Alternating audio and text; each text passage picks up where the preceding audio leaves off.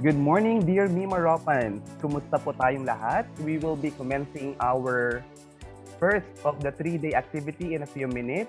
May we remind our participants to rename your Zoom profile using your school's division office underscore your name. Once again, may we remind our participants to rename your Zoom profile using your school's division office underscore your name. For those who have renamed already, thank you.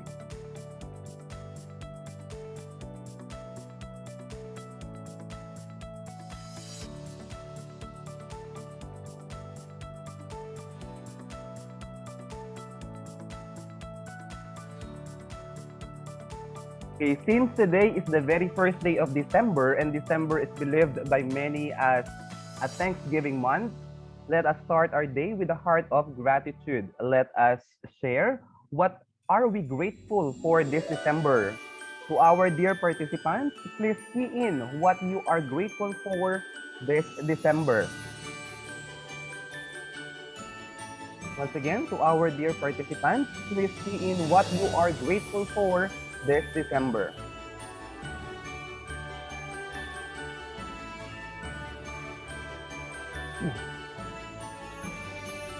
Allow me to be the first one to comment in. I feel grateful that my family is safe. We are in good faith. We are alive and have the opportunity to become channel of blessing. And sabi ni Mama Kyle, Sir Kyle, David, grateful for the gift of family. Grateful because we are still alive. From Diazuri Mabunga. Grateful for the gift of life. I am grateful for having a happy and healthy family. Thank you for the gift of life. I am alive. Grateful for good health.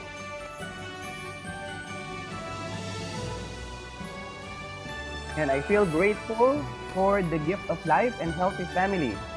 I feel grateful for that my kids are happy. I feel grateful that I have a beautiful family, God's guidance, and majority of our participants are grateful for having a good life and the gift of life, gift of family, of friends. Grateful for that for my life is productive. And I am grateful that my family are all safe. Grateful for another blessed year of my life. Yan. Baka po may nag-celebrate ng kanyang birthday today. Happy birthday po. Those who are celebrating their birthdays this December, happy birthday, and we are all grateful for the gift of life. Grateful for having good health and happy family. I feel grateful for having a great family. And every day is a gift of God. Mr. Arveld. Grateful that our regional director is here. Ayan, from Marinduque. Ayan. Good morning po. I am grateful for the safe and healthy life and for all the blessings I received. And grateful for everything from Palawan. I am grateful for all the blessings I received from Occidental Mindoro.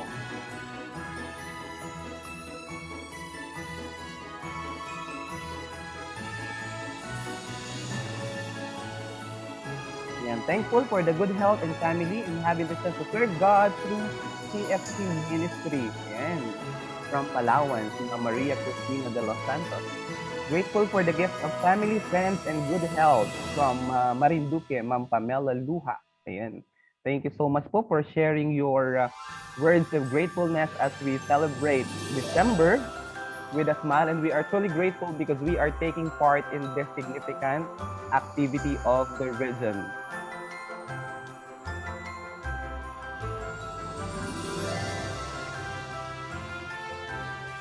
Sabi ni Ma'am, I am grateful for the gift of life, family, and all the blessings from Palawan.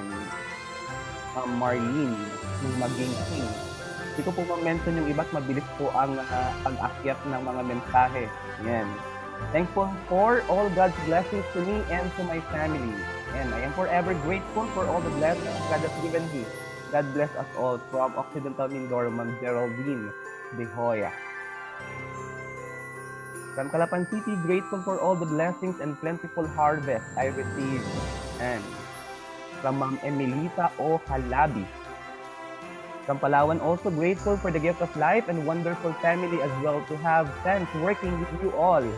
MIMAROPANian speaker from Sir Romel Castañeda.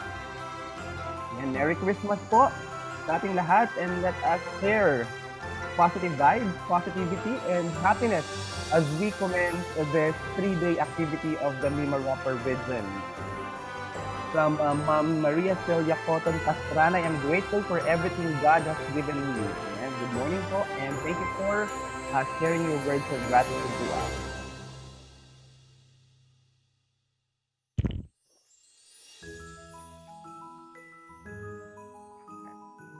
Balikan ko lang po yung mga nag-message kanina na nalampasan ko.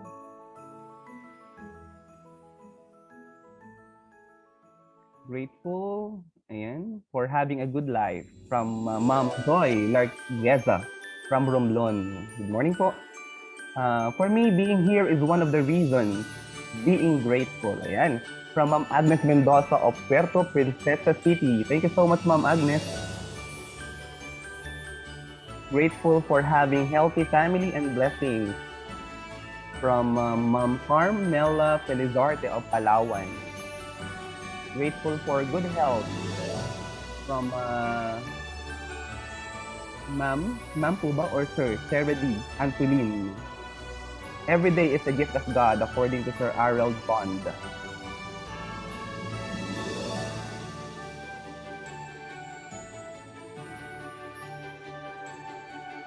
From Chinalyn Bunyag, grateful for having a wonderful day. From the School Division of Oriental Mindoro. From Marinduque ulit, for the good health and gift of life and gift of love. Wow! Mukhang in love si Sir Ray Alden Manawag. Yan, sabi ni Ma'am Floreline, grateful for all the blessings being received for the gift of life, family, and being healthy despite the pandemic. Yan, from Romblon. Thank you, Ma'am. From Romblon also, I am grateful that we are able to live safely throughout the whole year. Tama po, sir.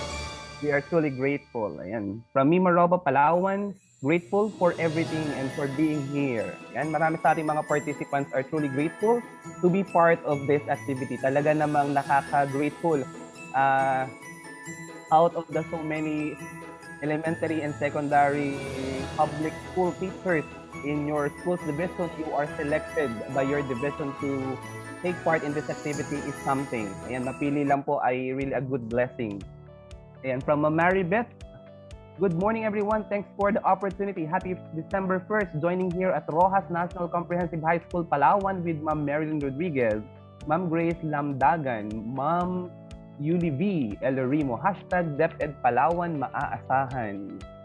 Yan, good morning everyone. We are grateful for the wonderful gift of life, SDO Romblon. Yan, so marami pong salamat sa lahat ng nagbahagi ng kanilang mga mensahe.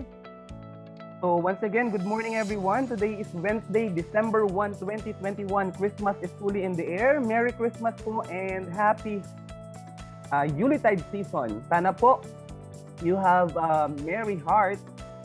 As a merry heart, do it good like a medicine. As we share God's love, we are also sharing with you this very significant training dubbed as Regional Skills Enhancement on the quality assurance of learning resources. The school has been challenging to everyone, but it responded with resilience, positivity, and love for every learner. Truly, in its race to excellence, MIMAROPA knows no finish line. This 3-day activity is spearheaded with the Curriculum Learning and Management Division, Learning Resource Management Section to capacitate our teachers in the region in ensuring that all learning resources are of quality.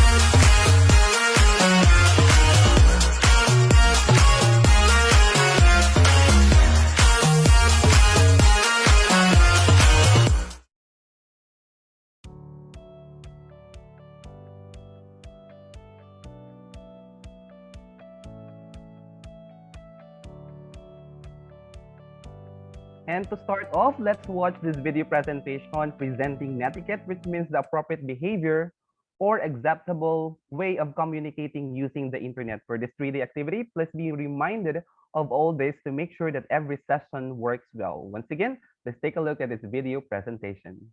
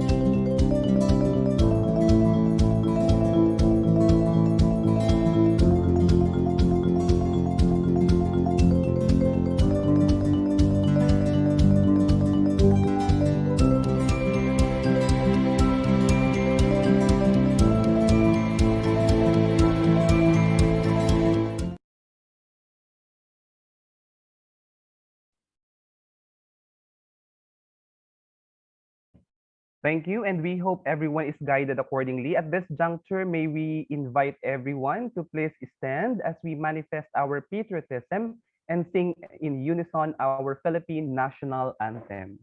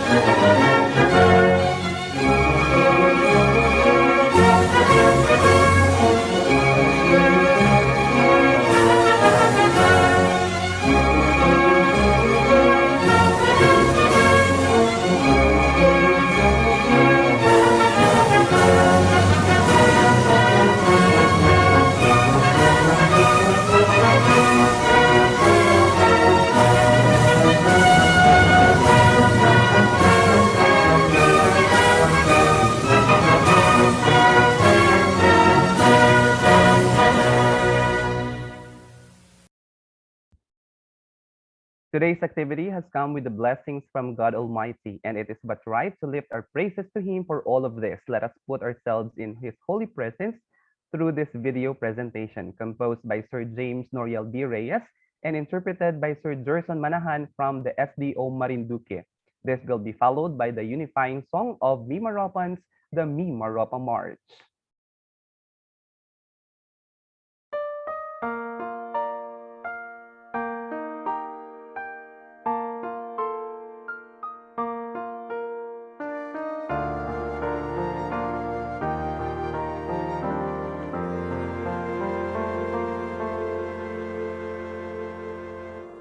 Inaalay sa'yo ang awit na taglay na nagmula sa aking puso.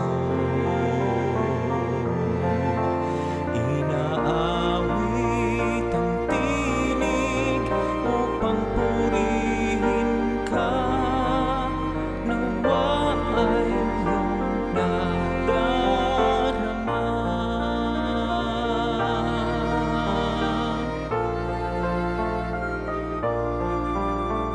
Ang nais ko ay tanggapin pasasalamat ko sa'yo, ihahatid ng musika ito. Inaawit ang tinig sa'yo ay nagmula, sa akin ay nagbibigay saya. Hinihiling ang iyong gabay sa pagtahak nitong landas upang makaawit para sa'yo. Inaalay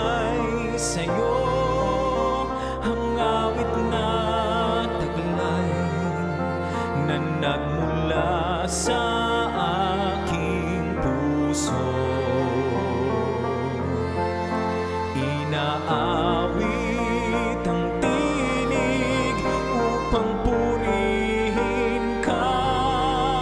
Nawa ay iyong nadarama.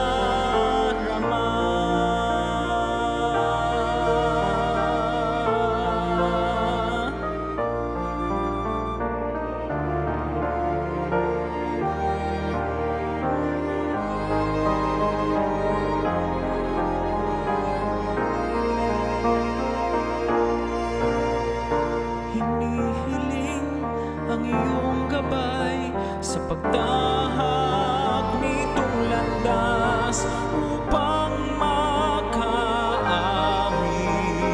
para sa'yo.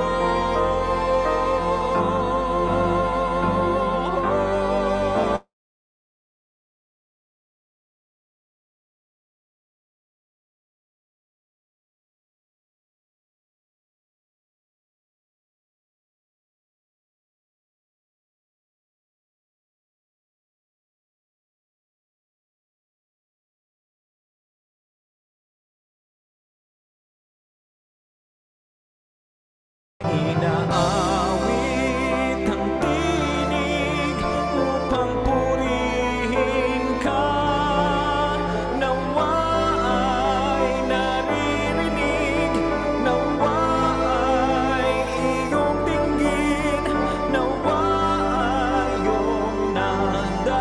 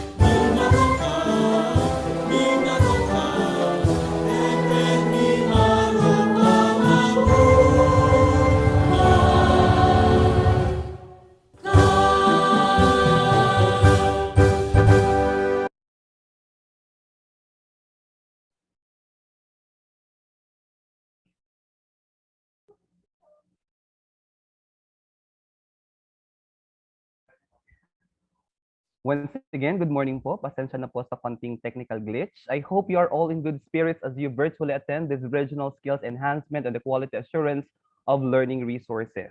Ayan, maraming salamat po sa inyong paglalaan ng oras at panahon para po sa gawain ito. Marami po sa ating mga participants are grateful for being selected as one of the participants for this activity. Behind every activity of the MIMAROPA region is this woman whose support is highly admirable, whose commitment is unparalleled, and whose love for every MIMAROPAN is at par. Fellow educators, dear participants, let us give a warm welcome to our high caliber CLMD chief, none other than Madam Mariflor B. Musa. Hello, MC. Linaw ba ako? Yes, ma'am, loud and clear po. Yes. Ang paglaganap ng pandemya COVID-19 ay nagtatak ng isang napakalaking hamon sa buong mundo. Higit sa lahat sa sektor ng edukasyon. Ngunit, ang hindi matitinag ay yung espiritu na mayroon ang mga guro, ang ating katatagan, ang ating mga pangarap, at ang mataas na pag-asa para sa ating mga mag-aaral ay hindi kayang sukatin. Sa ating ama ng rehiyon, Dr. Nicolas Capulong, na kung saan siya ay walang umiikot ngayon sa 7 sangay ng ating rehiyon upang sa paghahanda ng ating expansion sa ating face-to-face. Binabati ko rin ang ating OIC ARD Attorney Suzette Ganaban Medina sa aking maaasahan na CLMD team, lalong-lalo na ang focal person ng activity ito si Dr. Freddy Ray Ramirez, to our SDO counterparts, our CID chiefs and division LR supervisors, LRMS staff, guests, and of course to our beloved teacher evaluators, a blissful and blessed Wednesday morning to one and all. Welcome to this 3-day regional skills enhancement of the quality assurance of learning resources. The 2 consecutive school years were indeed never easy for all of us. It challenges our resiliency, our creativity, and our collaboration as we continue to deliver our mandate of providing quality basic education for all. However, the heroes of this pandemic have once again proven that we can rise above these challenges and we can emerge victorious no matter how gloomy the horizon may seem. Because we know our purpose, we know our mission, we know for what and for whom we are working for in the Department of Education. Today, we are gathered here virtually with some 300 participants, both in the Zoom meeting room and FB Live, and we thank everyone for the commitment and drive to educate and improve oneself again, so that we can be of better service to our children, our learners. Now that the global health pandemic has still disruptive effects on our life, as well as our education delivery, our schools mostly rely on our self-learning modules and other supplementary resources to continue education and reach our learners, particularly those who are deprived of internet connectivity, equipment, and other resources. We in our region develop modules, activity sheets, worksheets, so that our children, our learners can avail of learning while staying at home. Our teachers print, sort, pack, and deliver these materials to our learners.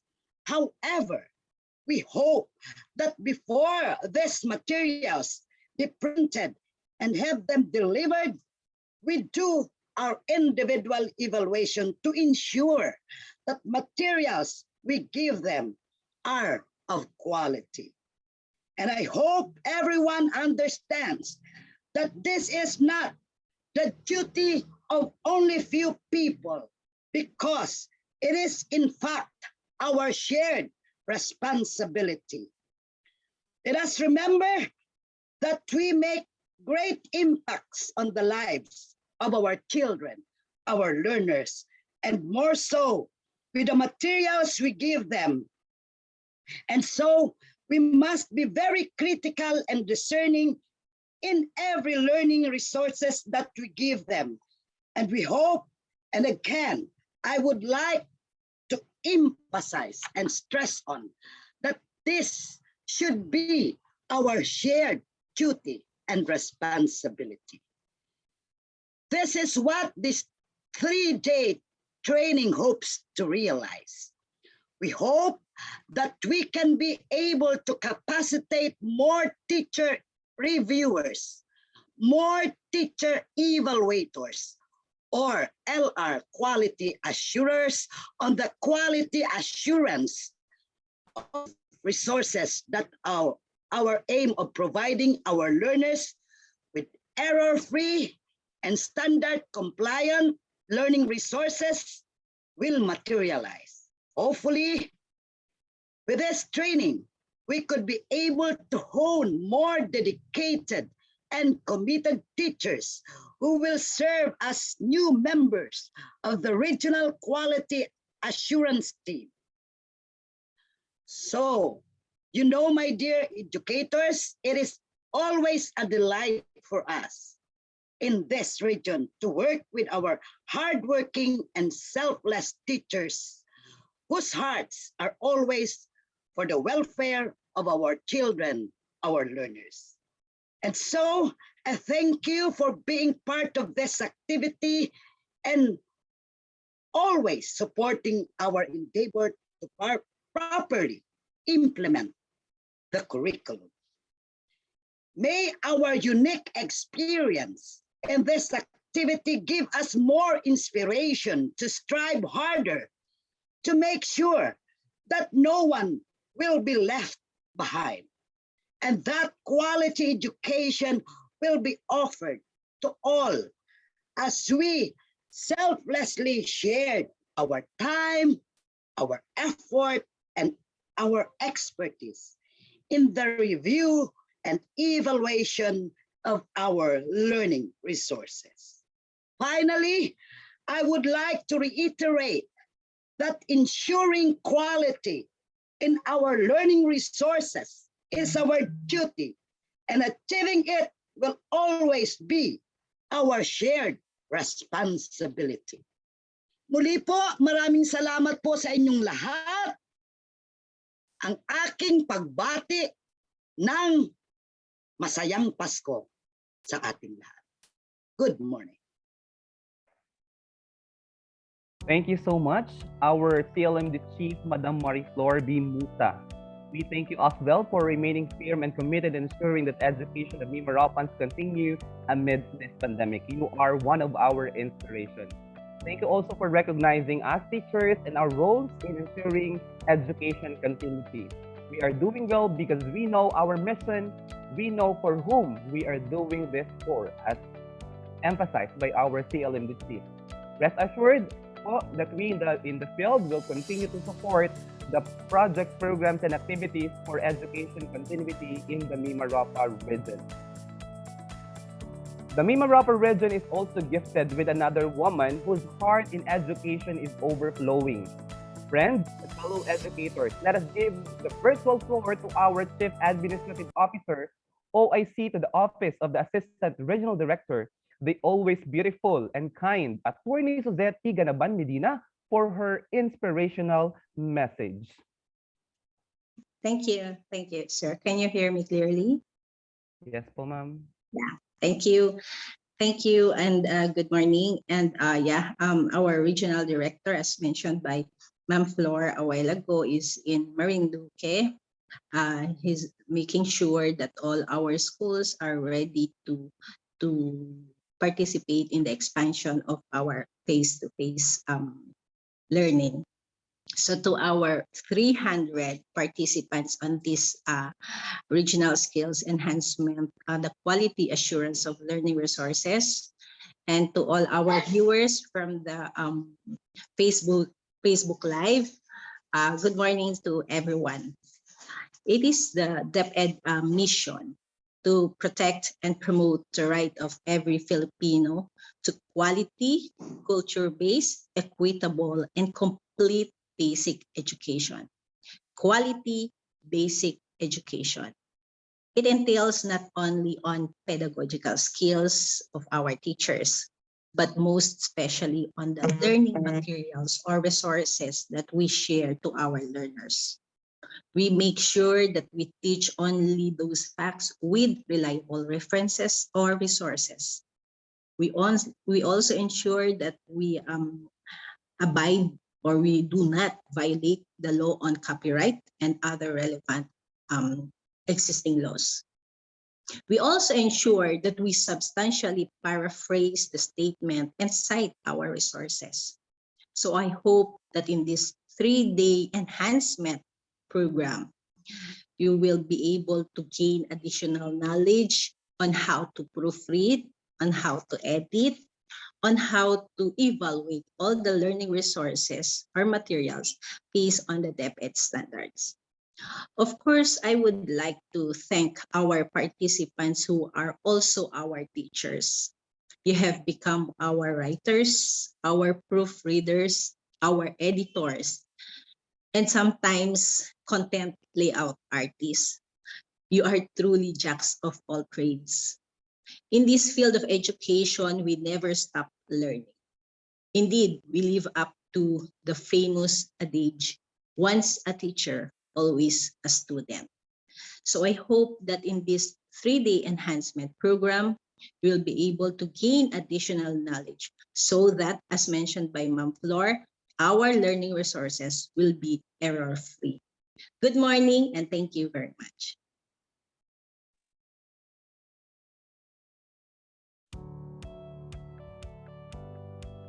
Thank you very much, Attorney Suzette Ganaban Medina, OIC to the Office of the Assistant Regional Director for a heartwarming message. Maraming salamat po for highlighting the role of teachers. And tama po, once a teacher, always a student. And we keep on learning. And this training, the 3-day training is actually one of the opportunities where we could continue learning.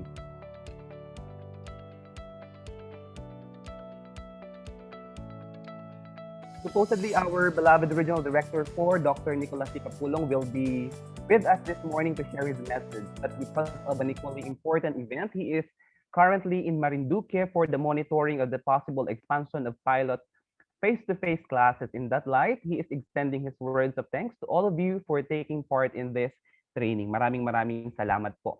Ardinik, ingat po, and we always look up to you and your impressive and laudable leadership in managing and addressing the challenges in the region. At this point po, we will be given a special number from Sir Najib Fajardo from the Schools Division Office of Calapan City. Fellow educators, be mesmerized and fall in love with his saxophone. Tara at pakinggan ang Harana Jib ni Sir Najib Fajardo. So good morning everyone. Sana po magustuhan niyo yung aking handog na awitin ngayong araw.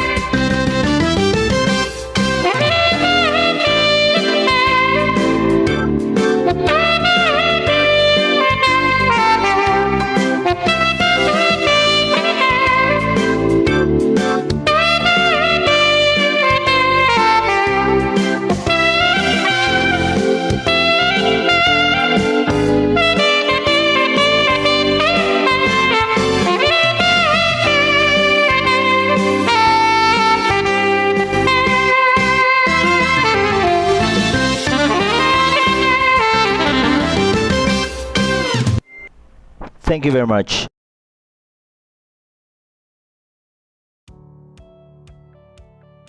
Thank you so much, Sir Najib, from the Schools Division Office of Calapan City. Your saxophone is making our hearts kilig and fall in love over and over again. Once again, thank you so much, Sir Najib, from Schools Division of Calapan City. And to present the participants of this training, including the regional key officials, management team, technical working team, and resource speakers, everyone, the always blooming education program supervisor in charge of the senior high school and edukasyon sa pagpapakatao. Fellow educators, please give a warm welcome to Dr. Maria Katrina Sandra Magkamit Cortez.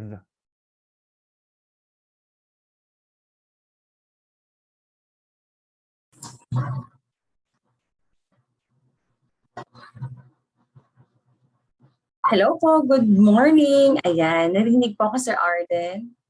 Yes, ma'am.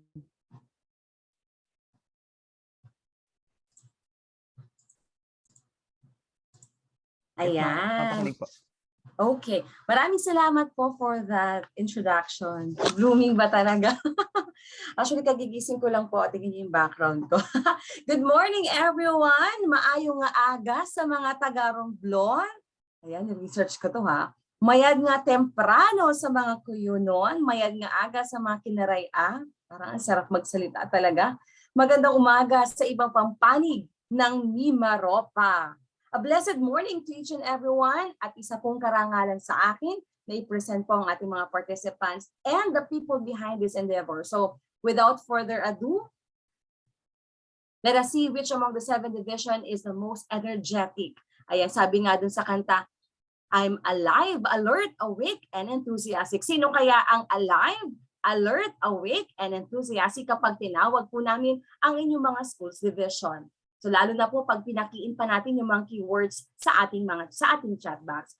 I know you are all ready pero hindi ko po ito magagawa. Mag-isa hayaan niyo pong tawagin ko sa bawat schools division offices ang masisipag at magagaling na education program supervisors in learning resources to give a brief introduction, ibigay ang kanilang tagline, and of course, ang number ng kanilang participants. Pwedeng buksan ang inyong camera at ibigay ang inyong signature STOA. Let's start.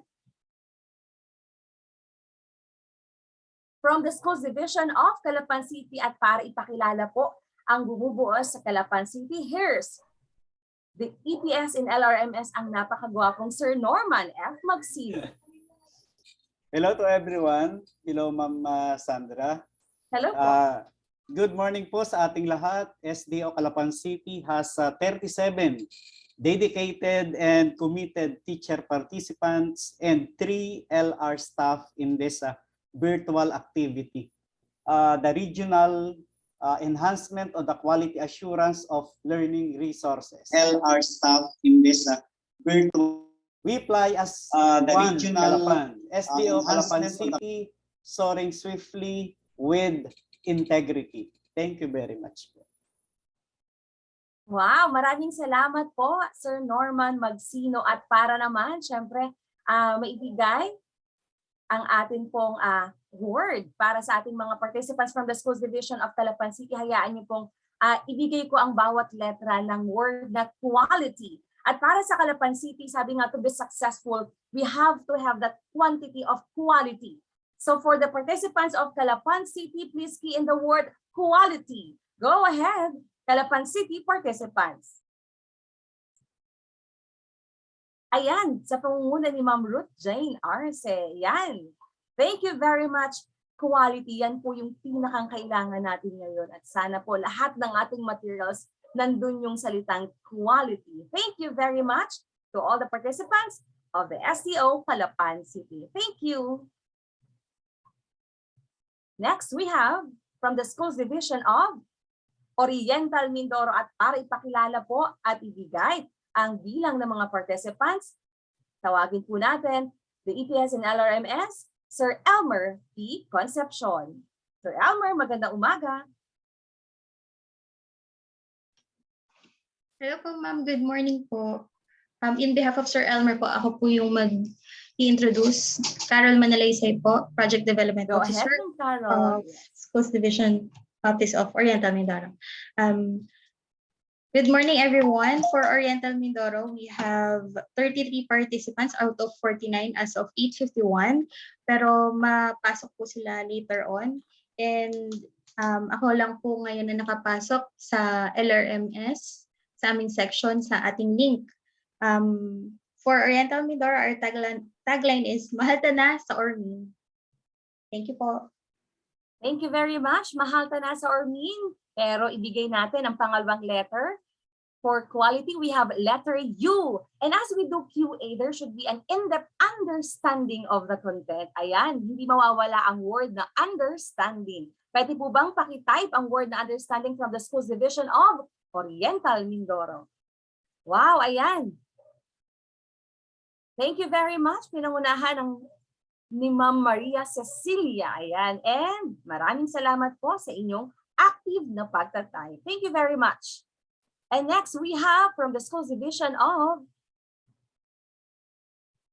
Occidental Mindoro. At para ipakilala ang ating pong mga participants, wow, the ever-gorgeous, the EPS and LRMS, Ma'am Elizabeth de las Alas. Ma'am Beth, Hello good po. morning. Hello, Ma'am. Hi, Ma'am Beth, good morning.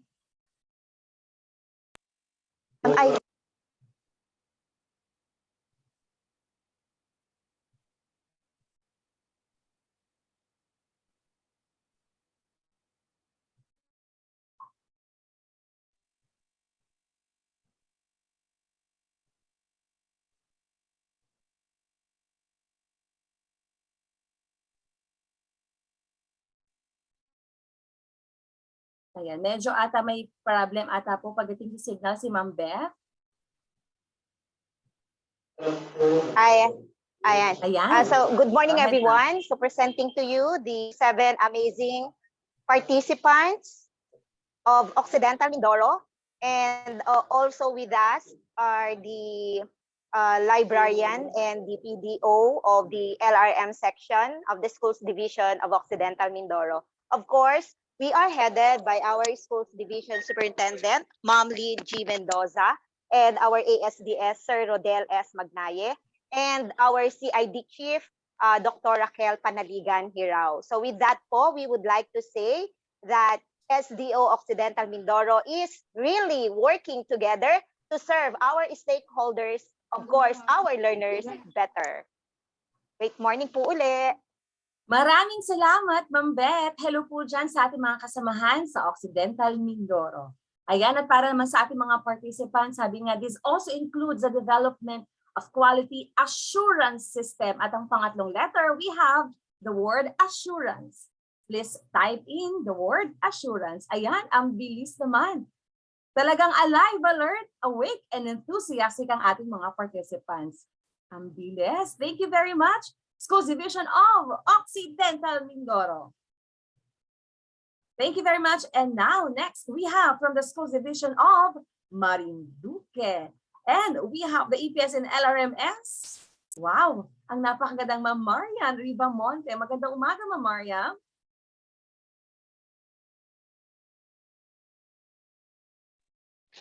Thank you so much, Ma'am Sandra.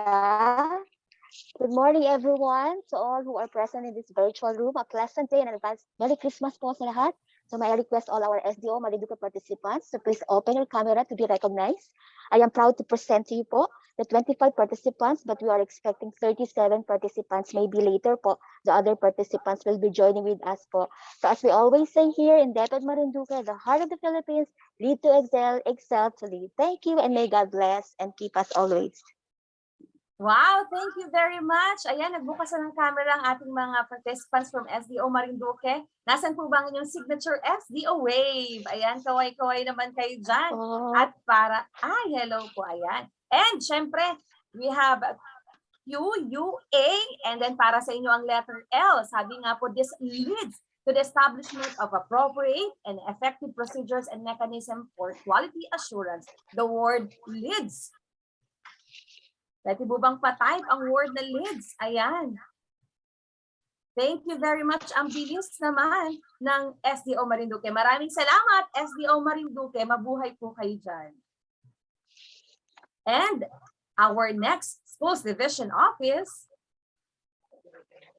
of course, from the Schools Division of Palawan. Tawagin po natin ang kanilang LR Supervisor, Ma'am Rosalyn G. Gadiano and Ma'am Mary C. Castro. Magandang umaga po sa mga magagandang dalaga ng SDO Palawan. Hello, good morning everyone. Good morning, MIMAROPA.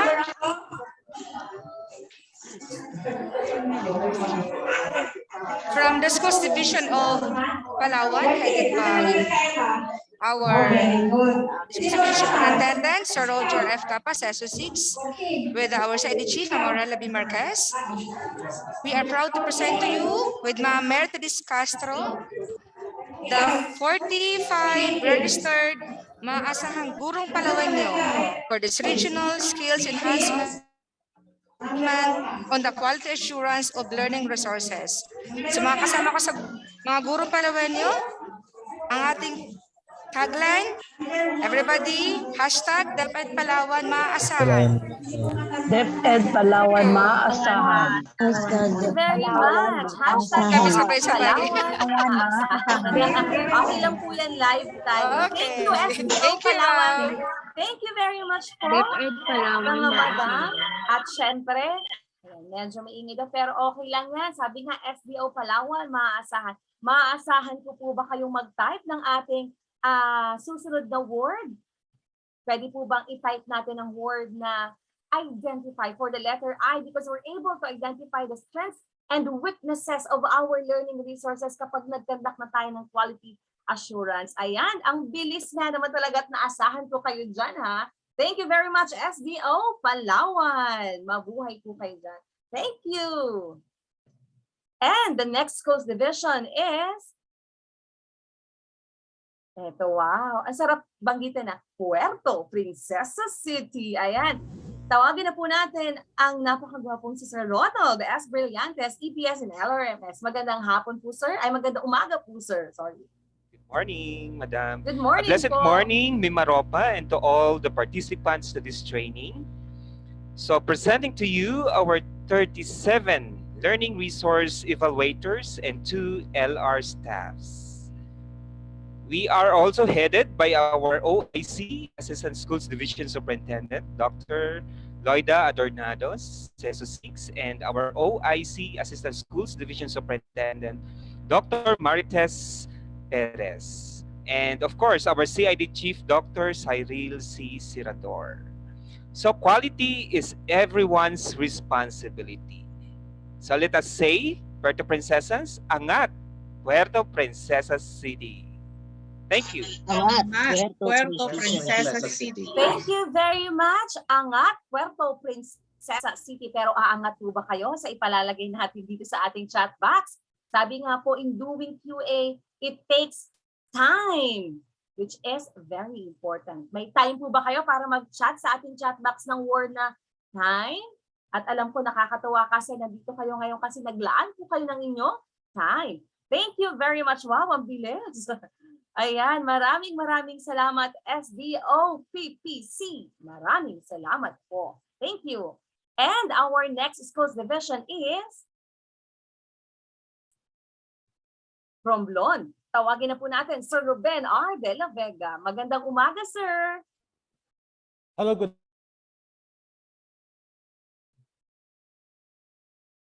Handa ang Romblon. Para sa edukasyon, handa ang Romblon. It is with pride and pleasure to present to you the 38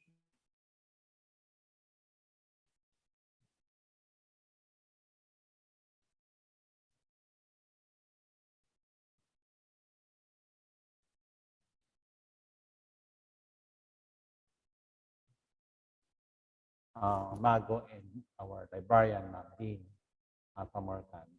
Good morning, everyone. Have a good day. Thank you very much po, Sir Ruben. Maraming salamat. From the Schools Division of Romblon. Ayan, wala na po ako maisip for the last letter, which is Y. At alam ko, bakit tayo nandito ngayon. We thank you for your presence. Thanks for responding the challenge. Kaya isang a big yes to an improved learning or quality learning resources. Pwede po bang makilagay sa ating chat box SDO Romblon ang salitang yes? Kasi yes na yes tayo sa ating challenge ngayong 3-day journey natin. Thank you very much, SDO Romblon. Ayan, muli po ang aming pasasalamat sa napakasisipag and very supportive education program supervisors, and of course, sa ating active participants. And at this time, I would like to present the people behind the success of this endeavor, the project management team, our regional key officials headed by our regional director, Dr. Nicolas P. Capulong, and of course, ang ating lady attorney. We have the Assistant Regional Director, Attorney Josepi Ganaban Medina, and the Mother of CLMD, Madam Mariflor B. Musa. At syempre po, ang CLMD family, ang mga kasamahan po namin sa CLMD. Let me acknowledge them. Ma'am Edna C. Wabel, EPS in English, Sir Rogelio F. Alcutila, EPS in Filipino, Sir Danny Padilla, EPS in Mathematics, Doc Haj Palmero, EPS in SPED, and Doc Jean Lasquite, EPS in US and IFED.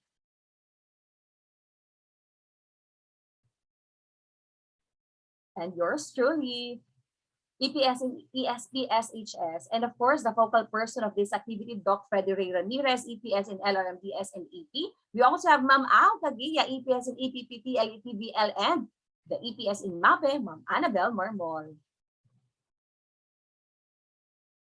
Kasama po ang aming staff. We have Ma'am Magnolia de los Santos, our librarian too, Sir Ralph G. Mondoy, our teaching aid specialist, and Ma'am Minda de la Cruz, our ADAS, together with Sir JT Montoya. This event wouldn't be possible without the assistance given by our technical working team, which was headed by the focal person, Dr. Freddy Ray Ramirez, together with the SDO LR supervisors. We have Sir Norman, Ma'am Maria, Ma'am Elizabeth, Sir Elmer, Sir Ronald, Ma'am Rosalie, Ma'am Mary Therese, and Sir Ruben. At syempre, ang ating PWG, we have Sir Steve Mark Ines from Schools Division of Oriental Mindoro, Ma'am Maria Loris Pruvelda from SDO Oriental Mindoro, Ma'am Julian B. Cueto from Oxilin. We have Ma'am Krishna Bernadette Castillo from Calapan City Division. Ma'am Janice F. Magracia from Romblon, Ma'am Carol J. Lagan from Palawan, Sir Arden Pasha from Ormin, and Sir Jim Paul Belgado from Puerto Princesa City. And this time, let's meet our speakers who will be formally introduced before the respective sessions, mamaya po. And here they are. We have Sir Andrew A. Villarba, Sir Jejomar C. Alda, Ma'am Sharon B. Buti, Sir Arden Pasha, Sir Aro R. Rara. We also have Dr. Diana P. Nobleza, Sir Jim Paul S. Delgado, Ma'am Mariam B. Rivamonte, Ma'am Elizabeth P. de las Alas, and Sir Enrile O. Abrigo. Ayan! I am sending you all my big good luck. Sabi na po, makinig tayo sa ating mga sessions and of course, let's take this as once in a lifetime opportunity. Quality is never an accident. It is always the result of intelligent effort. Sabi nga po kanina, it's everyone's responsibility and we never have to stop getting better. Thank you very much and more powers to everyone. Good luck! Thank you so much, Doc Sandra Magkamit Cortez. Ayan, always blooming from the moment she opens her eyes, even until midnight she blooms. Muli po, maraming salamat. Keep safe and God bless you po always. And so now that our participants, speakers, technical working team are presented, and to give us the rationale as well as the matrix of this activity, dear participants, the educator I always look up to, please give a warm welcome to the focal of this activity. Fellow educators, please give a virtual round of applause to Dr. Freddy Ray R. Ramirez. Hello, thank you so much, Sir Arden. Good morning po to everyone. I hope I am clear, Sir Arden. My respect and greetings to our regional director, Let me open my camera. Ayan. Once again, my greetings and respect to our Regional Director, Ardining Kapulong, to our ARD, Attorney Suset, to our CLMD Chief, Ma'am Flor Musa, to our fellow supervisors, both in the region and the schools division offices, to our guests, to our speaker facilitators, and of course, to our beloved teacher participants in this training, both in the Zoom meeting room as well as in the FB Live, my warmest greetings of love and wellness energies to everyone. Ngayon pong umaga, it is my pleasure to present before you the rationale of this activity, why we are gathered virtual this morning, as well as our training menu for this regional training. Next slide, Sir Steve. Ayan. This activity po is realized based on our Regional Memorandum number 138, Series 2021, and which is titled Regional Skills Enhancement on the Quality Assurance of Learning Resources. You know, my dear participants, in our pursuit to ensure the provision of quality learning resources in the entire region, the regional office, of course, through the Curriculum and Learning Management Division, Learning Resource Management Section, conceptualized the conduct of this skills enhancement for our teachers on the quality assurance of learning resources. So specifically or generally, this activity will, we hope to equip our participants with the knowledge as well as provide them opportunities to learn more about the evaluation of learning resources. Particularly now that we are engaged in a lot of development activities in the CO, RO, schools division offices, and even in the school level. Therefore, it is high time, it is imperative that we train more teachers on how to quality assure learning resources. So specifically, we aim to familiarize our participants with the guidelines on content, language, design, and layout, as well as social content as important components in evaluating materials. And second, we target to identify our pool of evaluators who will serve as members of the regional quality assurance team, or what we called RQAT or RQAT. So the participants, sorry Steve, next slide please. The participants in this activity, of course, are the teacher, reviewers, evaluators from the 7 schools division offices of this region, including our LRMS personnel. Okay, so to realize these objectives, let me give you the matrix or the menu of our 3-day skills enhancement training. Of course, for day 1, we begin with our opening program, and hopefully we will end at 9:20 so that we could have our health break for 5 or 10 minutes. Then right after our health break, we will have our first session. And this will be given to us by Sir Andrew Villarba from the central office to give us or to share with us the learning resource development process with emphasis on the quality assurance phase. And then this will be followed by our second session for this morning by Sir Jom Alda, again, our very good friend from CO, to discuss to us the management of third-party contents. And then we will be given, next slide, Sir Steve, we will be given 1 hour and 15 minutes lunch break. And then in the afternoon, we will start at exactly 1:15 with our energizer. And then we will proceed immediately with our first session in the afternoon. It's all about social content guidelines to be given to us by Ma'am Sharon B. Booty. Again, our friend from the central office, from BLR Production Division. And then we will have our short health break. And then we will have our final session in the afternoon about the guides on referencing and source noting to be given to us by Sir Aaron Pasha. Again, our sessions will be properly moderated by our very good teacher from SDO Calapan City, our friend, Ma'am Krishna Bernadette Castillo.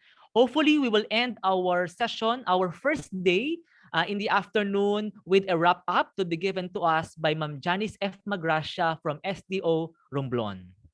So definitely, we have meaningful topics for our sessions for this for day 1. And this will even be enriched as we proceed to the day 2 of our training. Of course, we will begin with the management of learning.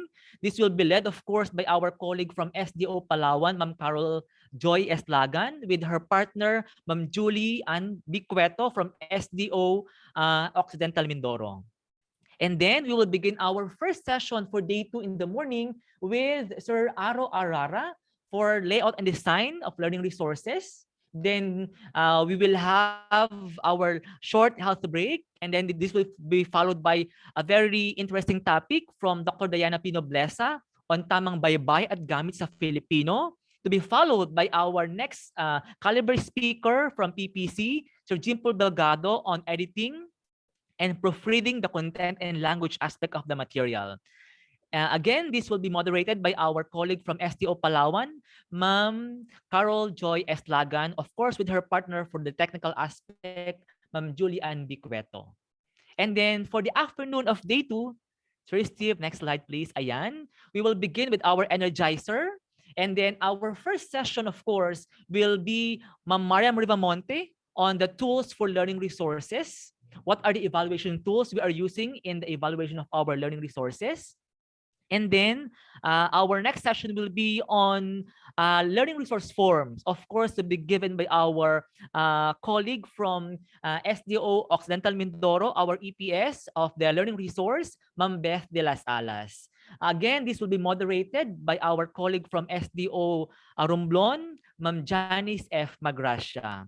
And then at 3:25, I will be given my time to give the assignment, the guidelines for the workshop. Ano po? And then we will end our day, of course, with our wrap-up to be given to us by Ma'am Carol Joy Eslagan from SDO Palawan. Next, Sir Steve. Of course, our day 3, the third day, our last day, December 3. Of course, we will have our management of learning to be led by our TWT or team from SDO PPC, Sir Jimple Belgado, with her partner, Ma'am Luris Fruelda from SDO Ormin. And then we will have another interesting topic for day 3. Our session will be Konsepto at Estratehiya sa Pagsasalin. This will be given to us by Sir Enrilio Abrego from SDO PPC. And then we will be given 30 minutes for to refine, to polish our outputs. And hopefully, we could begin our presentation of and critiquing of our outputs at 10:30 in the morning. Ano po? Again, our FASI for that will be Sir Jim Paul Delgado, of course, with the help of our panel members, our LL supervisors from the 7 SDOs. And then in the afternoon of day 3, we will continue with our presentations and critiquing. In this part, we will have Sir Arden Pasha to moderate the sessions. And then after the presentations, we will have the clearinghouse at 2:45 and our ways forward to be given by yours truly, Sir FR. And then hopefully we could have our closing program at 3 o'clock in the afternoon with our MC, Ma'am Krishna Bernadette Castillo from SDO Calapan City. Ayan po. So again, our speakers will be properly introduced before each session. So muli po, our dear participants, thank you very much po and happy learning to all. Good morning, everyone.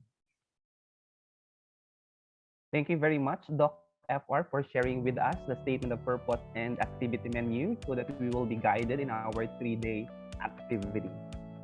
So now that everything has been cleared, may I invite everyone to open their camera for a photo opportunity. May I request Sir Steve Mark Ines, Ma'am Maria Luris F. Bagonos, and Mama Julie Ann B. Cueto to take pictures.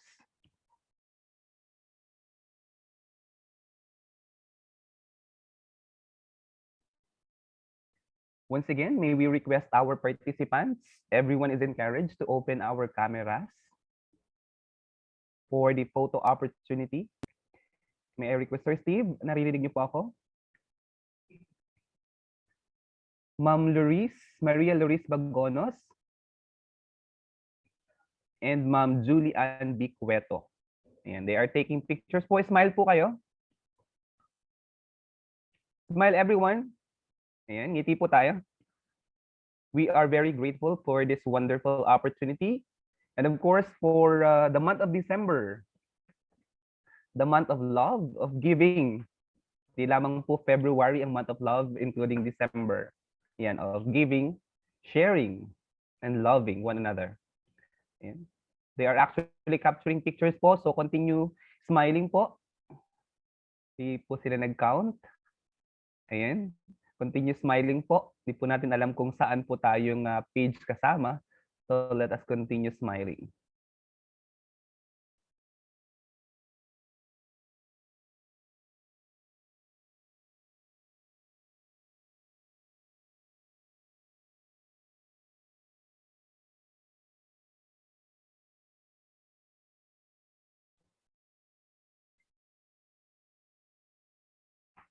Ayan, medyo nakakapagod din po palang nakangiti.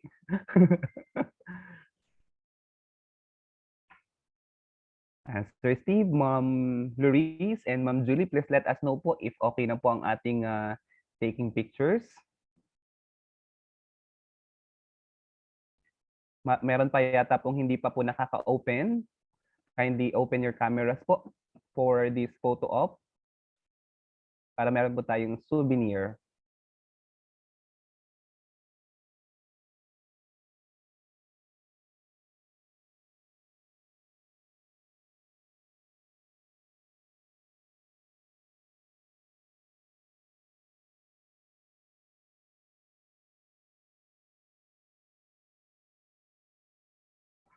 Mukhang marami pong pages. Sir Steve, okay na po? Ayan, muli po marami pong salamat for taking part in the photo opportunity. Meanwhile, let us have first a short health break, maybe 5 minutes po. You may sip a glass of water or a cup of coffee or use the comfort room. We will be right back po in a while. Once again, thank you for taking part in the photo opportunity. Let us have first a short health break for 5 minutes. We will be right back po after 5 minutes. Thank you.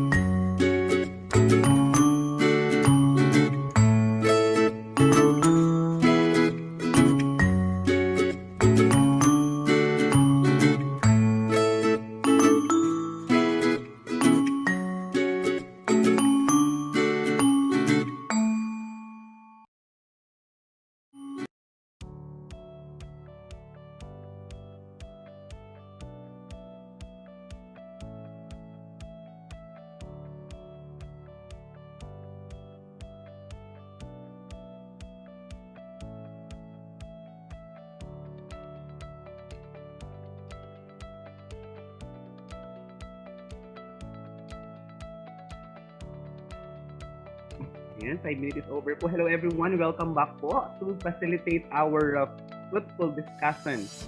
I am now sharing the virtual floor to Ma'am Krishna Bernadette Castillo from SDO Calapan City. To facilitate our session, Ma'am Krishna. Thank you very much, Sir Arden. Am I audible po, Sir Arden? Yes po.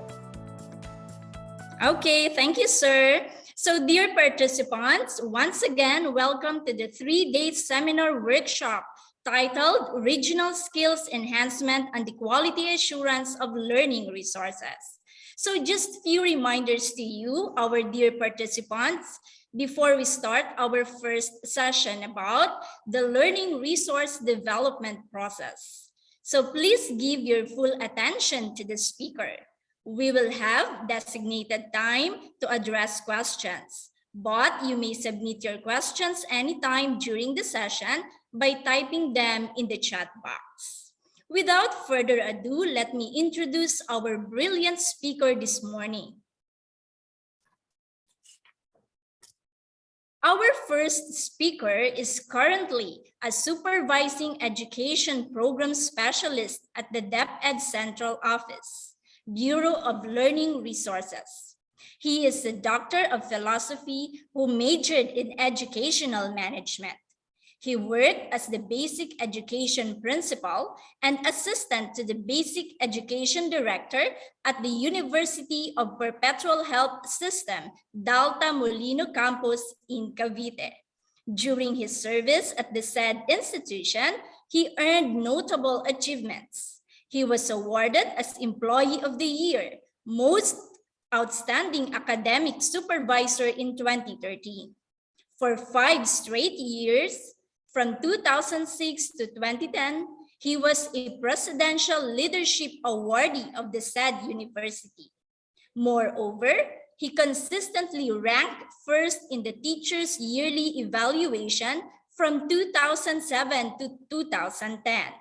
His published works include One Direction, The Congruence of the Teaching Philosophies of Grade School Teachers with the Mission of One University in Cavite, which was presented in the International Conference on Higher Education in 2016, and Towards Transformed DepEd Libraries, presented at the 2017 National Congress of the Philippine Librarians Association Incorporated. Our first resource speaker is Sir Andrew A. Villarba. Receive our virtual applause for you, Sir Andrew. Hello, good morning, everyone. Good morning, Ma'am Krishna, for that very warm introduction. I don't know how you got those details from me. I just sent a very short bio note to Sir FR. Anyway, I will not be so madaldal for today because after this talk, I have to go to Batangas and participate as a TWG member in the screening of Safe CI, if you heard that. That's the Secretary's Award for Excellence in Curriculum Instruction. So I'll be trying to make my presentation brief and but concise, and hope to deliver the expected input from me for this topic. So I am tasked to discuss the development of the LR development process with the emphasis on quality assurance of learning resources, and so I'll be trying to give my best to deliver inputs on the learning resource development process and the quality assurance process. By the way, Ma'am Krishna, can I be heard loud and clear? Yes, sir. All right. So let me just prepare my presentation. Can you confirm, ma'am, if you can see my presentation? Yes, sir, we can see it. Okay, thank you.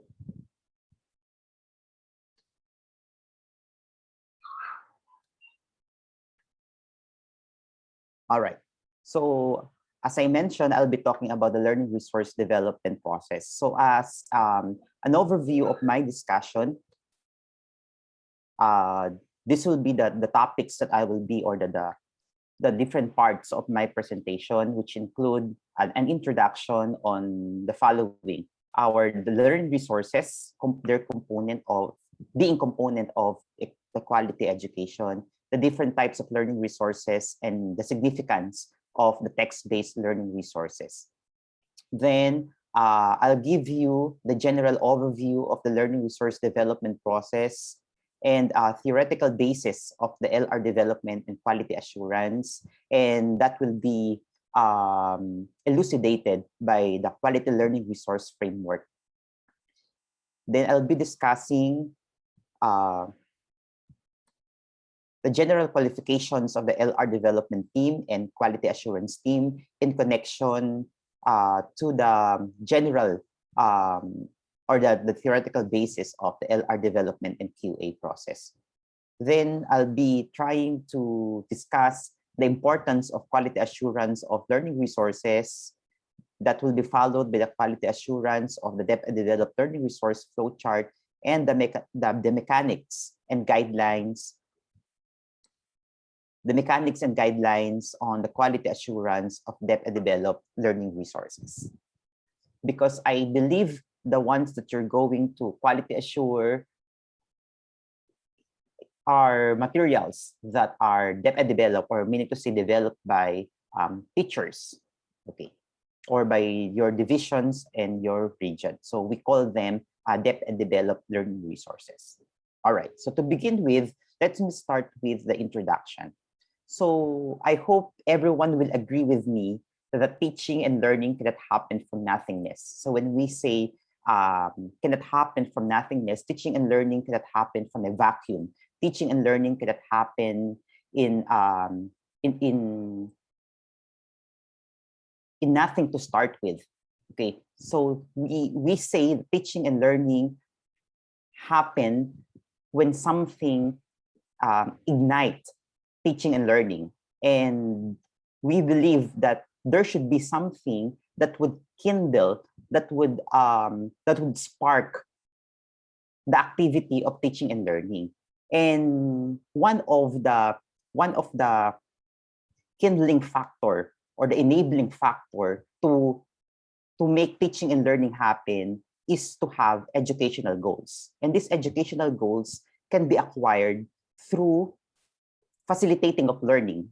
And the teachers, as the facilitators of learning, are required to guide the learners to ensure that these educational goals are attained.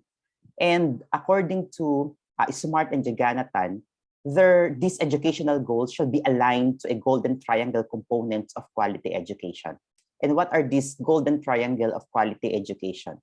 So these are the curriculum.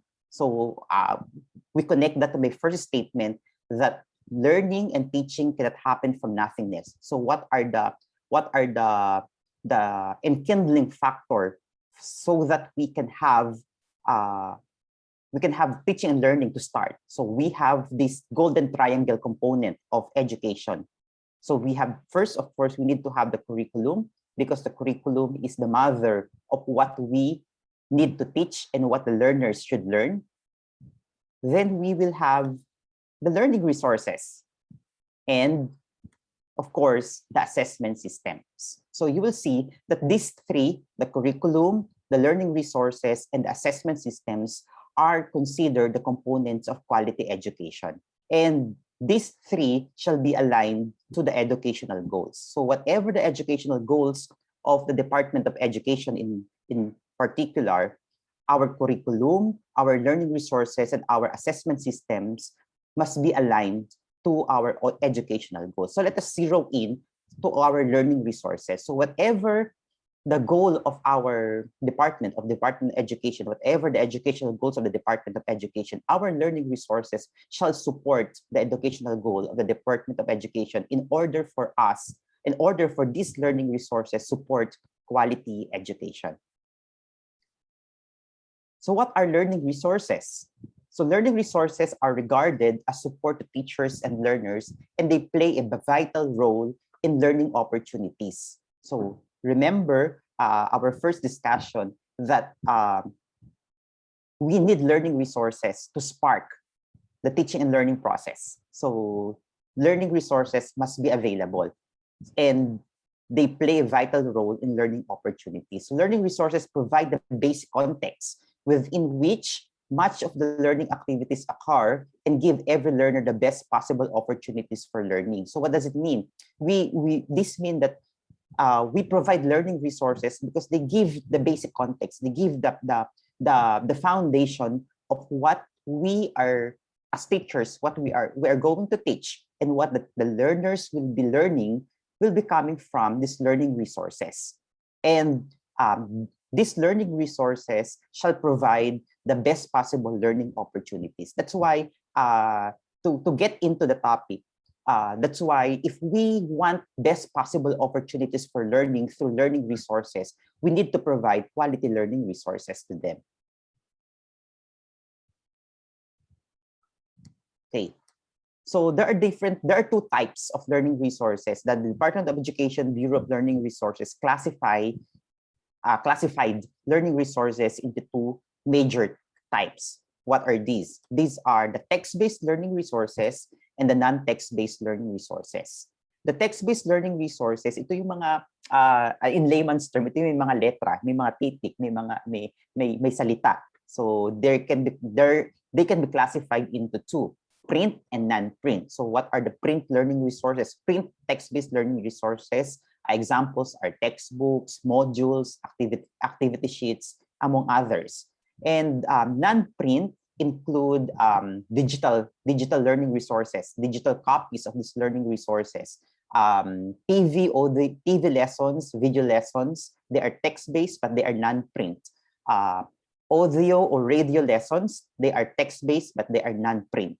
So, but they belong to the classification of text-based learning resources. How about non-text-based learning resources? The non-text-based learning resources, these are the tools, the equipment, the what else? Tools, equipment that we provide to our learners. Like, for example, our science and math equipment and tools. We have the TVL equipment and tools. So they belong to the classification of the non-text-based learning resources. But in this discussion, we are going to focus on text-based learning resources. All right, so what is the significance of text-based learning resources to educational system? So first, it is said that there's no alternative teaching aid or tool that can replace text-based learning resources. So we need to accept the fact that no other teaching aid can replace the text-based learning resources. That's why in a regular situation, in a normal situation, we always demand for textbooks, because without textbooks, as mentioned earlier, without the learning resources, there's no basis of what we're going to teach. And now, at the time of pandemic that we are observing distance learning, what we are using as our basic tool for teaching and learning is our modules. So you see that there's no replacement for text-based learning resources. Even we use audio, TV lessons, and radio audio lessons. They're also text-based learning resources. So nobody or nothing can replace, or no alternative can replace text-based learning resources.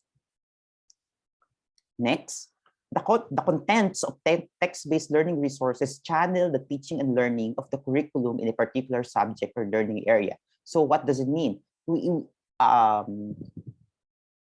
Most of the teachers, if not all, based what they teach on the content of the textbooks during the normal time, or in this pandemic time or distance learning, we base the teaching and learning through the modules that we provide to our learners. And the content of these text-based learning resources become the channel of how the curriculum shall be implemented or shall be realized among our learners. So that's why it's very significant that we have these text-based learning resources, regardless if it's a a module, regardless if it's the TV lessons or the audio lessons, they are text-based learning resources. And all of this must be aligned to the curriculum so that they channel the content of these text-based learning resources in a particular subject or learning area to our learners so that they get what they need to learn. And lastly, text-based learning resources lead the teacher on what to teach. So as I mentioned earlier, most, if not all teachers, base their teaching, their lessons on text-based learning resources, regardless of type. All right, next. So since I've been talking about text-based learning resources, and the focus of this discussion is the learning resource development process. So we consider three major processes in the development of learning resources. So what are these three major processes? One is design and development, second is quality assurance, and third, production and distribution. I highlighted quality assurance because I was instructed to give emphasis on quality assurance in this talk. Okay, but then let me give a little discussion on these three main processes under learning resource development process. First is design and development. In design and development, we consider here in this process the design. So the design, meaning to say the technical aspects of the learning resource that we're going to develop, the standards of the type of learning resource that we're going to develop, because different type of learning resources or different kind of a text-based learning resource has a different set of standards. Like for example, when we develop modules, there will be a different set of standards. When we develop audio TV lessons, there will be a different set of standards. And if we develop audio or video lessons, there will be different set of standards. And then if we already know how to design our intended learning resource, then we start developing it. So developing is the writing if it's a module, or a text-based, or a print learning resource. So we start writing the material. Or for audio and video lessons, we start writing the scripts before the production of the actual video and audio lessons. And then if the output of the design and development is already done, they undergo quality assurance. So when I'll be elucidating more of the quality assurance process later on, because that will be the focus of this discussion. And then if the material or the LR has already passed the quality assurance process, then it will undergo production and distribution. So production meaning if it's a print learning resource, so the actual printing of the material, or if it's a digital, if it's uploading in a platform, on an online platform like the LR portal or any other platform that you upload your digital digital text-based learning resource, or if it's an audio video lesson, then we reproduce it through a video production or an audio production, as the case may be. And then distribution depends also on the type.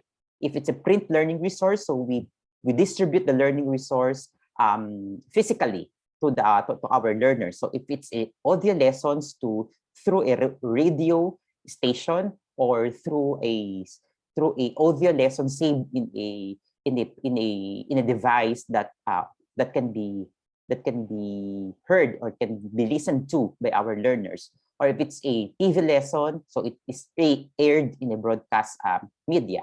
So that's different aspects of distribution. All right.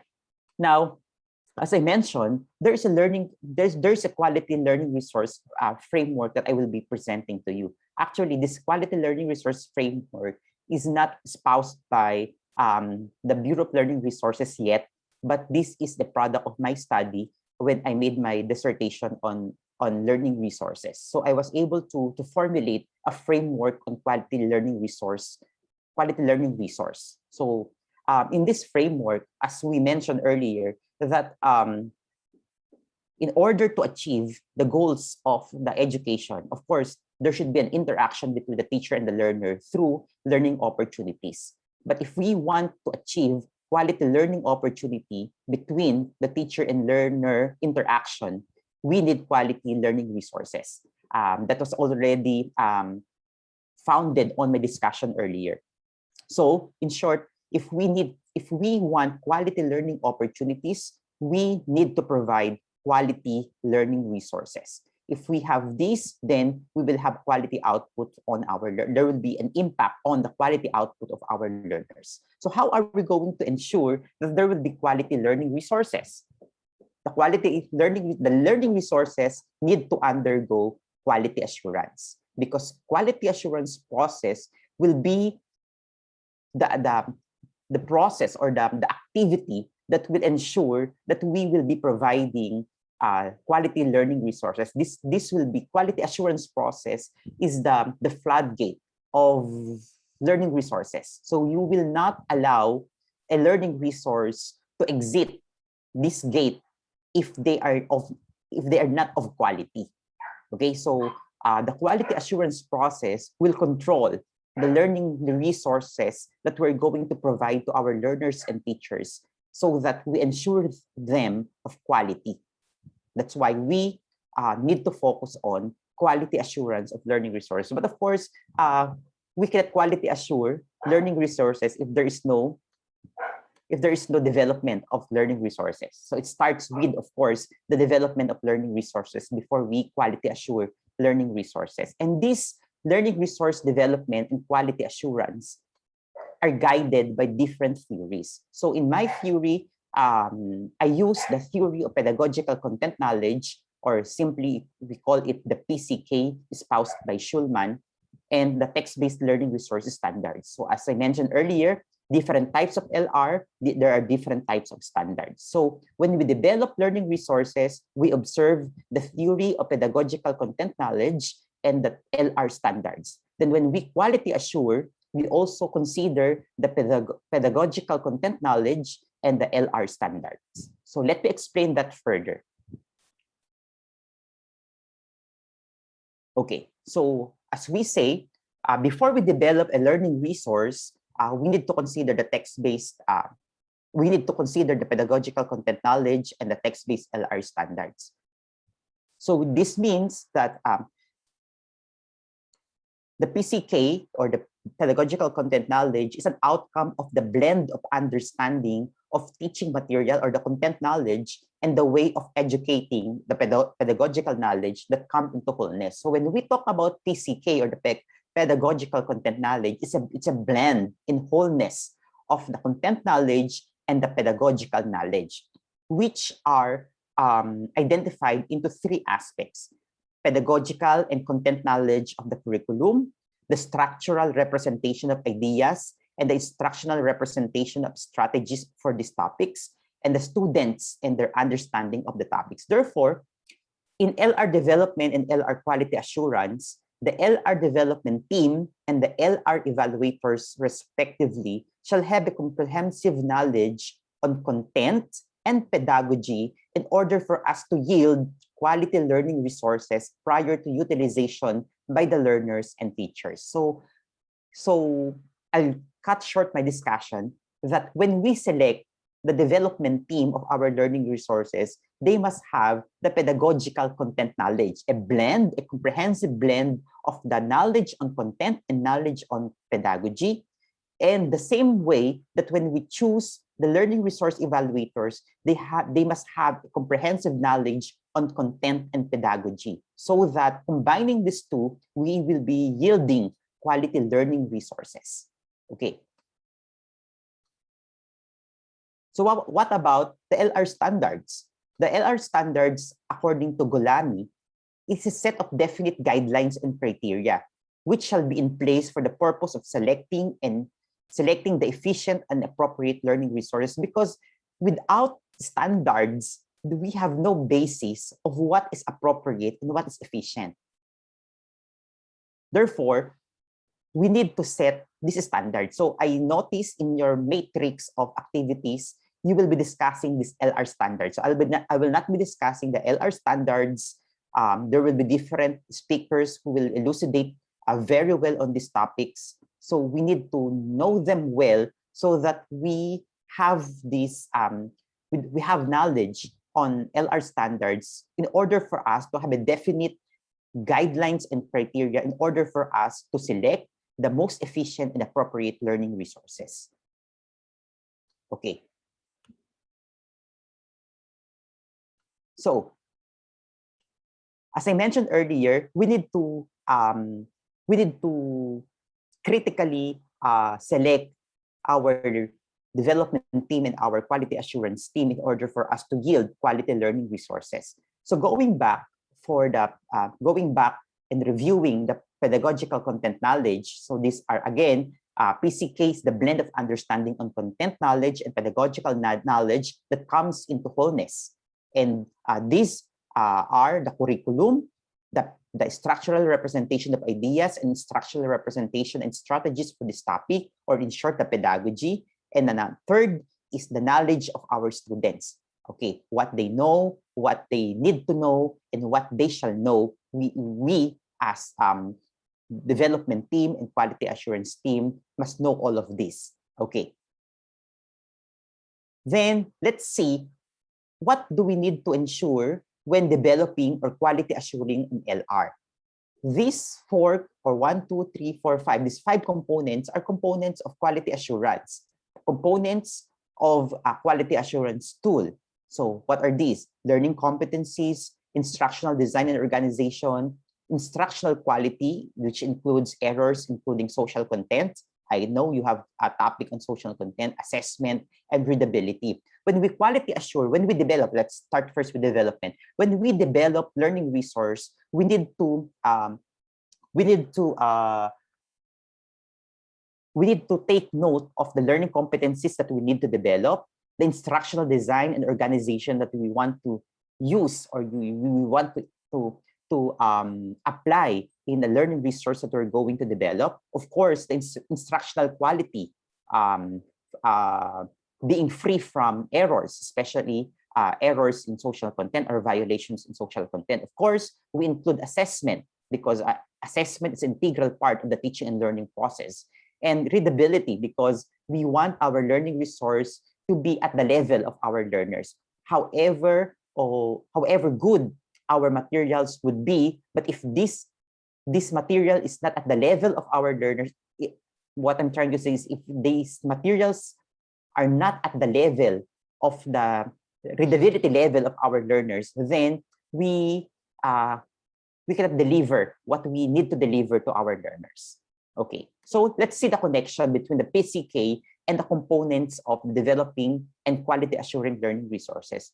We say that in PCK, there's a need of knowledge of the curriculum, because we consider learning competencies in developing and quality assuring learning resources. In pedagogy, in PCK, in the pedagogy, we consider instructional design and organization and development and quality assurance. And of course, the instructional quality. And knowledge of the learner is a knowledge on assessment and knowledge on readability. So you see the connection between the two.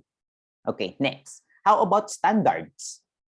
The LR standards include the IPR, or copyright management. We have topic on this later. Technical specifications, you have knowledge. We have topic on this in the entirety of the workshop. Of course, the visuals and illustrations, and the language and medium of instruction. So you notice that the LR standards are the topics of your discussion in the entire workshop. Okay, so what to ensure when developing or quality assuring an LR? The same thing. We need to ensure when developing or quality assuring an LR, the IPR compliance and referring source citation, layout and design, and language. These three, IPR compliance, layout and design, and language, these are the criteria in the quality assurance of learning resources. So let's see the connection.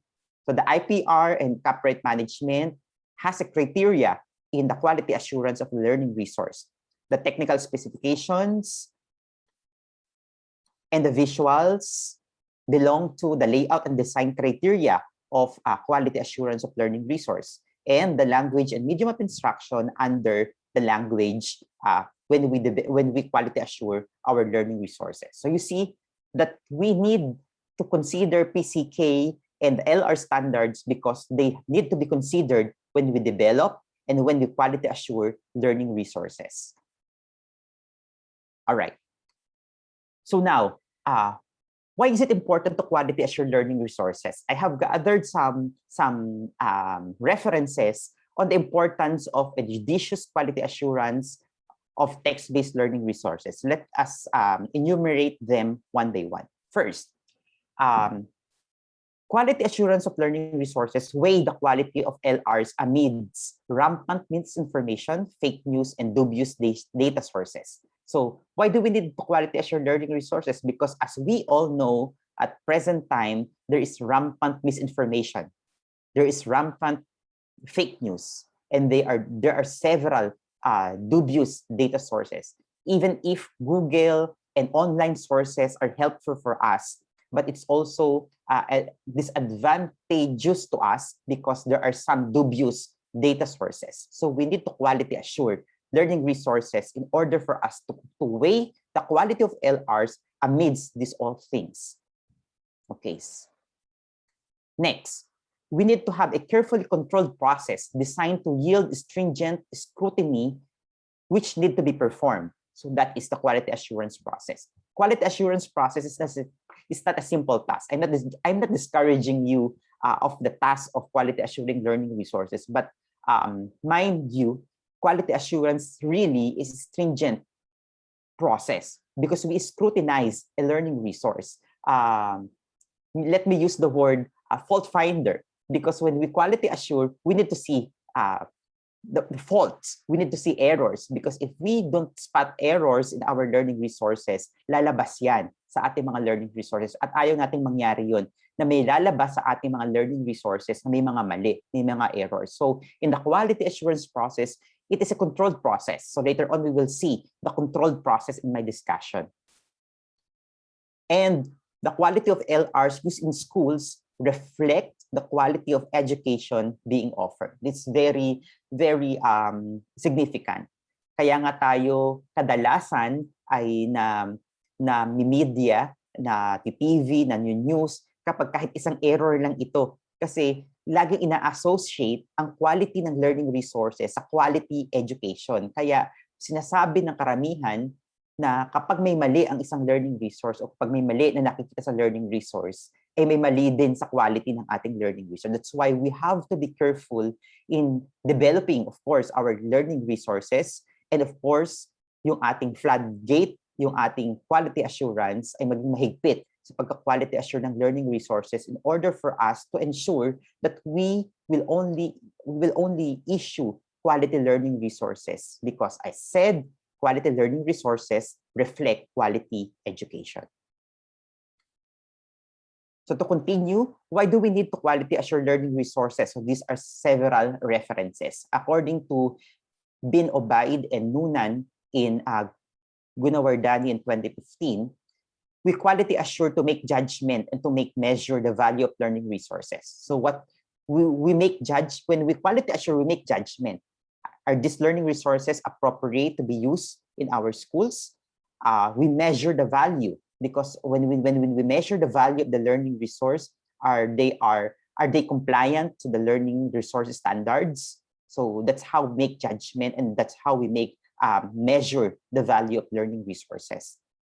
And for future decision making, so in quality assurance, we decide, pwede ba itong mapagamit o pwede ba itong hindi pagamit? Kasi kung hindi ganun kapulido o kaganda ang pagkagawa ng isang learning resource, so then we decide if we are going to make this to be utilized by our learners. And some of this is about textbook evaluation, but then textbook and other learning resources are just the same. According to Gulami, textbook evaluation is a mandatory procedure. That's why we apply also this to other learning resources. If may it be a module, TV lesson, radio lesson, it's a mandatory procedure to evaluate or quality assure learning resources prior to use of our learners.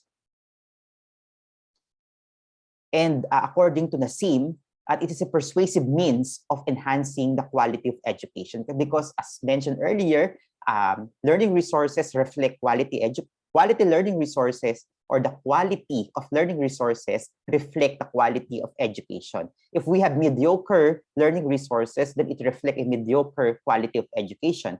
If we have a superb quality learning resources, then we have a superb quality education. And going back to our earlier discussion, because teachers base their teaching, base the content of their teaching on learning resources. So if the content of learning resources are of quality, then the teachers are teaching quality content. So what else? It is said that textbook evaluation is indispensable part of implementing a textbook according to Amadi and Direction. So it means that before we implement or before we utilize a learning resource, quality assurance is indispensable part. It can give a massive impact on teaching and learning process, as already discussed several times. And school shall give attention to textbook evaluation or learning resource evaluation because of the details and the facts presented earlier.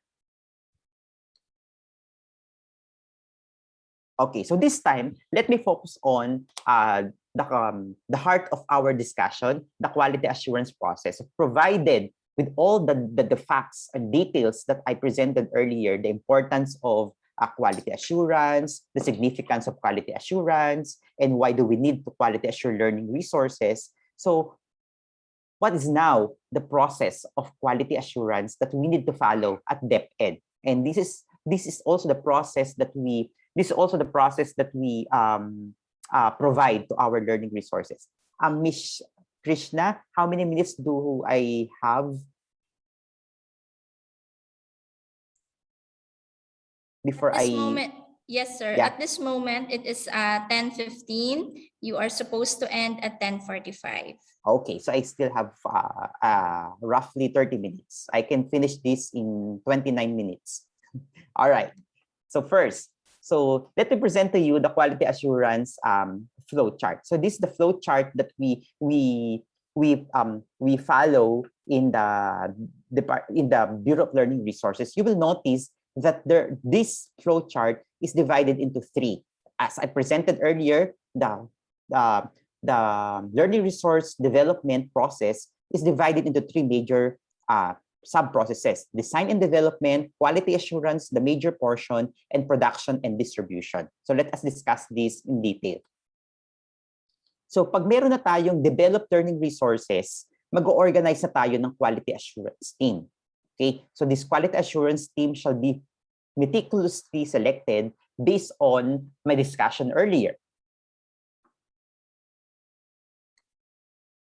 Okay, and then kung meron na tayong quality assurance team, so this quality assurance team will proceed to the first activity of the quality assurance process. The first activity under quality assurance process is the evaluation. So please note, please do not interchange as a parlance or a language of LRMS or learning resource development process, yung quality assurance and evaluation. The quality assurance is the entire process, and evaluation is just the one activity or the first activity of the quality assurance process. All right. So in the evaluation, so we check the LRs if they meet the standard. So if they meet the standard, it will proceed to the next activity, which is the field testing. If they do not meet the standard, if the materials of the LRs do not meet the standard, so mamaya or in the previous days, i-discuss yung mga standards, like for example, IPR, social content, technical specifications, language, etc. Yun yung mga standards natin. Kung hindi nila na-meet o meron silang na-violate o meron silang hindi nasunod sa standards, so kailangan yung material ay i-revise. So ibabalik ito sa development team for revision. Okay. And then the LR development team will revise the LR. And the revised LR shall be forwarded back again to the quality assurance team for review of revised LR. So ito na yung second activity in the quality assurance process, the review of revised LR. Then in the review of revised LR, lahat ng findings na hindi na-comply ay kailangan na comply during the revision. So i-check ulit ni quality assurance team if the if the standards are met. If met already at the review of revised LR, then it will proceed to field testing. If there are parts or aspects of the learning resource that are observed not meeting the standards, then it will be returned back to the development team for revision and incorporating the comments and recommendations of the quality assurance team. And the revised LR again will be returned to the quality assurance team for review of revise. If you will notice, this will be an iterative process, paulit-ulit cyclical process until and when the revised LR has already met 100% the standards prescribed. Okay? So kung na-meet na yung standard, it will go to field testing. So sa field testing, ang ginagawa natin dito, later I will elucidate on this, pinapatest natin sa mga users, pinapagamit natin, pinapapilot test natin dun sa mga gagamit nito, intended users, in order to yield comments and recommendations from them. If the materials are still need some revisions or some aspects that they don't understand and need to be revised further. Okay. Then after the field testing, kung merong magagather na comments and recommendations dito, ifa-finalize yung material. Okay. Sorry.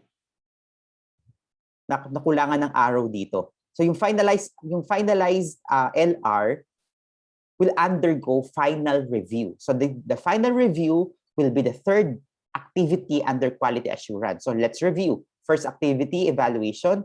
Second is review of revised. Third is field testing.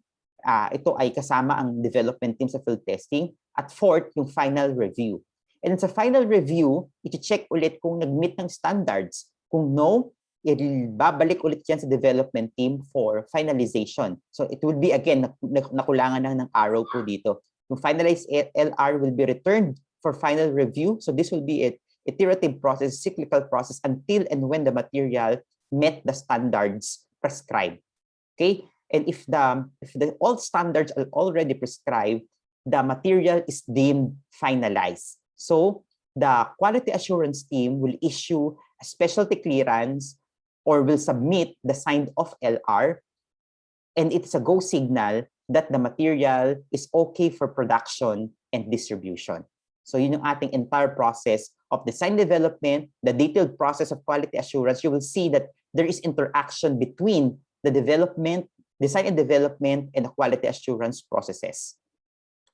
Okay, let me go to detail.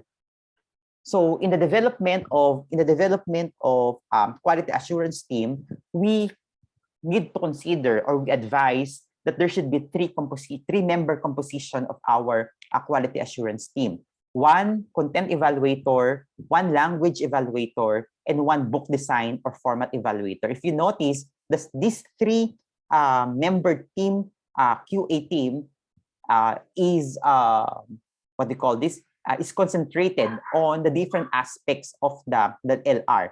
One will concentrate on content, one will concentrate on language, and one will concentrate on book design and format of the LR. And the members should not be part of the development team. So pag namili po tayo ng quality assurance team, dapat hindi sila member ng development team kasi to avoid conflict of interest. Kasi tayo rin mismo, kahit ako personally, kapag gawa ko at ako pa rin na mag-quality assure, feeling ko okay na yung material ko. Pero kapag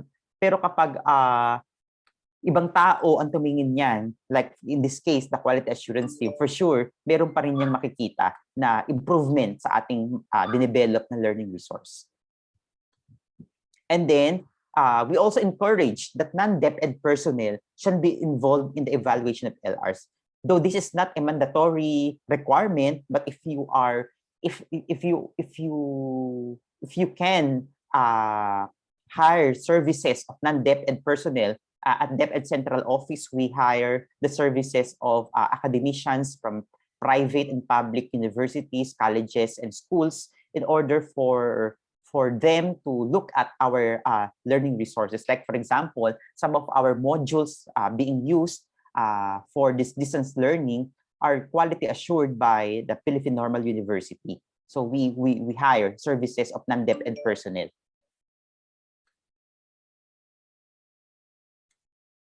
Okay, next. So, next activity is the evaluation. So, what's the mechanics in the evaluation? So, we observe individual and team evaluation. So, the three evaluators yung content, language, and design, they do individual evaluation. So, when we say individual evaluation, kanya-kanya muna tayo. Si content evaluator, we are talking about same material, ha? Same material. Si content evaluator, mag-evaluate siya individually. Si language evaluator evaluates individually. At si design and layout evaluator evaluates individually. And kung ano yung kanyang concentration, like for example, content lang ang titingnan niya. Si language lang ang titingnan niya. Si design and layout lang ang titingnan niya. So they have concentration on what to look at the learning resource. However, if it happens, like for example, si language may makitang content error, it's okay. Kung si content ay may makitang design and layout error, then pwede niyang i-consider yon sa kanyang mga findings. So there's no limitation. But what I'm trying to say, yung three evaluators must have concentration, content, language, design, and layout respectively. Okay, and each evaluator, the content, language, book design, and layout, they will be using respective evaluation tool. We have a evaluation tool for content, we have an evaluation tool for language, and we have evaluation tool for design and layout. Kung gusto niyo, you can use the DepEd Order number 1 series of 2021. Meron po tayo dong tools na ginamit natin sa evaluation of modules. Pwede natin yun gamitin. Okay. Kapag meron ng pag natapos na on a given schedule, on a provided time schedule ng individual evaluation, the content evaluator, the language evaluator, and the design evaluator meet together, and we call it team evaluation. Okay? So that they discuss their findings. Kung baka merong similar findings, or different findings, so they discuss and concur and arrive at consensus on the comments and recommendations that they need to implement in the learning resource. And these comments and recommendations shall be provided or shall be furnished to the design and development team para sa revision ng kanilang learning resource. Okay. So this already mentioned earlier that these are the criteria in the evaluation of learning resource, adherence to intellectual property rights law, or the compliance to source citation, coverage and alignment to the learning competencies, accuracy of content, appropriateness of presentation or organization, accuracy and appropriateness of language, suitability of design and layout. By the way, I will not be discussing that so much because mayroon po magdidiscuss ng evaluation tool. So yung magdidiscuss ng evaluation tool, siya na po ang magdidiscuss ng content ng criteria. Okay, next. Let's go to the next activity, which is review of revise. Sa review of revise, anong ginagawa dito? So na-revise naibigay niyo na yung comments and recommendation niyo during the evaluation, ibinigay niyo yung comments and recommendation niyo sa development team. Si development team naman, in-revise ito. Yung revised copy ng LR, babalik ulit sa quality assurance team and they review the revised LR. So anong gagawin dito? Compare the revised LR against the first draft with marginal notes to check if previous comments and recommendations are correctly and completely implemented. So what does it mean? Di ba magbibigay kayo ng comments and recommendations sa evaluation? If it's a summary of findings or marginal notes, we give that to the development team. And then i-revise nila. So sa review of revise, i-check po ninyo kung yung inyong comments and recommendations ay correctly and sufficiently implemented or completely implemented in the revised copy of the learning resource. And then the review the LR for new errors or errors missed out during the previous evaluation. Baka naman meron kayong pwede nyo pang i-review ulit ang kabuuan ng learning resource para makita kung meron kayong na-miss out na mga errors or kung merong additional new content in the learning resource during the revision, you need to review that content. Baka merong new error kang makita doon sa new additional content during the revision of the LR. And you need again to meet the development team to discuss revisions to be made in the LR if needed. So at this time, even in the evaluation stage, kapag meron na tayong result of evaluation, pwede kayong makipag-meet sa development team at discuss ninyo yung inyong findings para mabilis yung proseso. For example, si Andrew ang evaluator at si Ma'am Krishna ang development team. So mag-meet kami, i-discuss ko kay Ma'am Krishna yung findings ko para once and for all, maintindihan ni Ma'am Krishna kung ano yung mga comments and recommendation ko. Pwede po yung gawin na ipag-meet ang development team at quality assurance team in order for them to have a common understanding of the comments and recommendations. Para pagdating ng review of revise, mas mabilis na kay quality assurance team sa pagre-review ng revised LRs. Okay, how about in the field testing? In the field testing, sinabi ko na ito kanina that we gather feedback on the usability and stability of the LRs of the target users. So papagamit yung pagtapos na yung pag na-review revise na yung material, na final na review revise na, pumasa na sa review revise, yung revised LR, ipapagamit natin sa mga target sa sampling. Gagamit na naman tayo ng sampling kung ito ay usable and suitable to the target learners. And we get feedback from them. Then we interview the field testing participants and record the observations. Kung merong mga feedback on the usability and suitability of the LR, then we implement that and finalize our LR.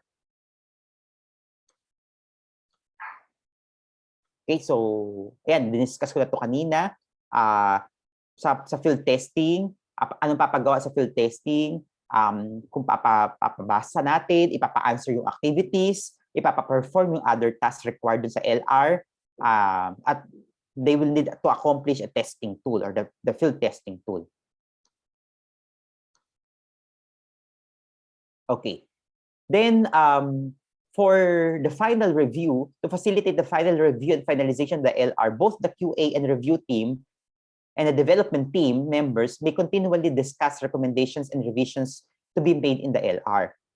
Until and when all standards and requirements are satisfactorily implemented, the LR shall undergo the iterative revision and final revision or final review. The QA team members shall sign the clearance as mentioned earlier during the final review. So yun na po yung final. Kapag nakagather na ng feedback sa field testing, if-finalize ito, iterative process, paiikot-ikot ulit yung material hanggang ma-finalize at ma-meet na lahat ng standard. Kapag na-satisfy na si QA team, wala nang makitang error, wala nang makitang comments and recommendation, then magsasign na sila ng specialty clearance, isa-sign off na yung material, meaning to say, okay na yung material, and that's a go signal for production and distribution. And that's the end of process of the quality assurance, or not only the quality assurance, but the development of learning resource process. So that's the entire process. I think that's the last slide of my discussion. I ended 10:30. So I'm earlier of the expected time. So to end, let me leave to you a quotation already provided by, I forgot the name of ma'am who did the introduction of participants. She mentioned that quality is never an accident.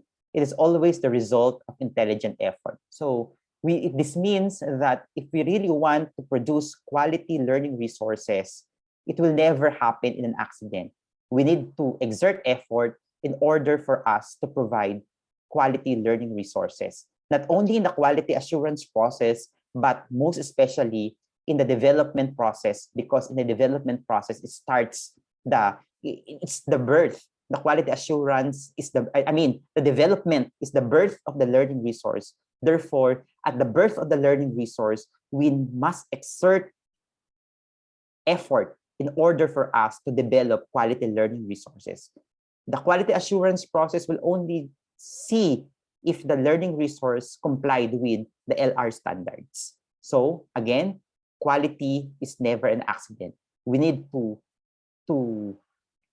drive our way to make our learning resources of quality in order for us to reflect this quality education. So with that, thank you very much for listening, and I hope I give justice to the assigned topic given to me. Thank you, and mabuhay po kayong lahat. Thank you very much, Sir Andrew, for that excellent and meaty presentation. We will now proceed to the 10-minute open forum. Dear participants, if you have questions, kindly turn on your microphone and politely ask our speaker about your concern. Or you may type your queries in the chat box. If none, you may also share your impressions and takeaways. Okay, let's start.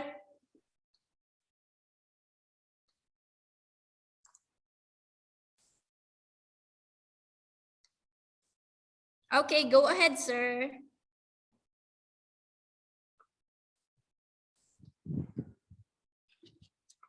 Yes, sir, Alvin. Good morning po. My question, actually, I have three questions. Perhaps I'll start with this particular question muna. Is there a recommended time for the completion of the evaluation of the learning resource? All right. So Ma'am Krishna, shall I answer?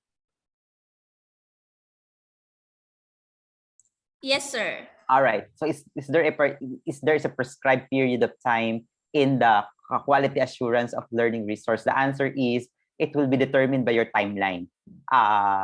If your of course, your learning resource, the development of your learning resource is a target completion.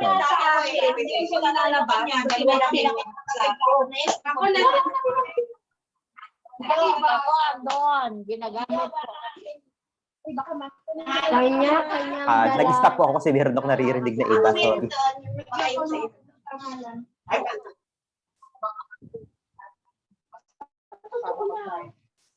Hello po, ma'am. Kindly turn off your microphone po. Okay po, Sir Andrew. Go ahead po. All right. Thank you very much. So as I was saying, kung yung inyong learning resource ay may target implementation or target use, so you are bound to follow the timeline. Kasi we know that the quality assurance process and development process, as discussed in the interaction between the design and development process and the quality assurance process, as it's an iterative process na pabalik-balik, talagang ganun po talaga yung proseso. Kasi if we will not observe that process, we will not really assure of the quality of our learning resource. However, we are bound, we are tied up with the timeline of the use of our learning resource. So, yun po ang aking response dun sa question if there is a prescribed timeline. There's no prescribed time or schedule. So there's no prescribed time. If the material is para rin po yan sa sa publication, kunyari sa research publication. Sa research publication, ang isang ini-intend nating i-publish na research, for example, ay isinubmit natin for publication. So it will undergo peer review. At yung journal, yung research journal, ay may target date of issuance. So dapat kahit 'di ba pabalik-balik din yun kay researcher and the peer reviewer, revision and review. Kung hindi mo ma-meet yung target date ng completion ng pagre-revise at pagpa-finalize ng iyong ini-intend na ma-publish na research, because may timeline din ang printing noong journal, so hindi yun mapapasama. So parang ganun din po yun sa ating mga learning resources. Kung may target tayo na paggamit ng ating, for example, before the opening, just hypothetical, before the opening of the classes, ang gamit ng ating learning resource or gagamitin natin sa second quarter or sa third quarter, dapat tapos na siya, print na siya, finish na siya. So dapat we are bound to that timeline. Thank you, sir.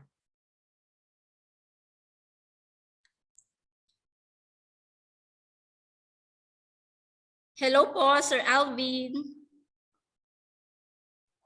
Is the Thank you answer po, ma'am. clear po?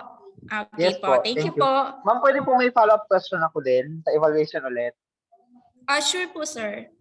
My second question, sir, yung actually pangatlong question ko po nasagot na regarding timeline din po siya. So yung isang question ko na lang po is, when it comes to the field testing, how many learners or target users are recommended to be involved in the testing of the learning resources po? Thank you, Sir Andrew. Yes, sir. Actually, sir, we have no prescribe sampling for the field testing. So it's up for you, the development team, and the quality assurance. Kasi ngayon, if we are thinking of the pandemic time, mahirap po talaga mag-field testing. Kaya actually, we don't advise yet ang field testing kasi magkakaroon pa tayo ng face-to-face interaction with other people.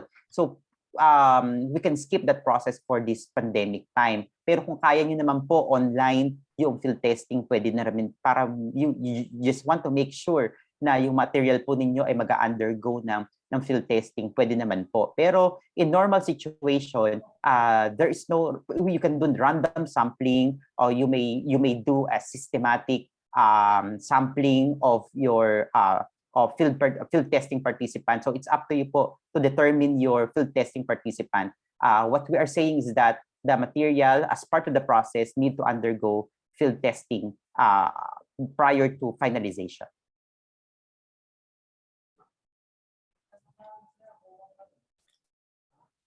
Hello, Sir Alvin. Okay na po, ma'am. Thank you, Sir Andrew. Thank you po. Sir Andrew, we still have another question from Sure. Sir Areld of Palawan. Considering the locally school-based produced materials as learning resource, do we need to have these localized or contextualized materials undergo quality assurance? All right, thank you, Sir Areld. As mentioned in our discussion, all developed learning resources shall undergo quality assurance process. Even if it's a contextualized or localized material, it still undergo the process of development, LR development process. If we talk about LR development process, it needs to undergo the 3 sub-processes: design and development, quality assurance, and production and distribution. There's no process that need to be skipped when we talk about development of learning resources, even if it's a newly developed material, localized or contextualized material. All of these need to undergo the 3 processes, not only the quality assurance process, but all the processes under learning resource development process.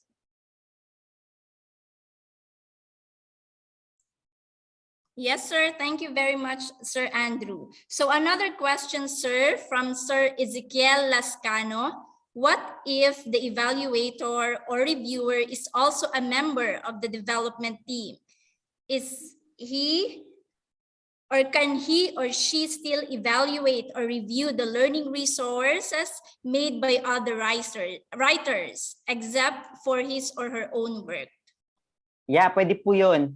Wag lang siya ang ating rule of the thumb ay wag lang siya magi-evaluate nung dinevelop niyang sarili.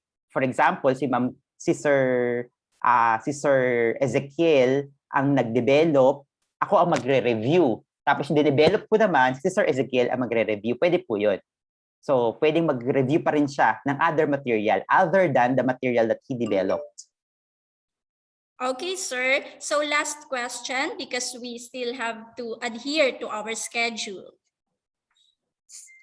Okay, na-discuss po kanina ang composition of quality assurance team, content evaluator, language evaluator, format evaluator. Need pa po ba magkaroon ng social content evaluator? Depends on you. Kung gusto niyo pong magkaroon ng separate evaluator and social content, well and good if you have a lot of people in your division or in a lot of people in your region that you can tap to evaluate. Sabi nga natin, the more the merrier. Kasi the more eyes, the more lenses that we use in quality assuring our learning resource. But anyhow, yung content evaluator po has the lens of the social content guidelines. So si content evaluator, pati po dun sa tool na gagamitin ni content evaluator, nakapaloob po doon yung social content. So if you don't need to assign a separate social content evaluator, that will be a task of the content evaluator po. Okay, thank you very much, Sir Andrew. So for other questions which were not entertained, so we will send your queries to Sir Andrew. Okay, for now, to sum up, so learning resources play a vital role in learning opportunities. They serve as channel on the implementation of the curriculum.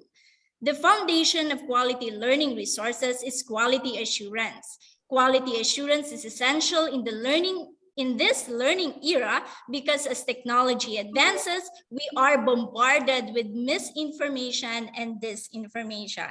So that ended our first session. At this moment, we will be awarding the certificate of recognition to our vibrant speaker, Mr. Andrew A. Villarba.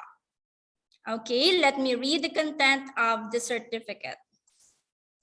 So Republic of the Philippines, Department of Education, MIMAROPA region. Certificate of recognition is awarded to Sir Andrew A. Villarba for his meritorious role as a resource speaker during the regional skills enhancement on the quality assurance of learning resources, held on December 1 to 3, 2021 via Zoom meeting. This initiative is in support of the trust of the region to ensure learning continuity in the midst of the pandemic through the provision of quality and standard compliant learning resources, given this first day of December 2021 in Pasig City, Philippines. So signed by Dr. Nicolas T. Capulong, Director for Regional Director. Congratulations and thank you very much, Sir Andrew. Thank you po, and good luck to your other days of this workshop. Thank you. Sir Andrew, thank you so much po for your time and expertise. Thank you, welcome. Salamat Huwag po. po kayo magsawa sa pag-invite. Thank you. Sure, sir. Thank you po. Stay tuned, dear participants, for we will have a bountiful learning today from our second speaker. We are now heading to the second session. At this point in time, we will be learning about the management of third-party contents. Our second speaker is Senior Education Program Specialist from the Bureau of Learning Resources Production Division, DepEd Central Office, and focal person of creatives and copyright of learning resources. I am pleased to introduce to you our humble yet very skilled and talented speaker, Sir Jejumar C. Alda. Welcome, sir. Receive our virtual clap for you.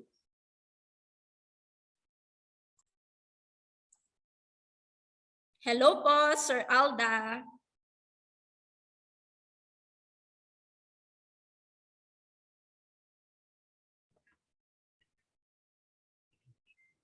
Sir Steele, kind of check if he has given access for the microphone. Good morning, Sir Alda. Morning. That's my mic test.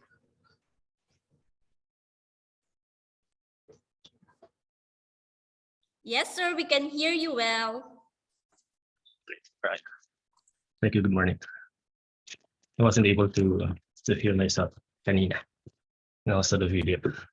So you can see me now, Ms. Krishna. Yes, sir.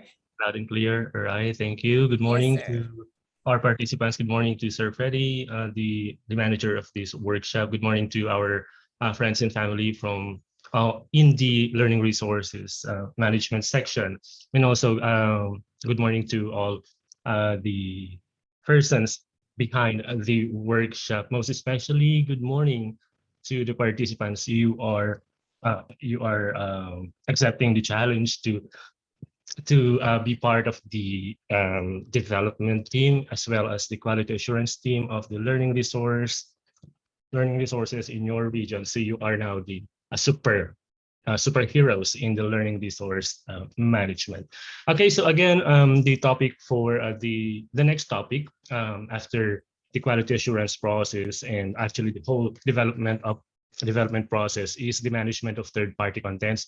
Some of you may be familiar with the management of third-party contents. It's actually the simpler process on the copyright management, and I would not like to burden you with the technicalities of copyright and intellectual property rights. So we focus in, or we zero in on the process that you need as members of the development team and quality assurance team. So we zero in on the process on the management of third-party content. So a moment, I'm just pulling up my presentation.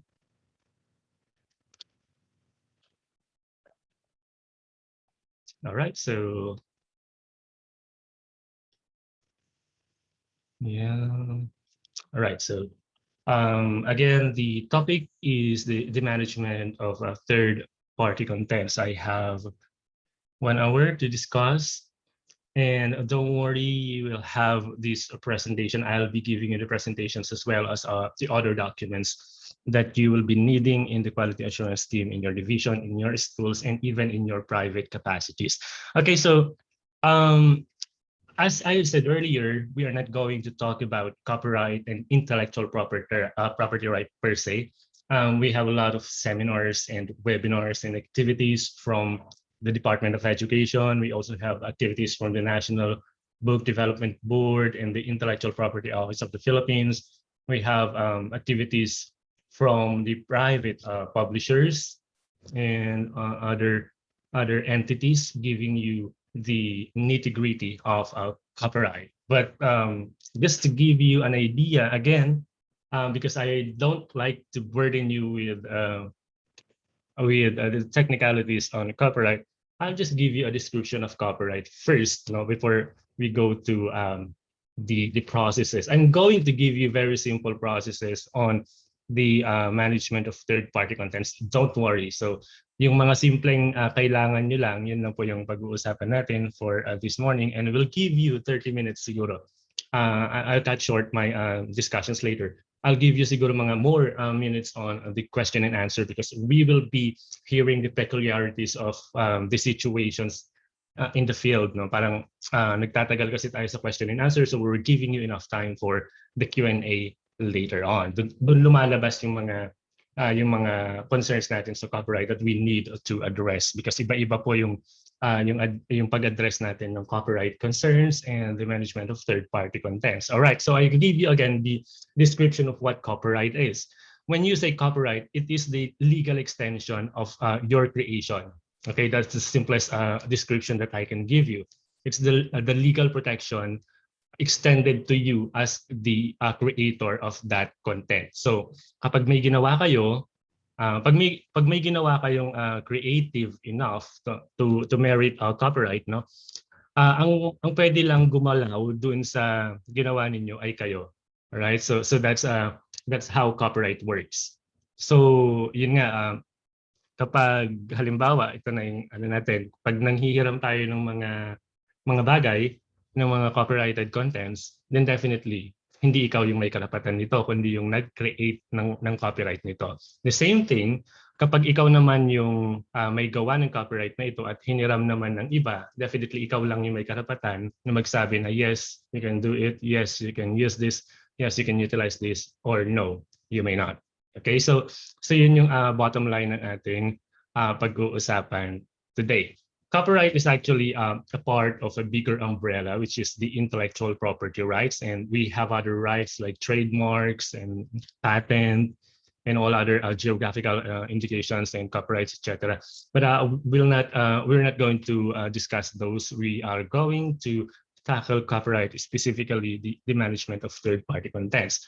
And this is the only definition that I can give you this morning para hindi na tayo masyadong technical. A third-party content. What is a third-party content? So a third-party contents are contents created for resources other than the intended. This is a contextualized definition of a third-party content. Okay, again, the third-party contents are contents created for resources other than the intended. So what's himay-himayin natin to? What's our intention for the development of learning resources? Pasensya na pala because I know the activities about the quality assurance, but I'll be tackling both the quality assurance and the development processes. I'm part of the Bureau of Learning Resources Production Division. My projects are in the production division. So development ang process ko. And Sir Andrew gave you the overview of the quality assurance division or the quality assurance processes, which is another division at the Bureau of Learning Resources, but it's really very connected. No? Again, the intention for the development or the let's encapsulate the process now. The intention in our provision of the learning resources is that you, the development team, will come up with an original source or original resource for the people, for the learners to use in the field. Okay, so if it's not original enough and it merits copying or it merits inclusion of another content, then let us make sure that the inclusion, the one that we are borrowing from other contents, are safe enough to be used nationwide or safe enough to be used in your locality or in your intention. Okay, again, so that is our intention, to come up with original resources, or if it is not original, we include contents that are safe enough to be used by the learners. And these contents are considered the third-party contents. Okay, so again, a third-party content is a content created for resources other than the intended. It can be, there are two categories here. Number one is the content created by someone else. Okay, this is the more popular category of a third-party content.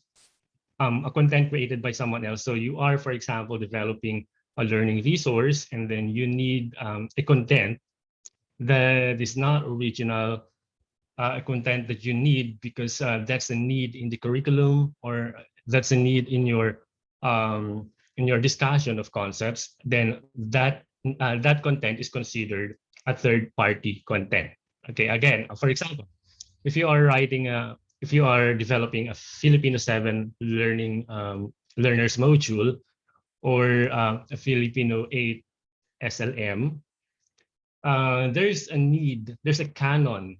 Pag sinabing canon, ito yung kailangan talaga na sa curriculum, no?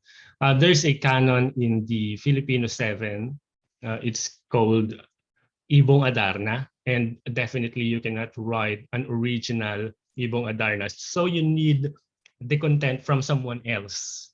Okay, you need a content from someone else.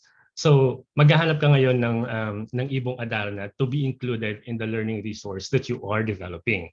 In Filipino 8, it's the Florante at Laura. In Filipino 9, it's the Noli Me Tangere. And in Filipino 10, it's the El Filibusterismo. Okay, so that's just an example.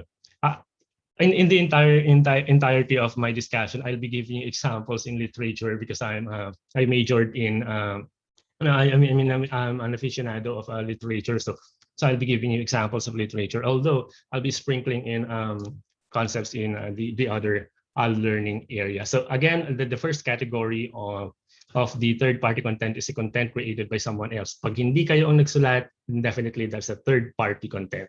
And the second one is the content created by the development team. For example, you are a member of the development team, but you developed something for other context, for other intention. For example, you have written a science, you have written an Araling Panlipunan SLM in grade 9.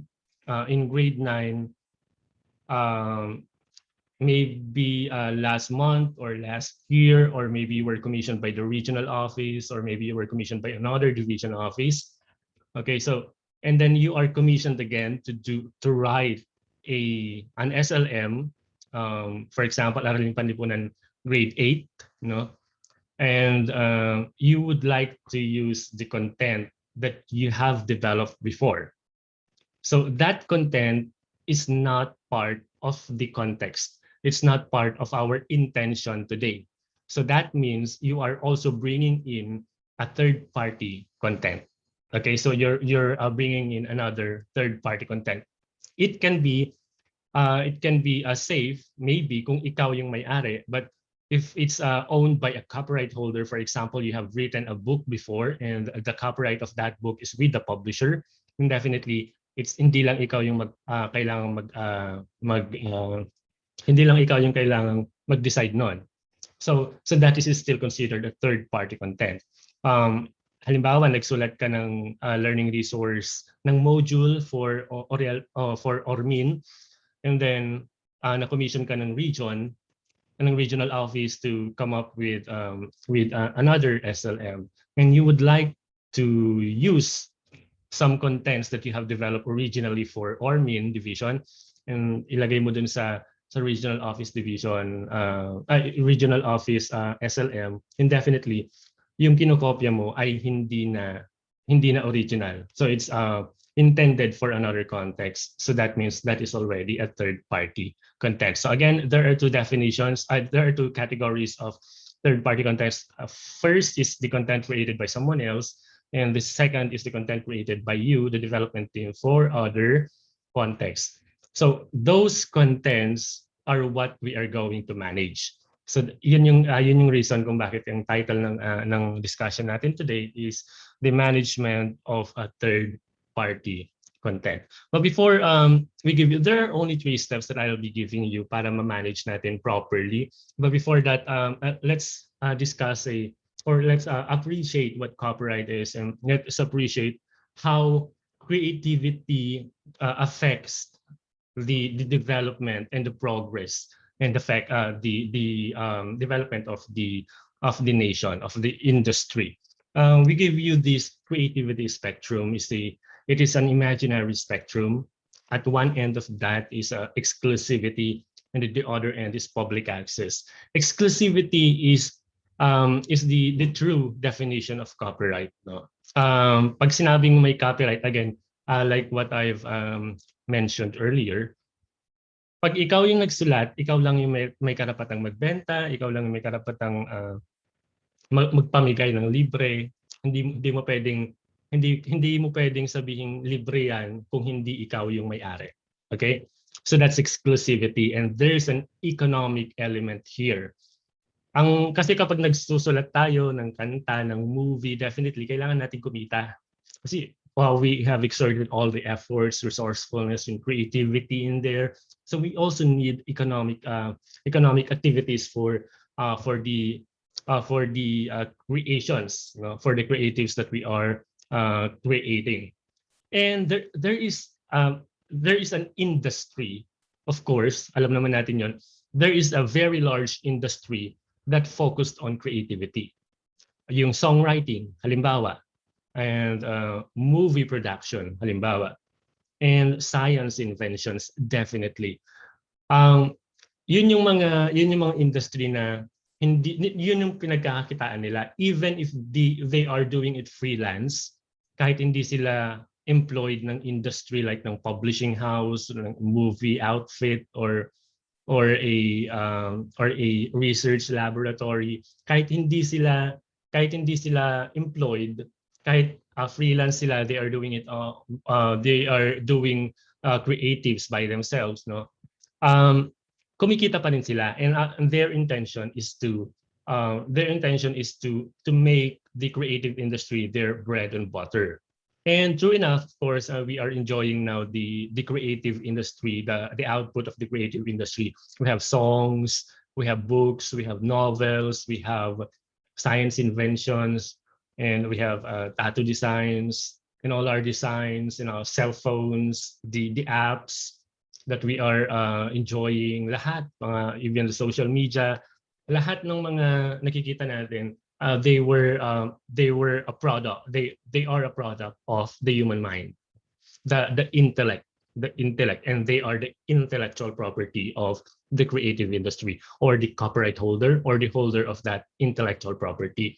At the other end of this is creativity spectrum is public access, and this is where DepEd stands. No, I mean, this is our business. This is our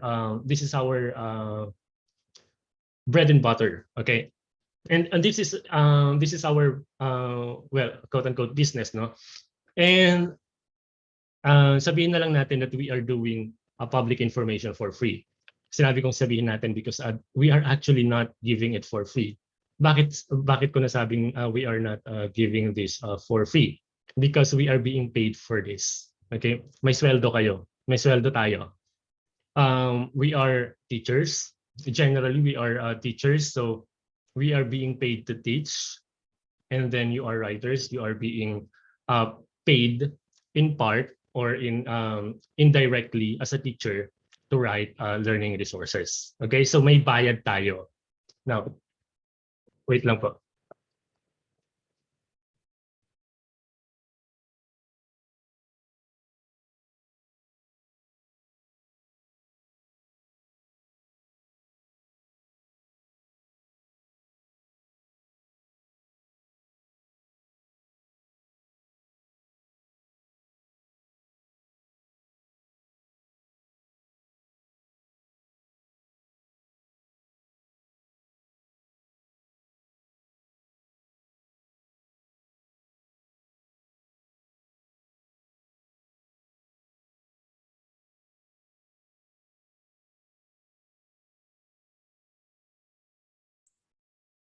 So dear participants, while waiting for Sir John, you may start typing your questions in the chat box.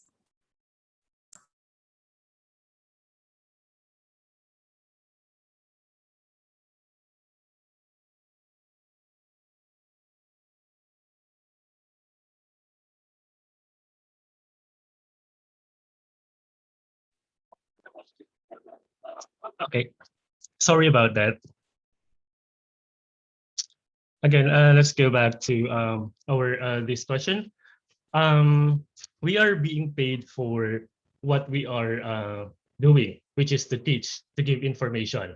And this information, the teachings, the learnings, and the creatives that we are giving for free are from the creative industry, which is at the end of the creativity spectrum.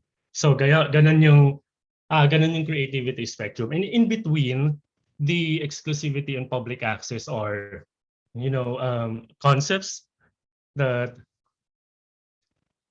wait lang.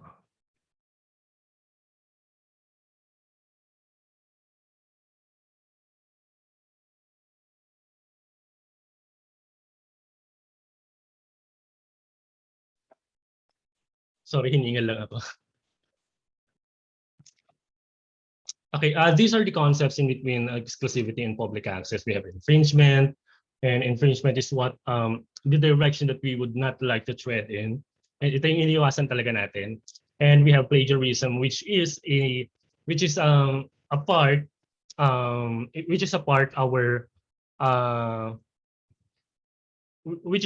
of infringement, which technically hindi siya infringement, no.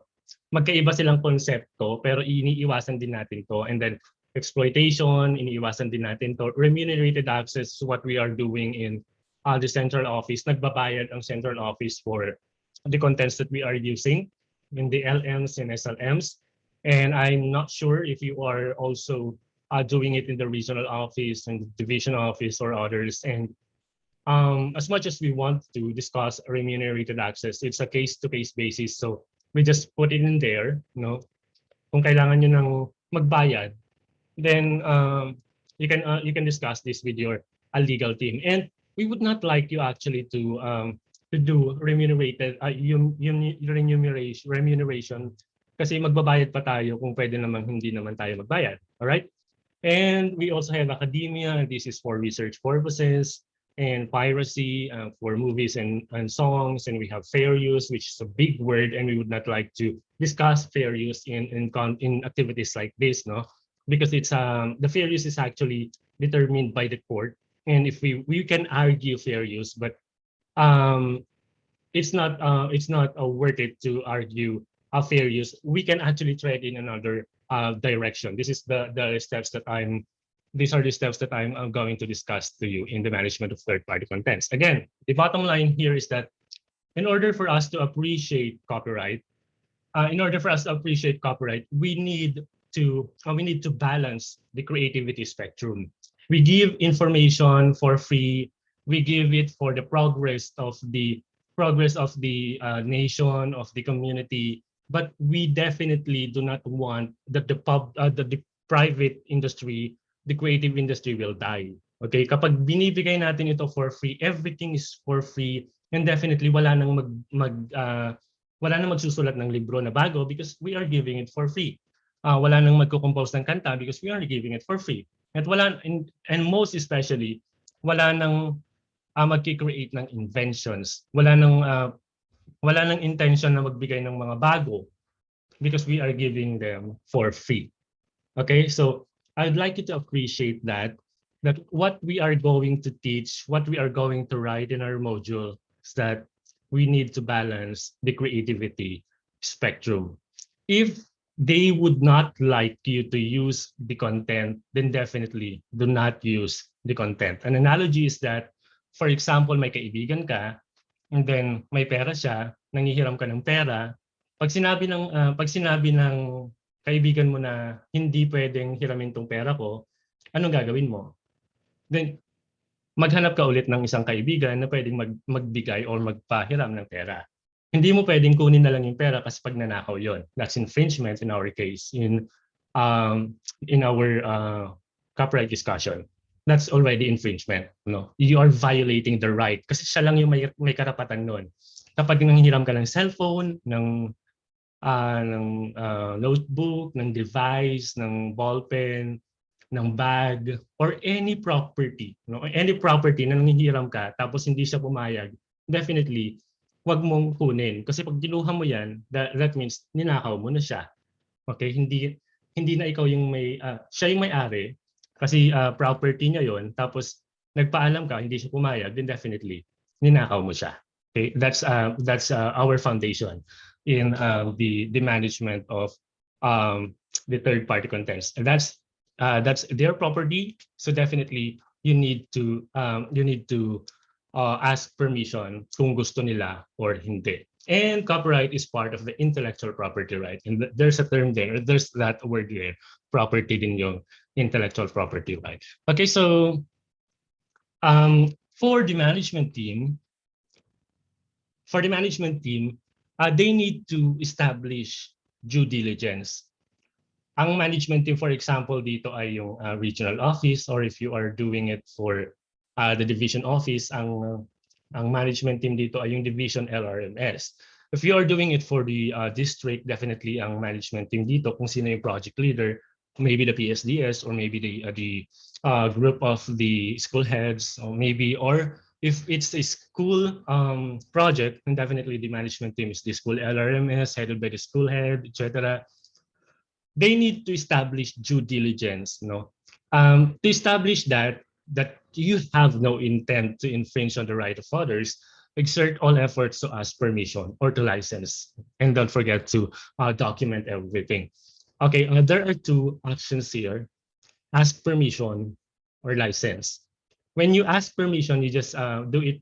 You just do it in email or letter. Kapag pumayag sila, well and good, definitely that's really very good, no? Kapag license naman, ito yung may bayad na, and we need to see the fine print here. Now, kung ayaw nyo mag-license, let us focus on asking permission. Okay, so these are the documents that we require in the production division. This is also the set of documents required for the development of self-learning modules and other learning resources managed by the central office. And also we are giving these documents to the learning resource project coordinators in the regional offices and the division offices. So I'm giving you samples of these later on. Copyright notice. One is copyright notice. When we say copyright notice, you are just notifying that this belongs to the copyright holder. For example, it's a learning module from the regional office of MIMAROPA. This does not you're just notifying this. If you would like to copy contents from this module, please write to DepEd MIMAROPA. That's one example of copyright notice. And you can see the copyright notice on the copyright page of printed materials. Okay, for example, yung mga libro nakalagay doon, copyright 2020 by Freddie Ramirez, all rights reserved. Copying is prohibited in this material. Okay, that's a simple copyright notice. So anong ibig sabihin ng copyright notice? Kapag sinabing all rights reserved, anong ibig sabihin nun? Definitely, ang rights dito ay nandun sa copyright holder, which is copyright 2020 by Freddie Ray Ramirez. So definitely, Freddie Ray Ramirez yung may copyright ito. And then nakalagay dun sa copyright notice, for example, is it is prohibited to copy this material. So what are you going to do? Do not copy the material. Kasi yun ang sinabi ng copyright notice. This is also, this goes in both ways, no? Kapag ikaw yung nangongopya, hanapin mo yung copyright notice kung pwedeng kopyahin or hindi, or kung pwedeng kopyahin na may limitations. Yun yung copyright notice. And then kung ikaw naman yung may-ari, ikaw naman yung nagsulat, ilalagay mo yung copyright notice para hindi nila kopyahin kung ayaw mong ipakopya, or kung gusto mong ipakopya with limitations or with hesitations, then definitely you write it in the copyright notice. Okay? So the second one is the inventory of third-party contents, including all necessary information. This is the document that we are requiring if we are conducting write-shops. Okay, this is really very important because the management team will decide if the material that you are developing is worth publishing or not. This is a do or die document. Kapag deal breaker document to. Kapag nagsulat kayo with all the effort, with all the expertise, pinaghirapan nyo na lahat-lahat yan, pinagpuyatan nyo lahat-lahat yan, without the inventory of third-party contents. Pagdating dun sa management team, magdi-decide sila kung ito ba ay worth circulating or not? Ito ba ay worth distributing or not? And the document that will require you, the document required that will tell them to this is safe for copyright purposes is the inventory of third-party contents, because you are listing every third-party content in the inventory, and then there are information there that would lead to a decision kung pwede ba itong i-circulate or not. Okay, so I'm giving you an example of an inventory of third-party contents later on. For those who have written SLMs and for those who have written other materials before, you may be familiar with the inventory of third-party contents. We have simplified the inventory for you to focus on the expertise, for you to focus on the writing itself, no? Para hindi na kayo mong problema, copyright na naman ito, etc., etc. Para hindi naman kontrabida masyado yung copyright. The third document that I'm going to give you is the communication seeking permission to use contents. Okay. Again, if you are asking permission, don't forget to document everything, and you have to at least email. Yun ang pinaka simpleng paraan na para mag-ask ng permission. Email or maybe snail mail, or just don't forget to document everything. And for you to free the burden on writing or composing a letter, we have already given you the communication seeking permission to use contents, and I'm going to give you a Google Drive for all the documents here. I'm going to give it to the management team later on, and they will give it to you.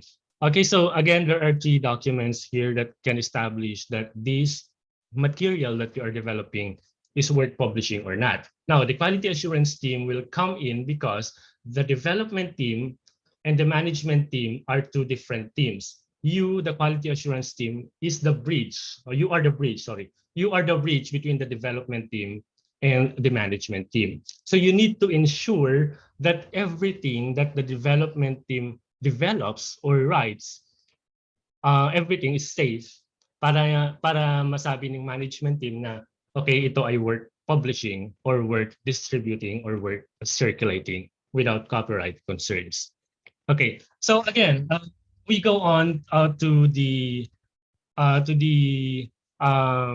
processes. There are 3 steps. Right? There are only 3 steps that you need to think about or to remember in the ensuring the safety of the contents, the third-party contents that you are using in your learning resources. But before that, we have deal breaker questions. If you are a writer, are you a writer or a compiler? We know that you are experts, content experts maybe, We know that you are teachers, so definitely you have the contents. You can teach, but writing and teaching are two different skills. They have two different skill sets. Now, if you are a writer, definitely you can give, you can explain, you can discuss concepts at your own words, with your own words. Or sometimes you are commissioned by your school head, your PSDS, your project coordinators or project managers. Sometimes you are commissioned without the skill set of being a writer. So you resort to being a compiler. Compiler lang kayo, hindi kayo writer. So you need to ask this question. Writer ba kayo o compiler? Kapag hindi kayo writer, definitely wag niyo nang tanggapin yung pagsusulat because you are not a writer. But if you are a compiler, then definitely make sure that you are a good compiler at hindi kayo writer. Okay? So that's a deal breaker question. And then another, which is our gatekeeper. Bago tayo pumunta sa processes, we need to ask this question. Do you really need to copy? Okay, do you really need to copy? Is that canon? Is that a seminal work? Or seminal work meaning it's a landmark work na pwede niyong kopyahin or na kailangan niyong kopyahin? Kailangan ba talaga o hindi? Makakapag-proceed ba ako sa pagsusulat ng wala ito o hindi? Kailangan bang ito ang kopyahin ko o hindi? Kailangan ba akong mangopya o hindi? Kapag hindi naman, pag ang sagot mo naman ay hindi, definitely wag ka na mangopya. Wag na tayong mag-proceed doon sa management of third-party contents because of course, wala ka nang ima-manage na third-party contents. But if you really need to copy, then let us proceed to let us approach now the copying of third-party contents. Step one is to locate primary sources. This is one of the common mistakes in copying of third-party contents.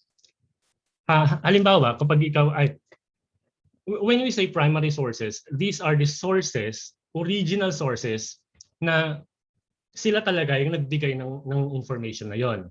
So if you would like to copy something about if you would like to copy something about grammar, don't copy from a textbook. Okay, you copy from style book. Kasi yung mga grammar natin ay iba-iba. Si English 1 sinasabi na ganito, si English teacher 2 sinasabi na ganito, parehas naman silang tama. Pero ano yung source nila? You go to the primary source. We have that thing called styling, no? We have that thing called styling. Halimbawa, yung mag-discuss ka sa Filipino teacher 1, kung ano ang tamang baybay o anong tamang pagsulat o pagbaybay o mga gabay sa panitikan o mga gabay sa gramatika ng Filipino, sinasabi ni guro number 1 ay ganito, sinasabi ni guro number 2 ay ganito. Okay? So, parehas silang tama, pero kailangan mo nang sundin kung ano talaga yung pinaka style na sinusunod natin. And for DepEd, for Filipino, we are recommending the KWF ortografiya sa wikang pambansa or OP, ortografiyang pambansa.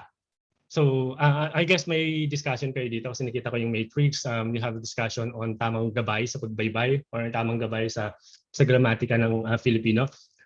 Again, for the learning resources, we are recommending the KWF ortografiyang pambansa or the KWF OP. So yun ang gagamitin natin for Filipino. For English, we are recommending the Chicago Manual of Style. And this is also the style that we are going to use in the referencing and source noting. Okay? We are going to use the Chicago Manual of Style because that is the style recommended by DepEd through the DepEd Manual of Style, the DMOS. It's a DepEd order. And also it's being used by the publishing houses for general publishing, not only in the Philippines, but in the entire world.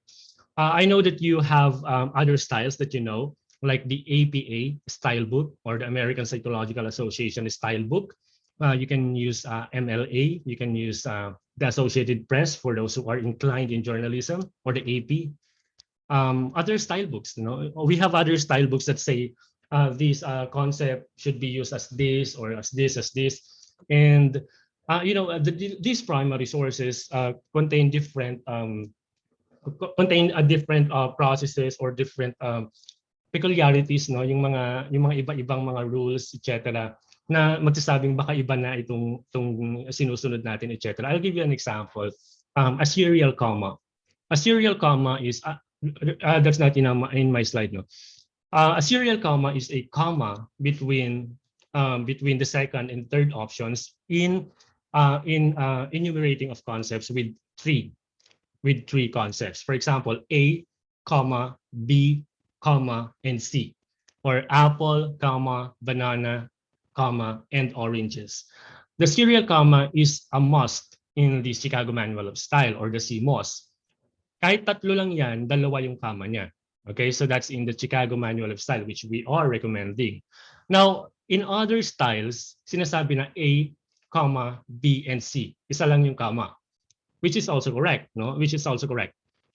Apple, comma, banana, and oranges. So tama din yun sa grammar, and tama din yung dalawa yung serial comma. But again, we are recommending yung dalawang comma because that's a part of the Chicago Manual of Style, okay?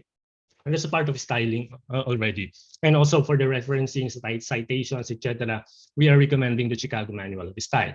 And also in the drive, I'm giving you the LR referencing guide, but it will be expounded later on because I know someone's going to discuss the referencing guide later on. But if it's you, if you would like to use another style, you can also do it.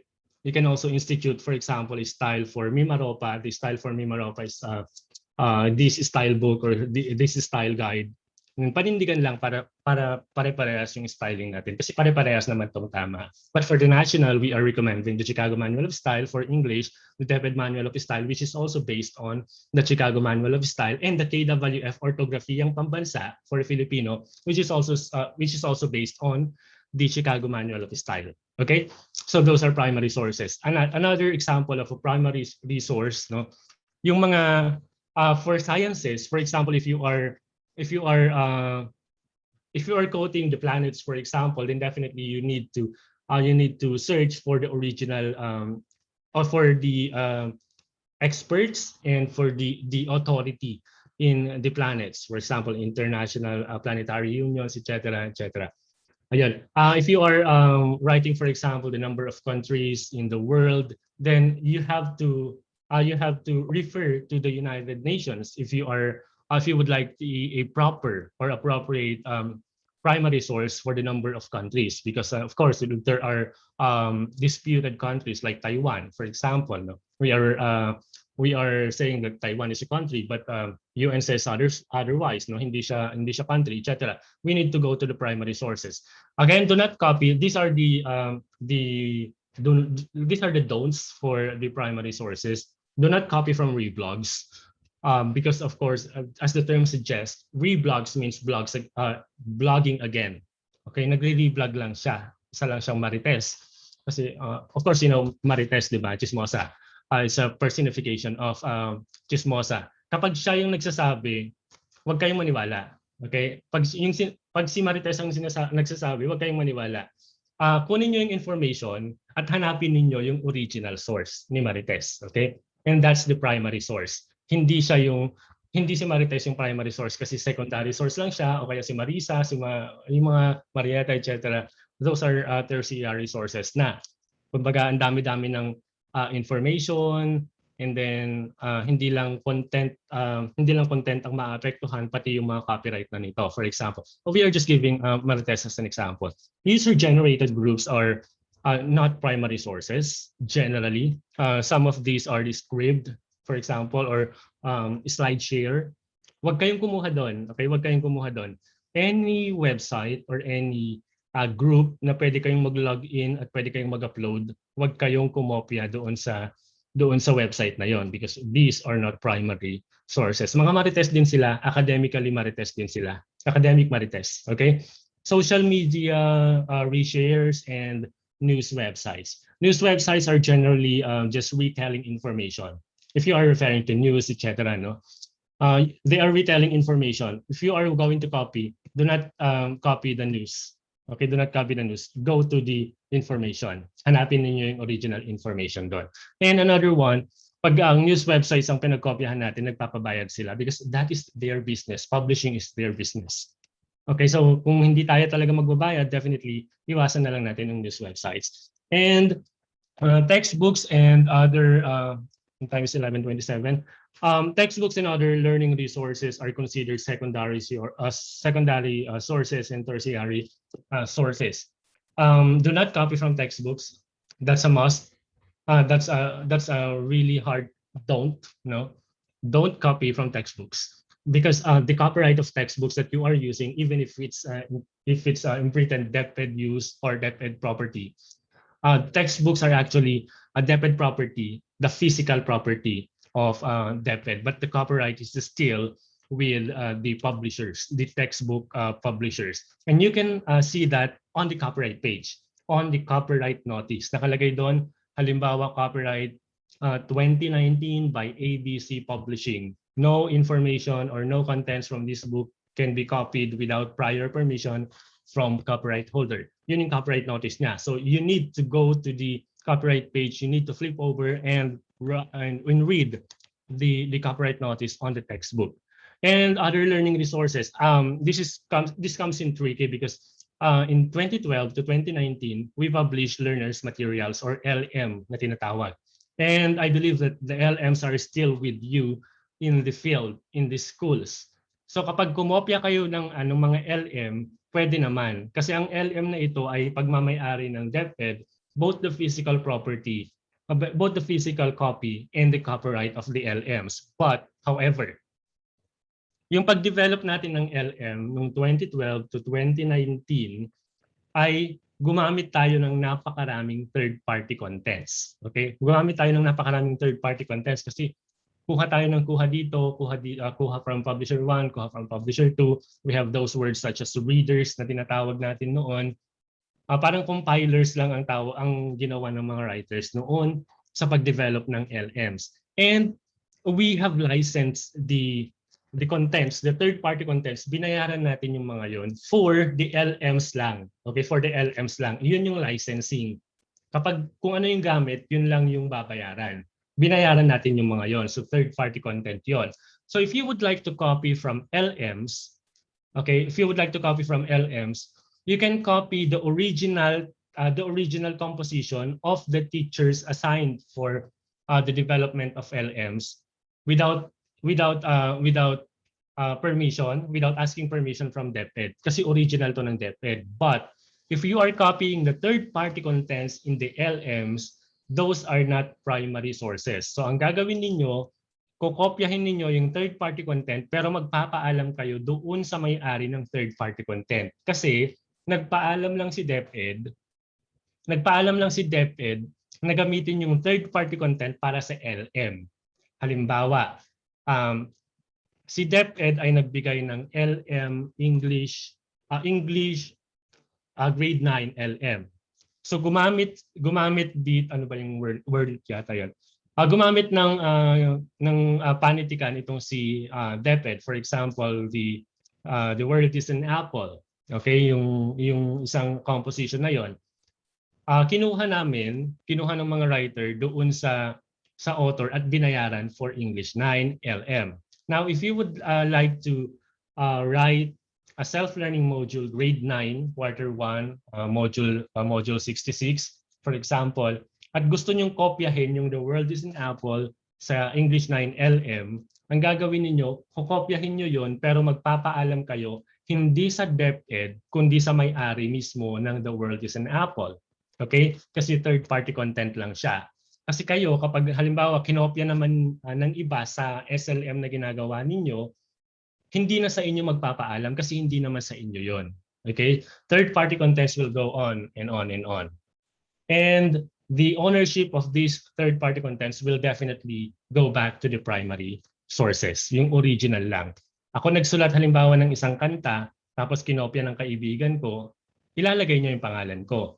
And then kapag may gustong kumopya doon sa kaibigan ko, definitely hindi sila magpapaalam sa kaibigan ko kasi hindi sa kanya yon. Nagpaalam lang siya sa akin. Yung kukopya sa kaibigan ko ay magpapaalam sa akin. Kasi sa akin yung kanta. Okay? I do hope that you get the analogy. I'm going to I'm going siguro simpler and simpler sa discussion natin dito. Again, step one is locate the primary sources. If it's not a primary source, move on to another resource or move on to another source na primary talaga. Kapag hindi pwede itong primary source, do not move on to the second step. Babalik ka sa step 1 at maghahanap ka talaga ng primary source. Kapag hindi yan primary source, at wala kang mahanap ng primary source, stop. Gumawa ka na lang ng sarili mo. Okay? Step number 2, identify the copyright information of the primary source. Okay? Kasi pasado ko na sa step 1. Punta tayo sa step 2, identify copyright information. You have to read and understand the terms and licenses, the permission clauses, the copyright notices, and other information that describe the rights that go along with the content. So, yung copyright notice kanina na sinabi ko, ito yung pinaka-importanting gagawin ninyo kasi sinasabi ng copyright notice na pwedeng kopyahin ito or hindi pwedeng kopyahin ito. Or itong material na ito ay may mga third-party contents na kung gusto niyo kopyahin ay hanapin ninyo yung owner ng third-party contents at doon kayo magpaalam. That's the copyright notice. Okay? So, for the developers and for the quality assurance team members, you need to understand now the licenses ng mga pumasa sa step 1, which is the primary source.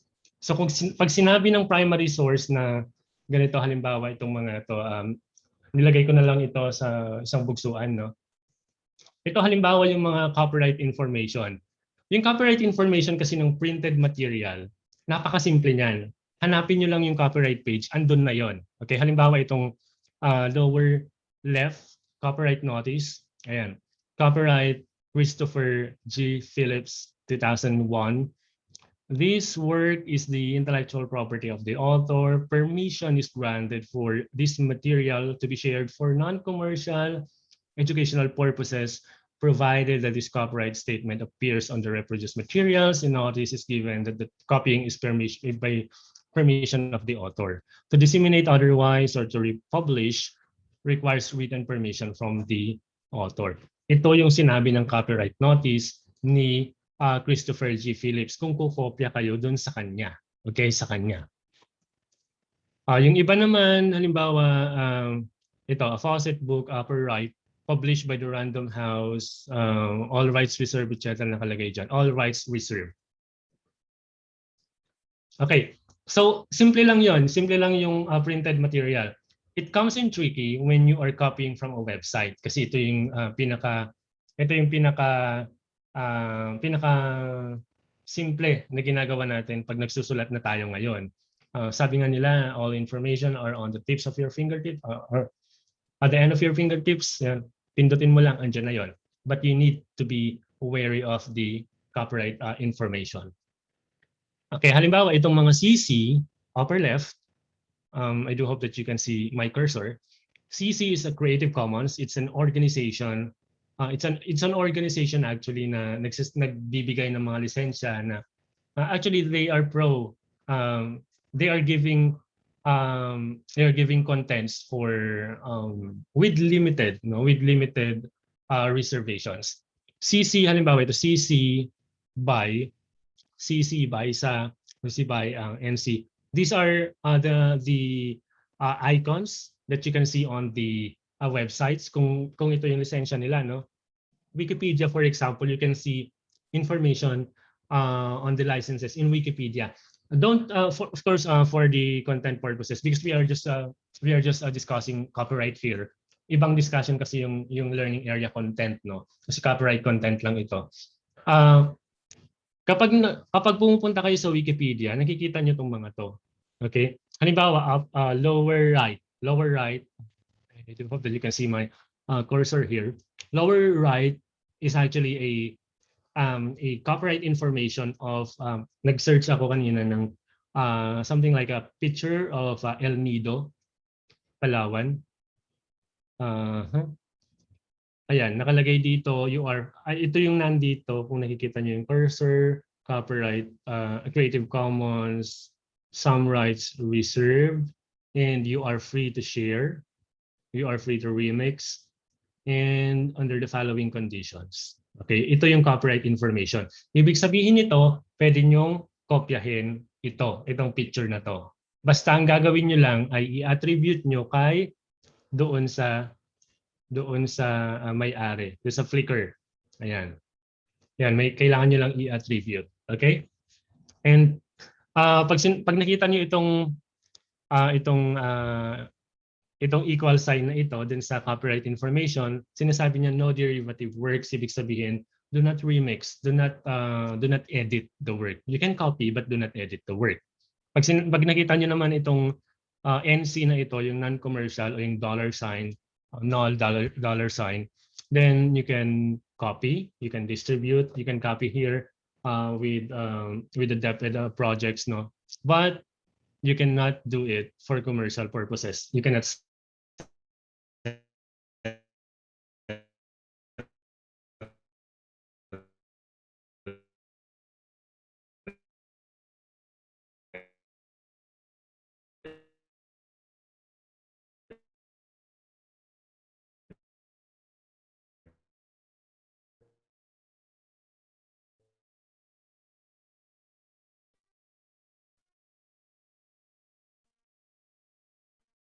halimbawa, napapasa na tayo sa step 2, we proceed now to step 3, which is the citation and captioning of the third-party contents, because that is not yours, and definitely you need to cite from the author. You need to cite the author, or you need to cite the copyright holder. Kasi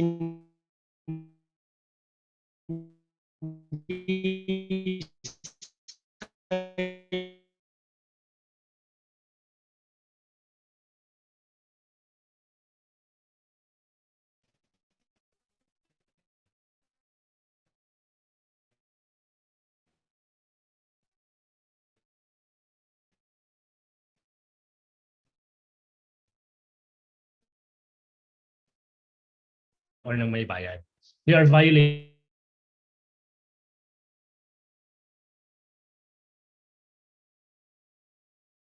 That's how we put it in a very simple description. Okay, again, the third step in our management of third-party content is the citation and captioning of the third-party material.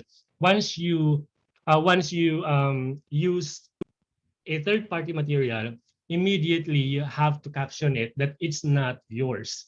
So this material is a work of name of creator, the title of work, and the source title of work. More of this because you have a discussion on referencing later on.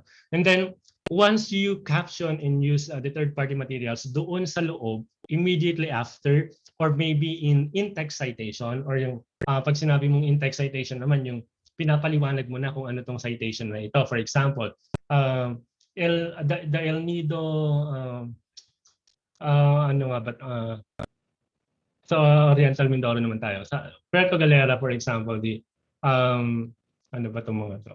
Halimbawa na lang, concept number 1 according to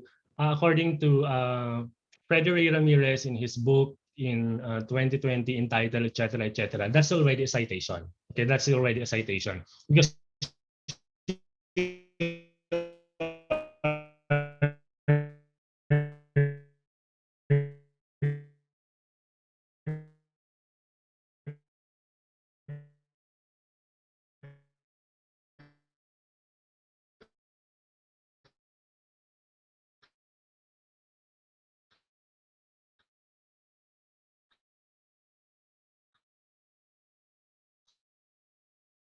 work lang yan, pag module lang yan, reference list lang.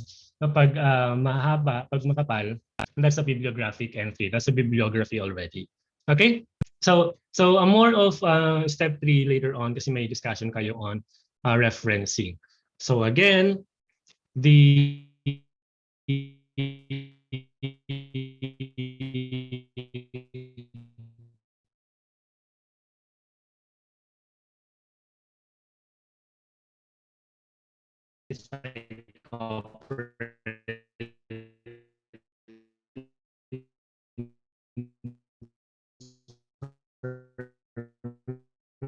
do not copy this one, then go back to step 1, which is to locate another primary source. So step 3 is to reference this and to tell everybody that this is not yours and this is a work of others. Okay.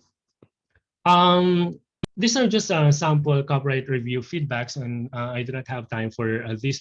I'm giving you the presentation so you can review these sample copyright review feedbacks. No?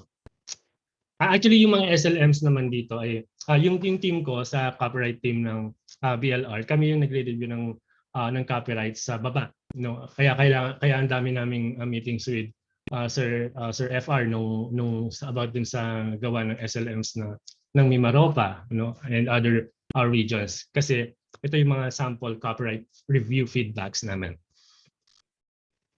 Ayan, medyo madami-dami ito, but we categorize it na sa siguro mga 10 categories na lang. Okay, so this is the inventory of third-party contents, and this is what we are requiring if we are conducting right shop. I'm also giving a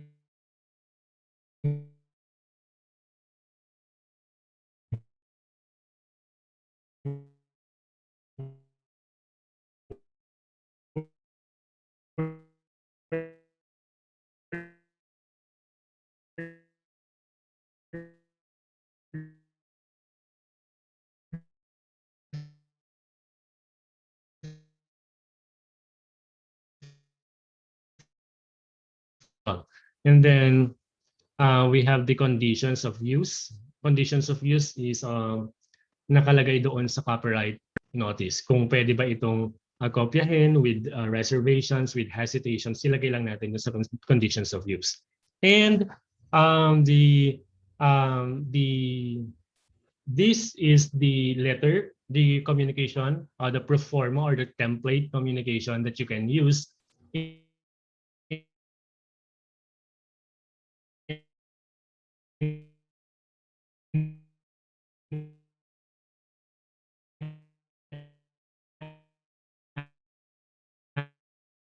and you can also edit it because I'm giving you a Word file of this. Nakalagay dito, we are writing to ask permission to use specific title of work. Ayan, ilagay nyo yung specific title of work from your work entitled, the title of book that you are, where the work, where the specific content will be copied from. Ayan. And these are the limitations of the copying. Rightful owners will be attributed properly. Learning this LR produces purely educational and non-commercial. Copied contents will not violate moral rights of the rightful owners. Copying is only for specified learning resources, and copyright remains with their rightful owners. Let's give premium to number 4. Copying is only for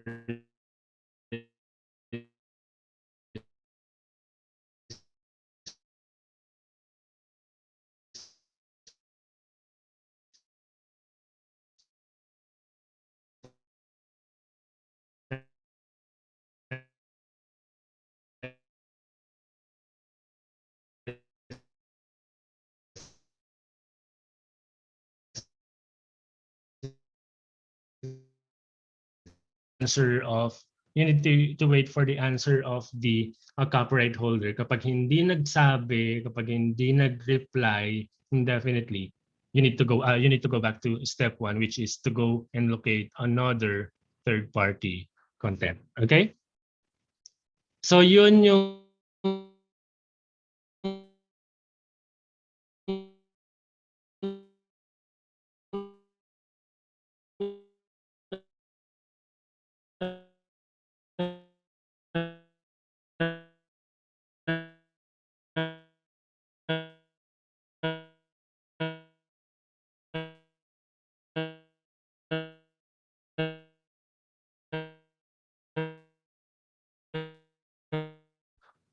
let's just you can just make sense of the lyrics. I'm about to give you all the money, I'm asking in return, honey, is to give you my profits. This is actually for economic copyright.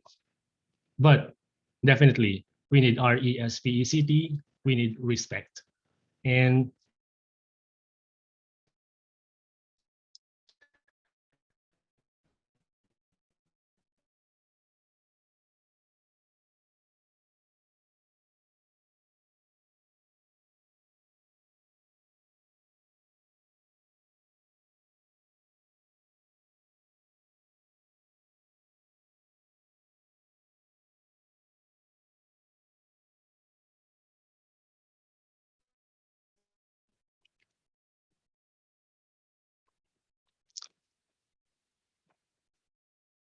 Hello?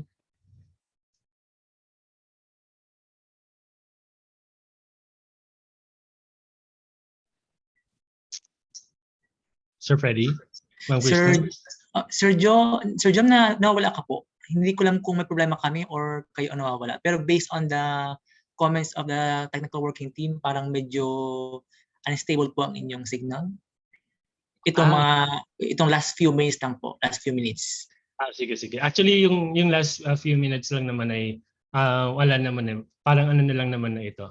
Okay na ba? Loud and clear na ba? Opo. Yes, sir. Okay. Clear na po ngayon. Alright, so yun lang naman ang sinabi ko. This is the pro forma communication. You can use it. You can use it for asking permission, and then ito na yung last na slide ko. Na medyo baduy, but just make sense of the song. Ayan, from Aretha Franklin. We need to develop learning resources with respect in mind. That's RESPECT. Okay, so thank you, Sir Freddy, for informing me, and also we can now give you the floor again for the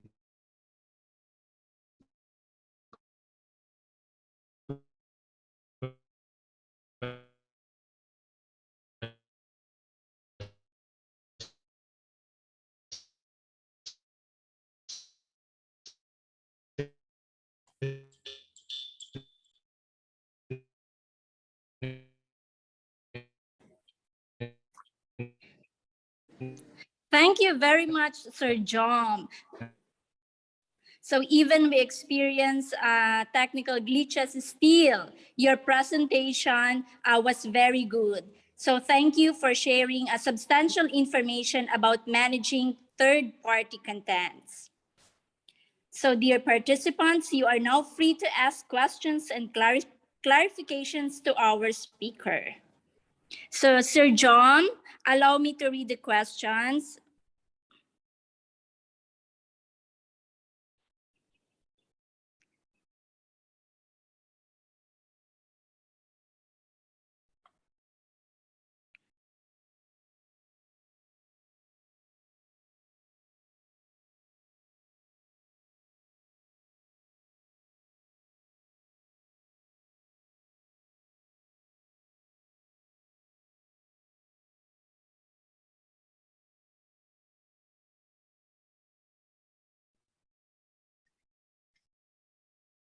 Sir John, hello po. Can you hear Ma'am Krishna?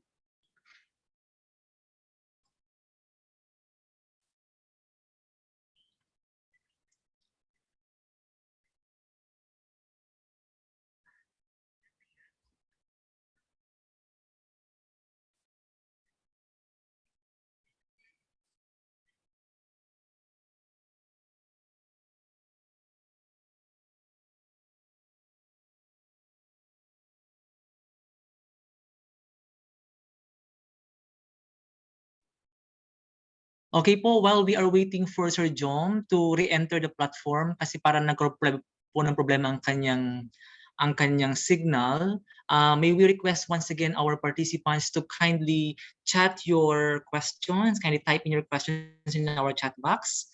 Ano po, because I believe very interesting po ang topic, Sir John, about copyright. Ano po about third-party contents. We will be reading in a while your questions while we are waiting for Sir John to re-enter the platform. Sige lang po, keep coming po your questions and clarifications. Okay. Sir John? I'm actually using data now sa cellphone. Sige po. Sige po. While waiting for the Wi-Fi. So sige. Sige po. Pero I cannot read the chat. So please na lang. Yes, sir. Yes, sir. Ma'am Krish or Ma'am Janice, can you do the honors, please? All right. Good afternoon, sir. So here is the first question from our participant. Am I audible? Yes, ma'am. All right. Yes, ma'am. So, Sir John, good morning, sir. How can we ensure that the content of learning materials are free from copyright concerns, especially on the use of rubrics or learning worksheets? Since rubrics and worksheets are hard to trace whether protected by IP, or are rubrics and worksheets not protected by copyright? That was the first question po. Go ahead, Sir John. All right. So magfo-focus tayo din sa mga rubrics and others. Pag sinabi kasi nating rubrics, that's actually technical. Sa case-to-case basis, may mga publication tayo na nagpo-publish ng rubrics lang. So definitely that's their business. So if you are going to copy from a publishing na ang nakalagay lang ay puro mga rubrics, then definitely you need to ask permission from them. No, that's actually the basic. That's actually the foundation of what we are going to use. What we're going to do in the management of third-party contents. You just ask permission from them if that's not yours. Okay. Again, ulitin ko lang kapag yung mga it's a case-to-case basis din. Kapag sinabi nating mangungopya tayo ng rubrics doon sa mga libro na nagpa-publish lang sila ng rubrics, then definitely we need to ask permission from them. Now, kapag sa tingin niyo naman ay very general naman ito at pwede niyo namang gawin, babalik kayo din sa question ng deal breaker question natin. It's a gatekeeper question natin. Bakit niyo pa kokopyahin kung pwede naman kayong gumawa ng sarili ninyo? Do you really need to copy from a book with that specific rubric kung pwede niyo namang gawin sa inyo or gawin ninyo sa sarili ninyo? Because you are a writer, you are not a compiler. All right. Thank you so much, Sir John, for that very good answer. Okay, another question is from Carol Manalaysay. The question is, focusing on materials created by our teacher writers, is it considered work of the government? If it is a work of the government, wala pong copyright yung material. Tama po ba? Pero ang owner ng material ay DepEd. Okay. Actually, the works of the government are exempted from copyright, but you can have ownership of the material para hindi ma-exploit ng iba. Now, it depends actually on the agreement between the writers and the DepEd or any government agency. So, for example, kung ang pag-uusap ninyo ay you are writing in a private capacity, then definitely that's not a work of the government. Definitely that's your copyright. Pero kung ang pag-uusap ninyo with the agency ay this is a work of the government, then definitely that is a work of the government and it's not copyrighted. It should be in the fine print, okay? In the development of LMs and SLMs, we have this agreement, we have this artist agreement assignment, or that's actually part of the LR standards for ADM. No, nasa ADM LR standards natin, and that's what we are using in the development of SLMs. But I did not give that to you in my discussion. So thank you for that question, kasi maka-clarify nito yung question na ito, yung kailangan talaga ng management team na i-clarify doon sa mga development team na itong ginagawa nila, it's either they are doing it for free, they are writing for the government, or they are writing in their private capacity. May mga nagsusulat kasi in their private capacities, like yung mga consultants, for example, or yung mga hina-hire sa mga agency as writer talaga sila, at hindi lang sila developer ng LR na katulad ng DepEd na binibigyan lang natin sila ng mga points, etc. It should be in the fine prints. It should be in the agreement form. It should be in the memorandum of agreement or any other document that you can produce. So nandun yung mga copyright information ng mga output or ng mga gagawin ng mga teachers. So it's up to the management team. That's the bottom line. I see. Wow. Thank you so much for that. That was actually very clear. So another question is actually from Sir Daniel Andrew Gaop from Romblon. And I'm also interested with this one. Primary source po ba ang content from YouTube videos? Yun pong parang kagaya ng sa mga educational videos. Okay. May mga levels na itong ano natin itong mga wait lang. Mukhang okay na itong internet ko. Pa-request ako ng audio and video, please. All right, Sir Steve, please. Ayan. Wait lang. Ayan, I'm leaving.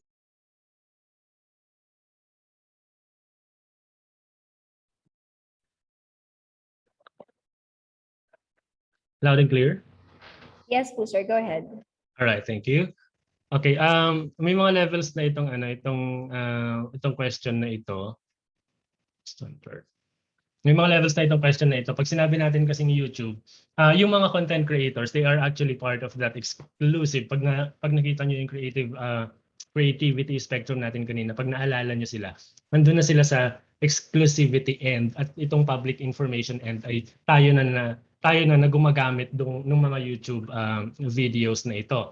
So, ang ibig sabihin nun, kailangan nyo magpaalam sa mga YouTube content creators kasi original work nila yon. Okay? So, kapag kayo naman mga teachers ay gumawa ng YouTube or TikTok, content creators kayo, then definitely you are now at the end of that spectrum. Exclusive nyo na yan. Kayo na yung may karapatan nito na ibenta, na ipahiram, na ibigay ng libre or kung ano man yung gusto yung gawin doon sa creation ninyo kasi that's creatives, no? That's already creative. Pwede niyo nang pagkakitaan ito kasi may mga ads sa YouTube or kikita ka talaga sa YouTube. So kayo naman ng mga teacher nagagamit ng mga YouTube videos, and definitely you need to ask permission from them. Okay, that's one way to look at it. And another way to look at it is that for educational videos dun sa YouTube or in any other video hosting websites, may mga content sila doon na ginagamit na considered as third-party contents din. So if you are going to use the video itself, then magpaalam kayo doon sa creator ng video na yon. But if you are going to use the third-party content in that video, you have to ask permission from the owner of the third-party content, hindi yung owner ng video itself. Okay? So that's actually the same with printed and with multimedia resources. I do hope na nasagot ko yung question.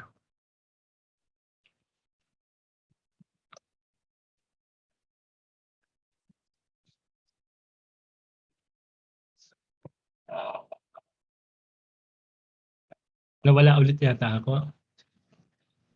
Sir Jom, hindi po. I think ang nawala ay si Ma'am, yung ating moderator. Ma'am Krish or Ma'am Janice? All right. Go ahead. All right. Okay. Thank you so much for that, Sir Jom. I think we will be needing more sessions with you. The topic is very interesting. But for now, it's already 12 noon. Dear participants. Ma'am Janice, can we entertain at least 2 more questions? Oh, sure. Parang we have, go ahead po, ma'am. Sayang po yung... I see. Okay. Another question is from Puerto Princesa. This is just a clarification. For example, in mathematics, of course, locating the primary source of concepts and ideas and the like is impossible. Therefore, we use circulating textbooks, e-materials, etc. as references. So what we need to do is to seek permission from the copyright owners of those secondary materials. That was the question, Sir Jom. Go ahead, Sir Jom. Okay, first of all, it's actually not impossible to locate the sources of these concepts. It's not impossible kasi nga itong mga textbook na ito ay galing din sila dun sa isang source, nagaling din sa isang source, etc. If you are prudent enough, you can actually locate the original source. Yung mga universities, yung mga universities for example sa mga research universities sa US or in the Western or in Japan, etc. Baka yun yung mga sources nila, but that's not our concern. No, ang math concepts, ang math computations, and some other science concepts are already considered technical and they are not creative enough to be considered copyrighted. Okay? Kapag hindi sila creative enough to be considered copyrighted, then you can actually use the concepts, the computations, no? Yun yung mga teorya na pwede nyo lang gamitin kahit wala kayong referencing. Kasi hindi naman sa kanila din yon. Kasi kinopya lang din naman nila yon. But if you are copying the expression of these computations, then definitely you need to cite you need to cite now the publishing industry or the publishing house or the copyright holder. For example, yung 9 planets, no? Actually 8 planets. Bakit nga ba natin ginawang 8 planets? So you need to locate the primary source for that. Bakit hindi siya 9 planets or 8 planets? But that's the concept, no? Yung 8 planets na lang ang planeta natin sa solar system natin. And you need to search for information or to search resources about the 8 planets. May nakita kayong mga libro na ganito. Libro number 1 says that there are 8 planets: Mercury, Venus, Earth, Mars, etc. hanggang Neptune. And then si resource 2 ganun din yung sinabi. But when for example the resource number 3 or resource number 4 says gumawa na siya ng isang kwento about dun sa 8 planet na yon, that is already creative. In that way, yung pag-ngopya niyo dun sa creative na expression of ideas ay copyrighted na, kailangan niyo na magpaalam. Pero yung mga general information, yung mga teorya, yung mga computation, you can actually use them without proper citation kasi nga general na siya, hindi na siya copyrighted. But kung hindi kayo sure kung ito ay creative enough or hindi, magpaalam na lang tayo. Since we have the communication pro forma naman or communication template naman. It's up to us naman kung makikita natin na it's creative enough or not. Okay? I do hope na nasagot ko po yun. I think yes naman po, sir. And I highly agree on that note. Next question is actually from the participant from Marinduque. The question is, sir, how can we protect ourselves from unintentional plagiarism? Minsan po kasi hindi kami aware na may kapares pala kaming rubrics or worksheet na nagawa and eventually mabibigla na lang na may concern from the original author. Kailangan niyo lang patunayan na hindi kayo nangopya. Yun lang naman yung bottom line dito. May mga konting mga may mga konting pagkakataon lang na pare-parehas kayo, and mostly yung mga pagkakataon na yun ay nasa technical side. Hindi sila masyadong creative enough para ma-merit na ito ay copyrighted or not. So don't worry about the creativity. Although if you would like to dun sa mga rubrics, kasi technical ito, maaaring magkakamukha kayo or magkakamukha or hindi. Kailangan niyo lang patunayan na ito ay gawa ninyo or hindi, no? Kasi hindi naman yan masyadong creative enough. Pero pag nasa literature kayo, pag nasa pag nasa art kayo, kailangan yung i-register ang inyong mga ginawa. Okay? So again, don't worry about that rare moments na parang nangopya kayo pero hindi naman kayo nangopya, or pwedeng pinagkopyahan kayo na parang hindi naman ganun kasi hindi naman sila creative enough to merit copyright registration. All right, thank you once again. Another question is from Sir Ariel Bund. If we need to use the third-party sources other than what we heard from the speaker, do we have a written standard or guidelines on the specific things to do? If we do, can we request for a copy? Sorry, hindi ko kasi ma-access yung chat. So the question is goes something like, if you need a third-party content to bring in the material, tama ba? Okay, let me repeat the question po, sir. Now, let's see. If we need to use the third-party sources other than what we heard from the speaker, do we have a written standard or guidelines on the specific things to do? If we do, can we request for a copy? I think this is verbal since this is coming from the speaker po. Okay. So, yes, for now, we can give you the 3 steps lang. Ito mga ganitong orientation lamang. Hindi pa sila formally written, but we have the copyright handbook coming out soon. Nire-review lang pa siya ng legal at ng mga different offices sa DepEd Central Office. Actually, the copyright handbook is being in the development phase since 2016 yata. Actually, yung mga LR supervisor natin from MIMAROPA ay kasama ko sa laban na ito, na yung copyright handbook natin. Nandiyan sina Mambet, sina Sir Ruben, yan kasama ko sa pag-develop ng copyright handbook. Pero hindi pa siya lumalabas because this is a legal or this requires a lot of legal attention. So it's coming out soon, and also we are training copyright masters in the region. So magko-call kami ng mga copyright masters in the regions para sa mga concerns niya sa copyright. Sila na lang sasagot. Okay? But for now, we can make do with the reminders. Yung sinabi natin kanina na kapag hindi naman kailangan, wag niyo nang kopyahin, etc. And then step 1, step 2, step 3, and yung mga simple reminders that you really need to know, that you really need to remember when you are writing, when you are part of the quality assurance team members. But if you would like to have the legal foundation of this, it's coming out soon. Okay, it's coming out soon. Wow, at aabangan po talaga namin yan, Sir Jom. I think all the questions were then properly addressed.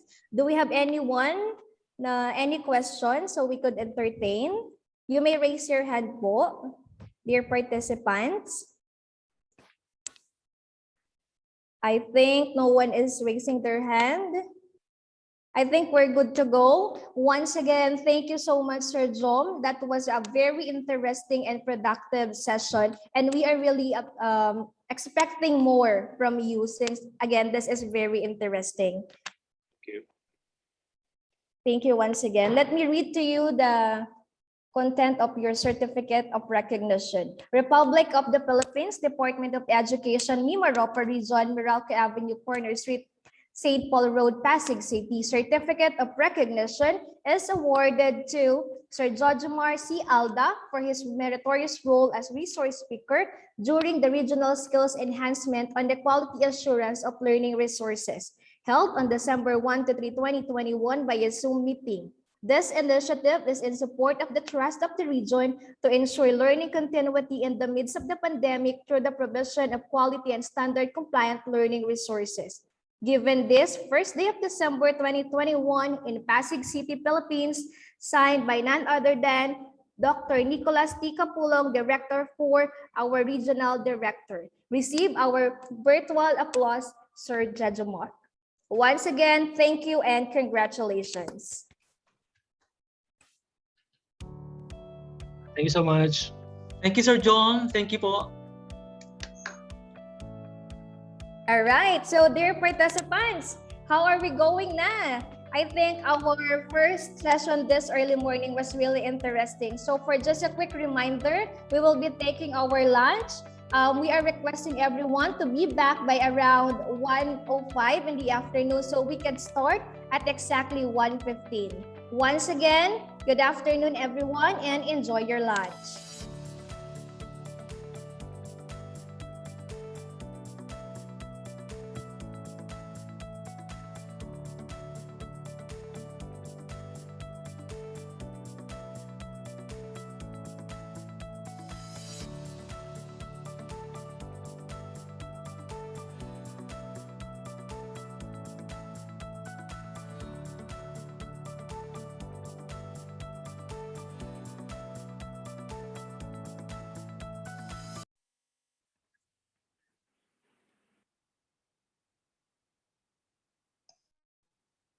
Madam, wala pong sound.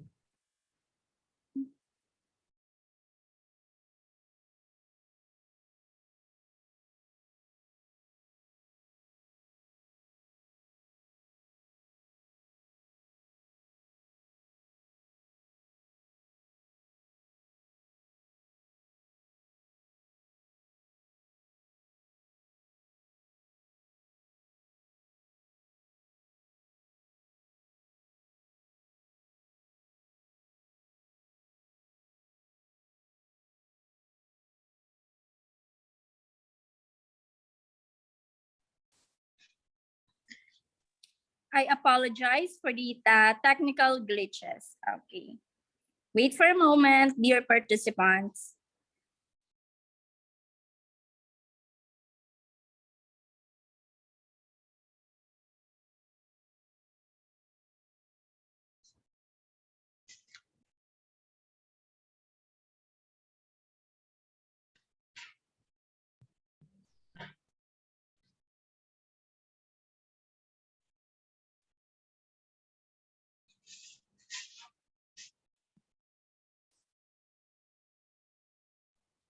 Hello po, Ma'am Janice. Is the sound audible na po?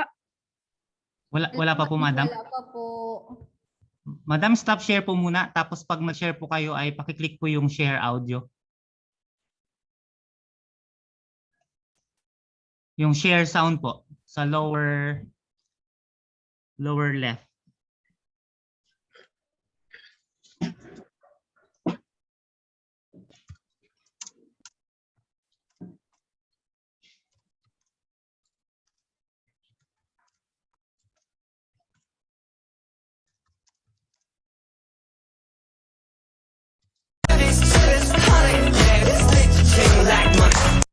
This was nice and fun. We had fun putting it together. All right. This was nice and fun. We had fun putting it together. I have Nishi and Kiara with me. Let's go. Tap. Clap, clap. Open. Good. All right, we're going to keep the hands the same. We're going to change the feet. Take it out. 4. Good, good. Open.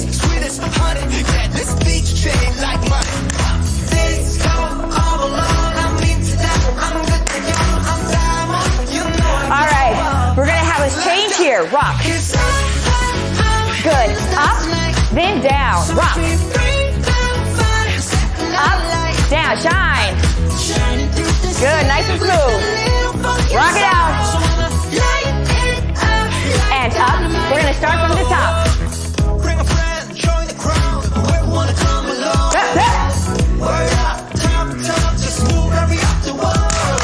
Good. Once again, we're going to change that leg motion to open and close. Open.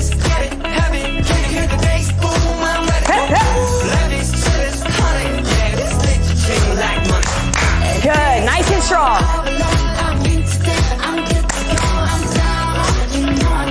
All right, we're going to rock it out. Take it up, and down. Rock. Good, shine. Rock it out. Up. We're going to have a change here. Roll it over. Good. Roll. Shine. Rock it out. Good. Here we go. Stomp it. Stomp that foot.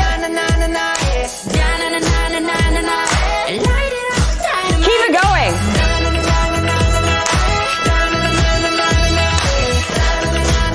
All right, we're going to have that gentle sway from the top. Good. Nice and easy. We're going to let it shine up and over. 4, 3. Back to the hook. Rock it out. And up and down. Good. Shine it out. Rock it out. Roll it over. Good. 2 more. Shine. Rock it out. Woo! Awesome. Hey, I am so excited to announce that Chair One Fitness is finally offering on-demand workouts just for you. We have a variety of music and I can't wait for you to see it. I don't know if you heard, but what we do is we break down boundaries, making fun fitness options available to anyone, no matter their age or ability. Did you hear me right? No matter your age or ability.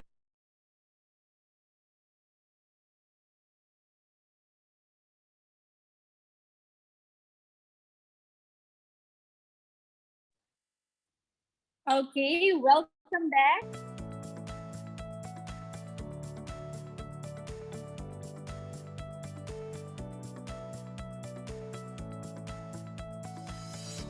So dear participants, welcome back to the Regional Skills Enhancement on the Quality Assurance of Learning Resources. Our attendance link is now available in the chat box.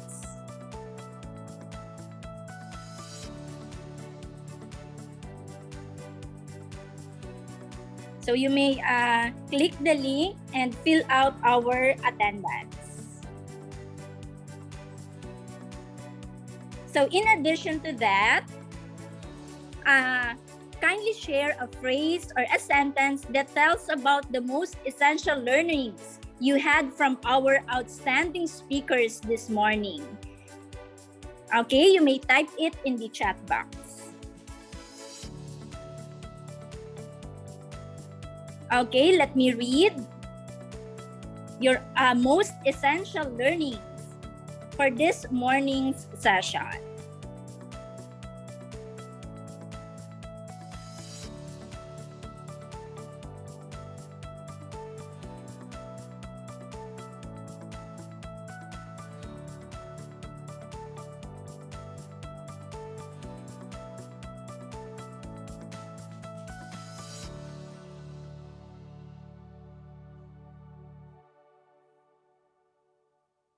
So the link will be sent in our chat box.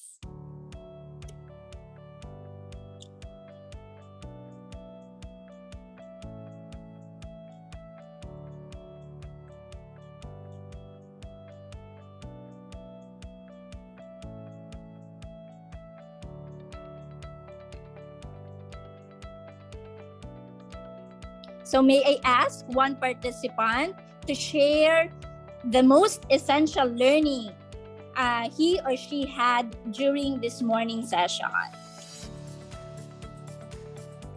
So may I have one from the division of Calapan City?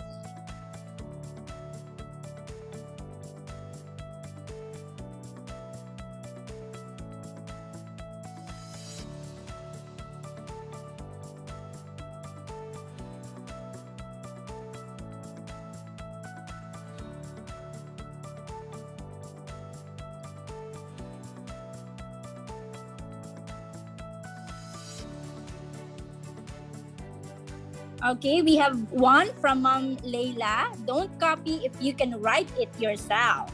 Okay, thank you, Mom.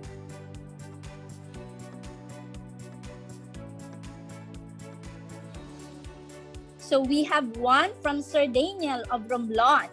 Quality of SLM reflects the quality of the education in your school.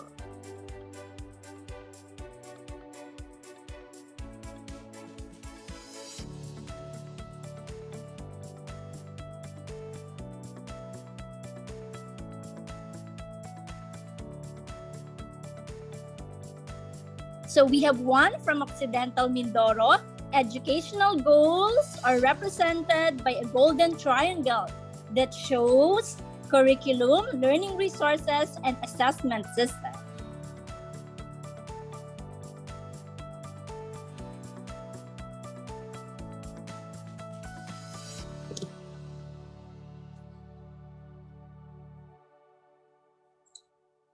Okay, thank you very much for sharing your essential learnings. So without further ado, I will introduce our third speaker for today.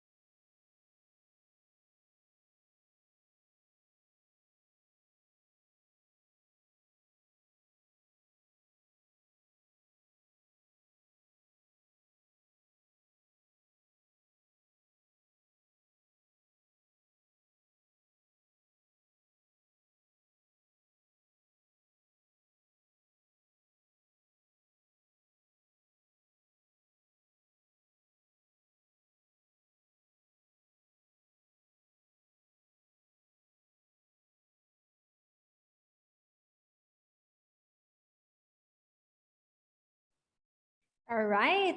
So I'm so sorry for Mom Krishna. So I will be taking over. So once again, dear participants and the technical team, good afternoon and welcome to the other half of our session for today. In this regard, let me introduce to you our speaker, our third speaker for today's session. Give me a minute.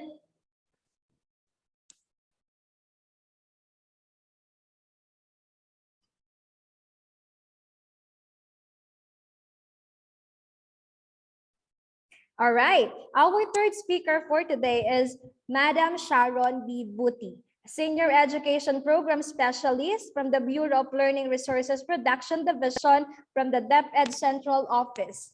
A woman of excellence, passion, and determination. Let's all welcome Madam Sharon B. Buti. A round of applause, please.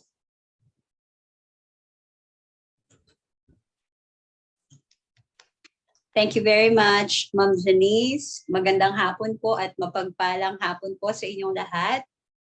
Allow me po to congratulate everyone from MIMAROPA, especially Sir Freddy Ray, for this initiative. Napakaganda po nitong activity natin na skills enhancement for quality assurance of learning resources. Kasi makakatulong po namin kayo para masigurado na may kalidad yung ibibigay po nating mga learning resources sa ating mga batang Pilipino. Di ba nga po, there is power in numbers. So the more people that knows the standards and the rules in the development of learning resources, especially in the quality assurance, mas malaki po ang magagawa natin para masigurado na of quality yung ating ibibigay sa mga learning resources. So again, allow me to congratulate everyone po. Lucky po na privilege na nakasama po kami dito sa inyo at ma-discuss po namin sa inyo at ma-share yung mga kailangan po nating malaman para po malaman po natin at magabayan po tayo sa ating pagka-quality assure ng ating mga learning resources. So thank you very much po. At this point po, allow me to share my screen.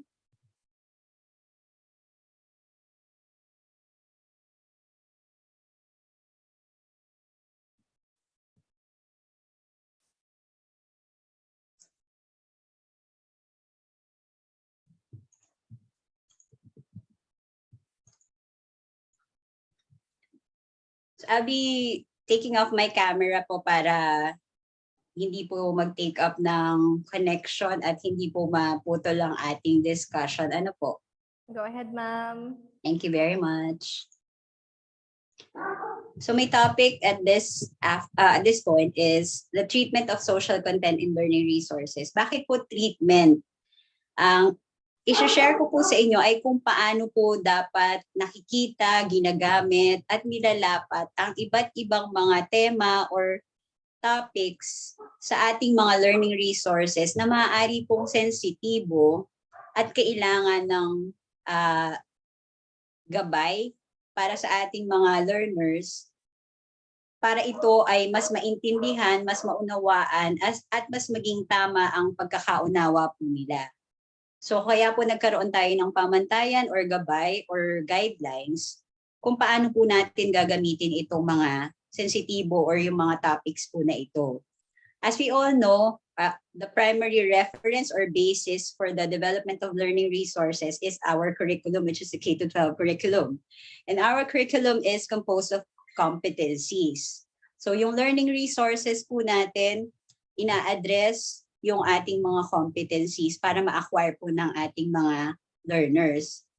And when we try to address the competencies, we use different topics in lessons. So dun sa mga topics na yun, maaari pong may ma-include tayo na mga sensitive topics na very essential sa pagbuo at paghubog ng behavior at yung mental development ng ating mga learners. Kaya po, crucial na maging appropriate, maging proper, at maging accurate lahat po ng mga content na binibigay po natin sa ating mga learners.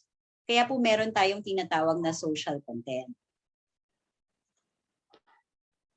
So by definition, ang social content po ay yung mga tema or yung mga themes or topics kung saan ang ating pong ahensya, ang Department of Education, ay may pine-prescribe na certain guidelines para po malaman natin kung ano ang tamang pamamaraan para ito ilapat sa ating mga learning resources at hindi po makabuo ng confusion or misinterpretation or misunderstanding sa ating mga learners. Kasi po dahil educators tayo, alam natin na whatever we say, whatever we teach, whatever our learners read in the books, watch in the video lessons, hear in the radio lessons, alam po nila tama yon dahil tayo ang nagbibigay. Kaya sa atin po, ito ang responsibilidad natin na sa paggawa pa lamang at sa pag-quality assure, kailangan po ay tama na, kailangan na appropriate yung mga lessons po or yung mga topics po na yon. So very crucial po na maging mindful tayo at maging careful sa ating mga topics na inilalapat. At ang purpose po ng social content guidelines ay para matulungan po yung mga developers po natin ng learning resources na maging mindful at responsible sa pag-express ng mga meanings, ng iba't ibang mga mensahe, ng mga ideya, even po yung mga larawan and the like sa ating mga learning resources. At hindi lang po sa developers ng learning resources, pati po sa quality assurance team, mahalaga po na malaman at isa puso po natin yung social content para malaman po natin at makita po natin, ma-ensure natin na yung pagkakalapat po ng mga developers dun sa mga nabanggit pong mga ideya ay tama po ba, angkop po ba, at naaayon po sa mga target learners po natin. At kung masusunod po natin yung ating guidelines, ito po ay magre-result sa formation of desirable values. Or ang outcome po nito is more than the quality learning resources, ay makakatulong po tayo na mahubog yung mga nararapat na values na ma-acquire ng ating mga learners. So, such as nationalism, justice, moral uprightness, understanding, and compassion, among other desirable values pa po. At isa pang maidudulot po nito ay mawawala po yung misconceptions, yung pagkakaroon ng stereotype na pag-iisip, even yung discrimination, bias, stigmatization, incitement to violence, at iba't iba pa pong mga negatibong behaviors or influences na maaari pong ma-acquire or ma-imbibe po ng ating mga learners by just studying or by just reading the learning resources that we provide them. Kaya po, napakahalaga rin na maging responsable po tayo sa ating mga ginagawang mga learning resources. Kasi meron pong mga pag-aaral na as early as preschool, nabubuo na po yung bias sa ating mga learners. So we can just imagine na a preschool student, meron na siyang pag-iisip na bias na siya. So napakalaking impluwensya ng mga babasahin or yung mga kagamitang mag-aaral sa paghubog po ng mga behavior ng ating mga learners. And of course, ang focus po ng social content, like any other educative processes or initiatives, ay ang ating Filipino learner.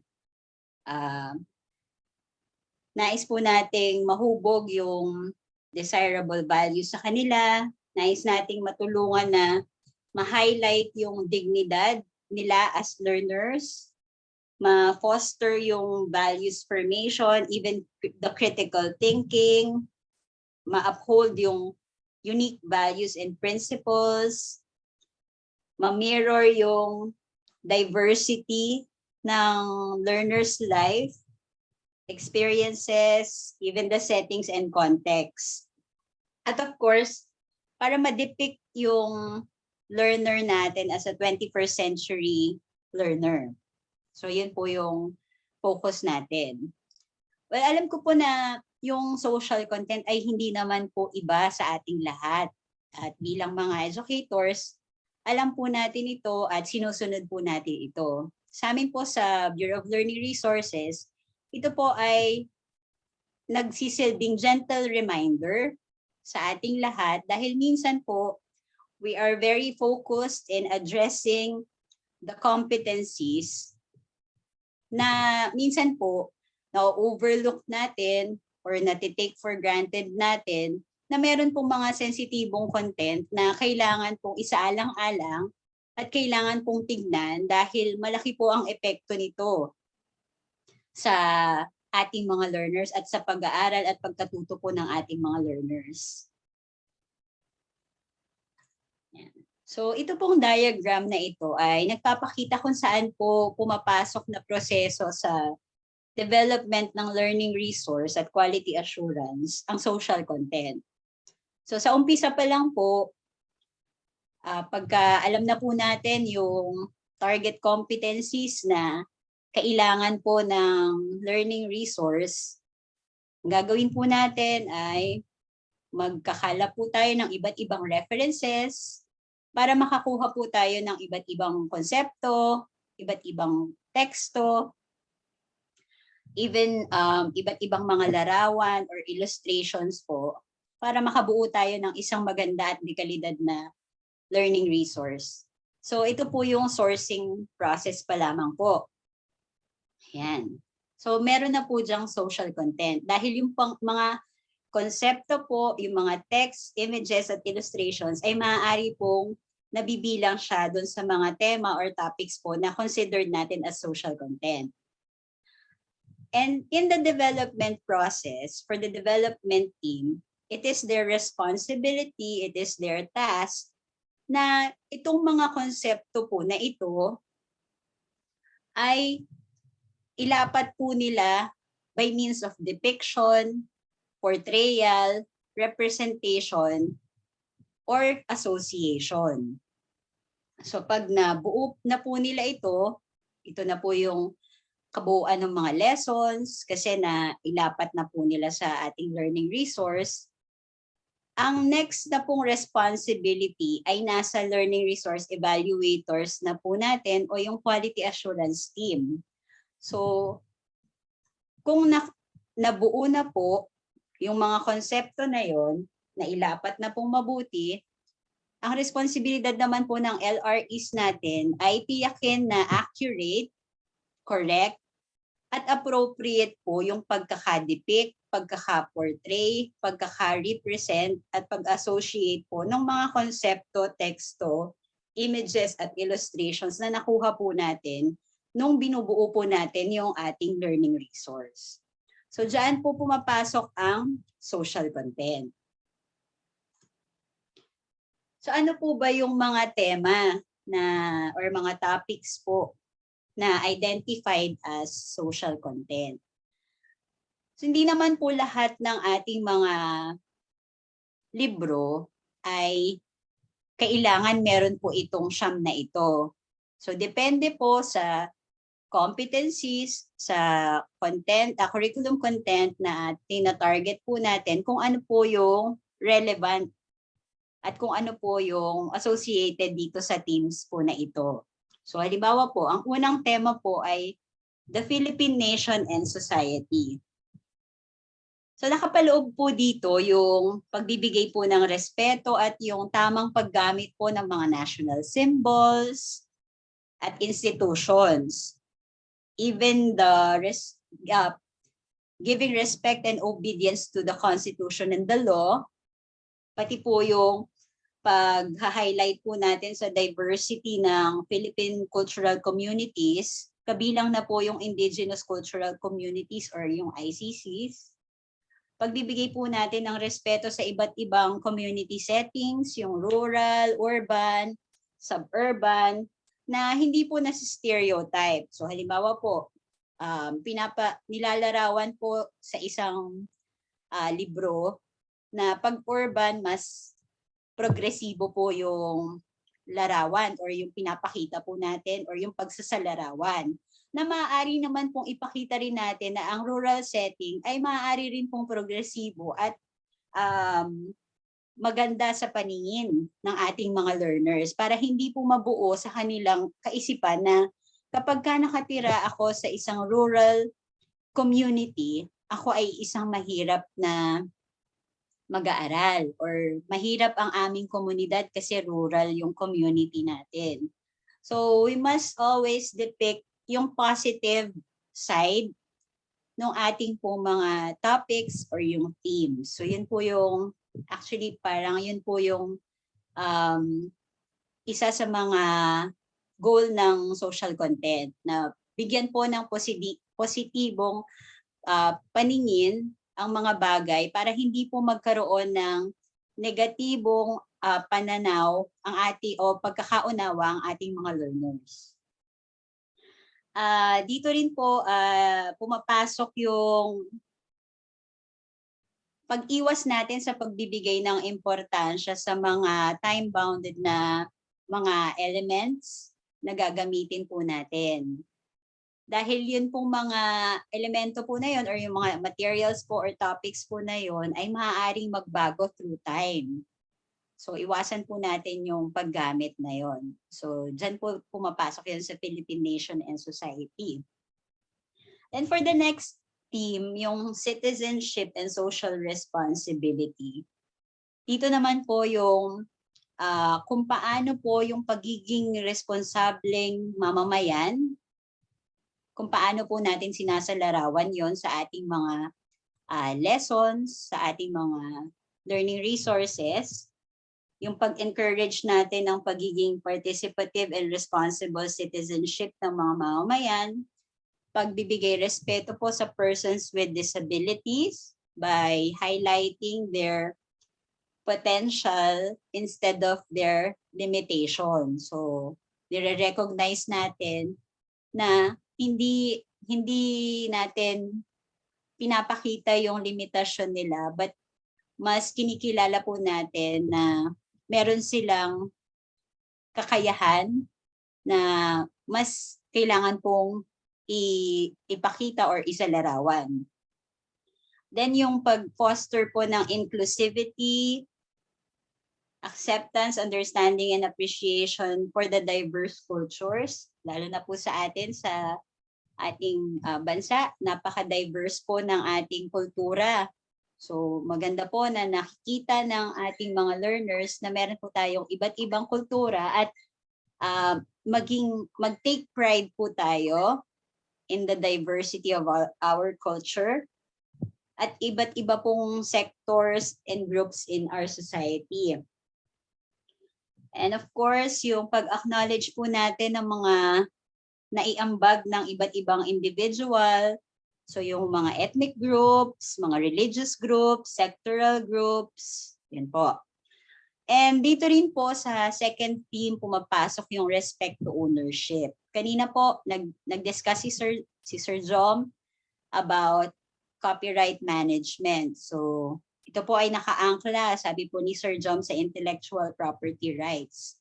So hindi lang po ang ating mga developers or hindi lang po yung tayong mga gumagawa at nagka-quality assure ng learning resources ang kailangan may kaalaman sa copyright or sa intellectual property rights at yung pagbibigay respeto po sa pag-aari ng iba.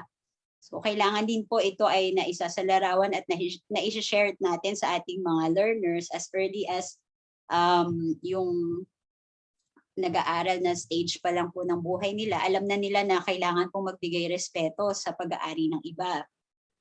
Dito rin po pumapasok yung respect to privacy. Of course, in line with the Republic Act 10173, yung Data Privacy Act of 2012. So mahalaga po na bibigay din po natin yung impormasyon na yon sa ating mga learners.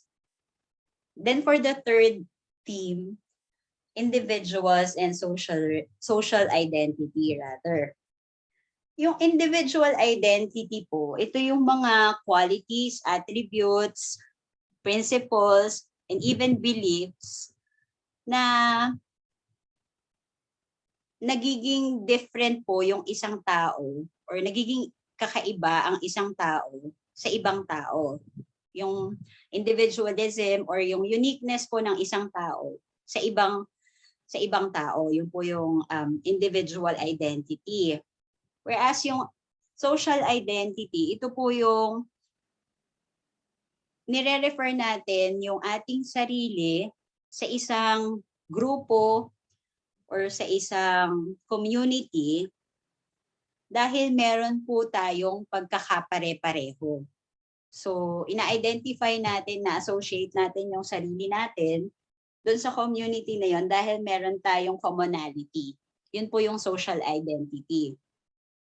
So, dito po, sa tema po na ito, yung promotion ng sensitivity and respect for the dignity and equal treatment to all individuals and groups.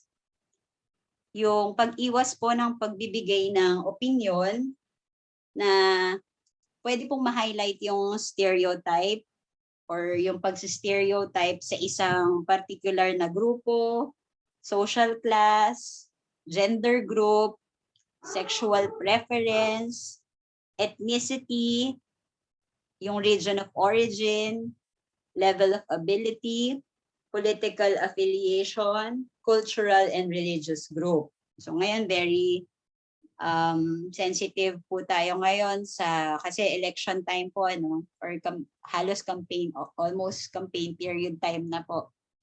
So kahit ano pong ibigay nating information at yung maaaring ilapat po natin sa mga learning resource po natin na nagbibigay po ng bias or stereotype sa isang political affiliation ay napakalaking impluwensya na po na makukuha po nito ang ating mga learners. So we have to be very careful dahil isa po yun sa mga sensitive na content na maaari pong mapulot ng ating mga learners na sana po ay tama ang ating pagkakalapat.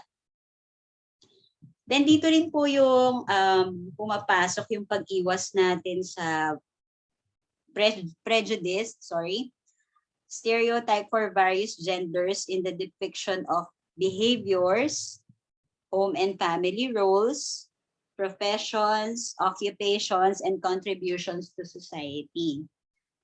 Yan. Kasi madalas po yung pagsasalarawan po natin ng isang particular na gender ay nakakadulot po ng pag-stereotype sa ating mga learners dahil naiisip po nila sa lahat po kasi ng librong nabasa ko, halimbawa po, ako yung mag-aaral.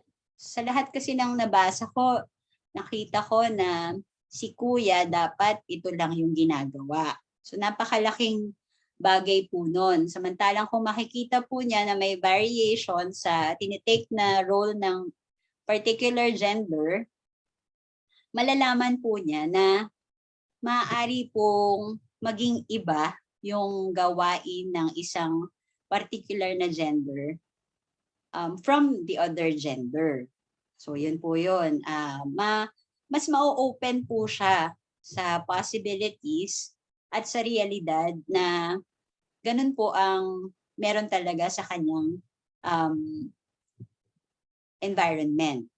So, meron pong isang article akong nabasa na meron pong isang school sa Spain na tinuturo po sa mga lalaking estudyante ang mga gawaing bahay. So, meron po silang isang parang subject or course na tinuturuan sila kung paano mamalansya, kung paano maglaba, para mawala po yung gender inequality at para makita po na different genders can take up different roles or they can, yung kumbaga po ay vice versa yung pag-take ng different roles. So yun, yung mga ganong klase po na hindi po masama na makita yon at maisalarawan po natin yon sa ating mga learning resources. Then for the next theme, for theme number 4 po, or topic number 4, yung social institutions. Yung social institutions po, ito po ay binubuo ng family, religious or faith groups, work institutions, and commercial entities. Ito pong social institutions ay mga grupo po na nagpo-provide ng structure and mechanisms of order and cooperation to govern the behaviors of its members. Yan. So yung family po, pwede po natin, halimbawa po merong topic sa ating mga learning resources, yung different family patterns. So maaari po nating gawing halimbawa yung iba't iba pong family patterns na meron po tayo dito sa Pilipinas. Meron pong nuclear, meron pong single parent, so meron po yung grandparents ang nagsistand as parents to the child, meron pong mga tito or tita. So yun po yung mga iba't ibang family patterns na pwede rin po nating kilalanin at maaari rin po nating gawing halimbawa sa ating mga learning resources na makakatulong rin po sa pag-unawa ng mga learners po natin na yung bumubuo po ng ganong klaseng family ay considered as family pa rin po. So hindi lang po isang pattern ang meron na pwede pong i-consider as a family. So yun po yung gusto natin, na ma-open yung isipan din ng ating mga learners na meron pong ganong posibilidad. Then for the religious and faith groups, yung tamang paggamit po or pagbigay reverence sa mga religious symbols at rituals. Ito po, very sensitive po, and we have to be very careful po whenever we associate or whenever we use different symbols, religious symbols and rituals na dapat po accurate with proper research po, or siguro po yung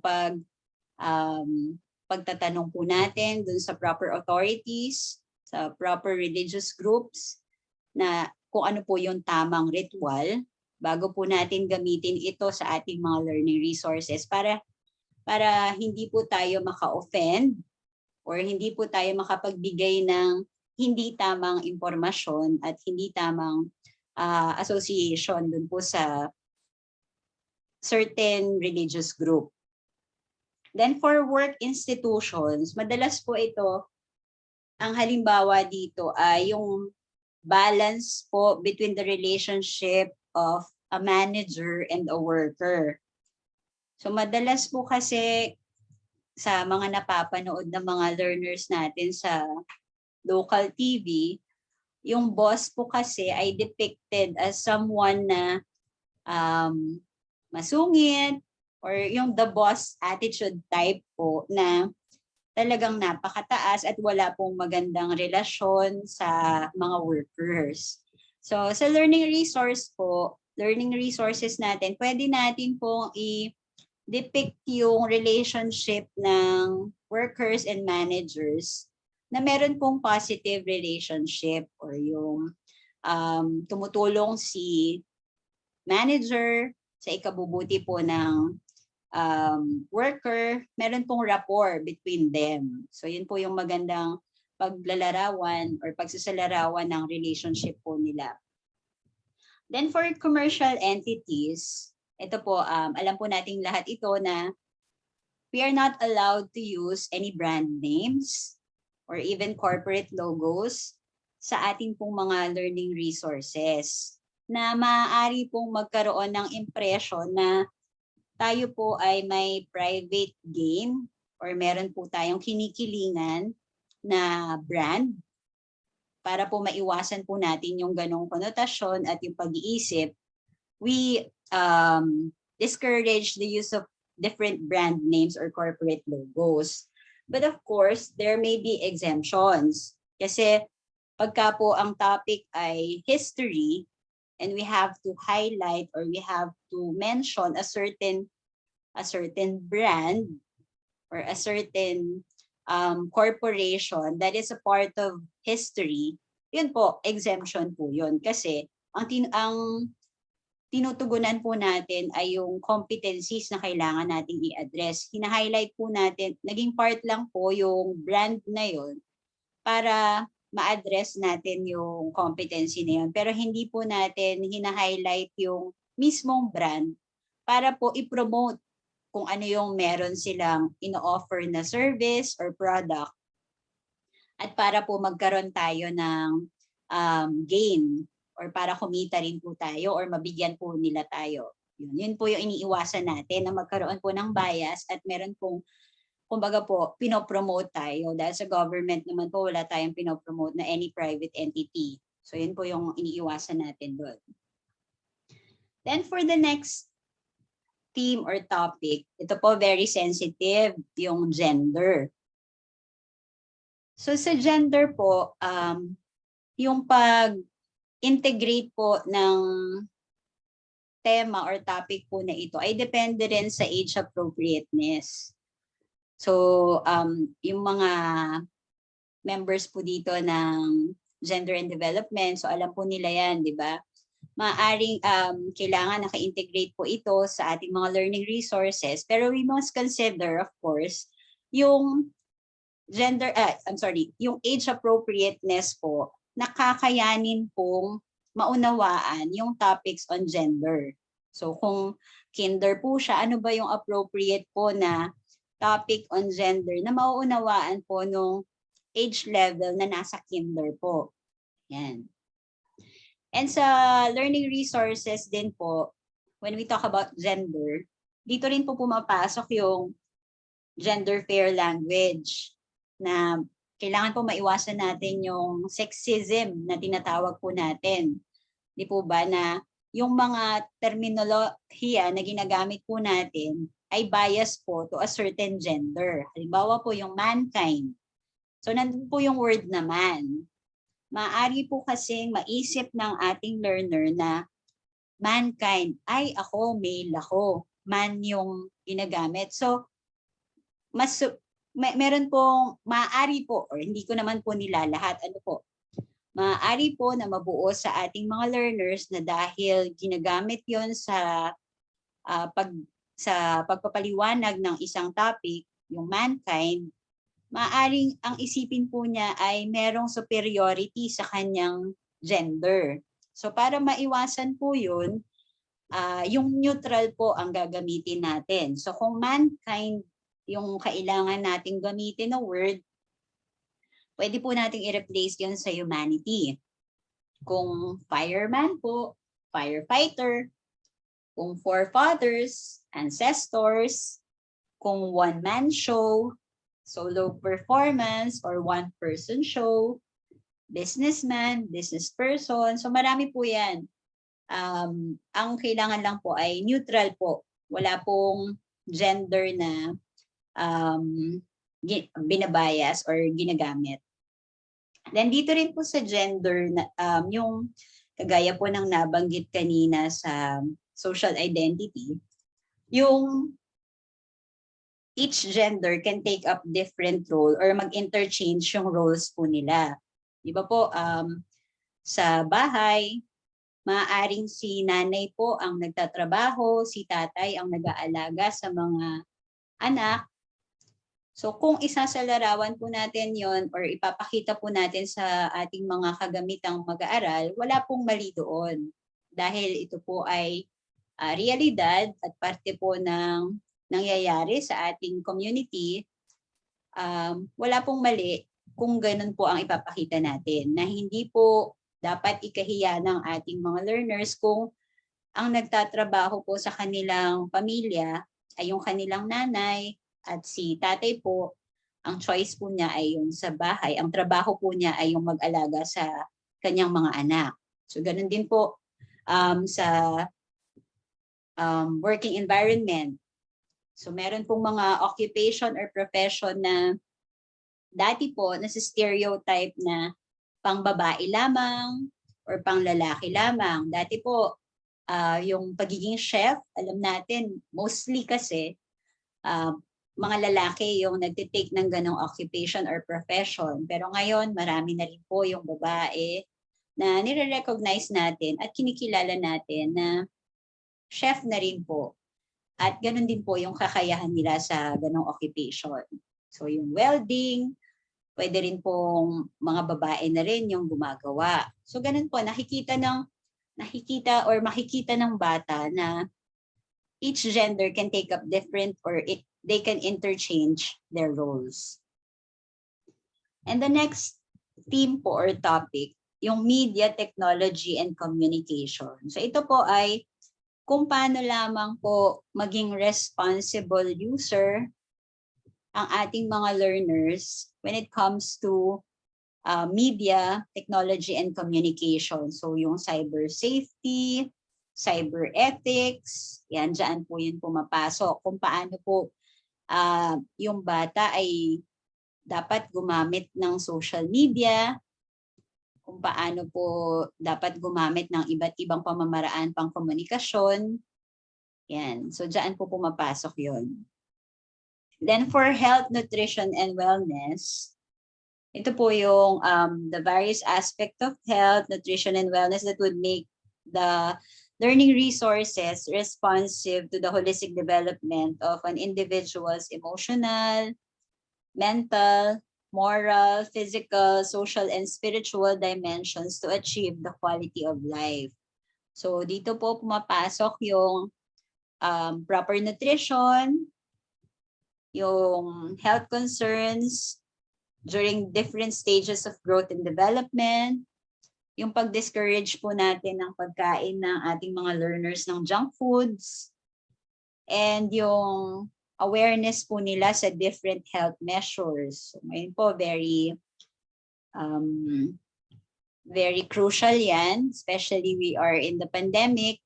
So maganda po na we can integrate some of the measures that the learner should know and take sa ganito pong panahon para maging or maprotektahan din po yung kanilang kalusugan at even yung kanilang family at bigyang impormasyon din po yung kanilang pamilya. So dyan po pumapasok yan sa health, nutrition, and wellness. Then for the 8th theme po, yung environment. So ito po, very simple po kung paano i-treat yung natural environment with love and respect. So yung proper care po sa ating mga natural resources, yung tamang pagtrato po sa lahat or pagbibigay respeto po sa lahat ng may buhay or all life forms, pag-conserve po at yung pag-preserve po ng ating kapaligiran at ng ating natural resources. So diyan po pumapasok yun. Then the last theme, ito po yung safety and security, yung awareness of the need to secure all elements that may be at risk like humans, animals, and the environment. So dito po pumapasok yung disaster awareness and preparedness, yung DRR po. Then yung safety measures and protocols. So kung sa science po, dito pumapasok yung tamang behavior po in using different laboratories or yung science laboratories. Ano po ba yung mga dangerous na mga substances around them? Ano po yung mga lugar na maaari po silang mapahamak or maaaring ma-put in danger yung kanilang kalusugan and yung kanilang buhay. So dyan po pumapasok yan sa safety and security.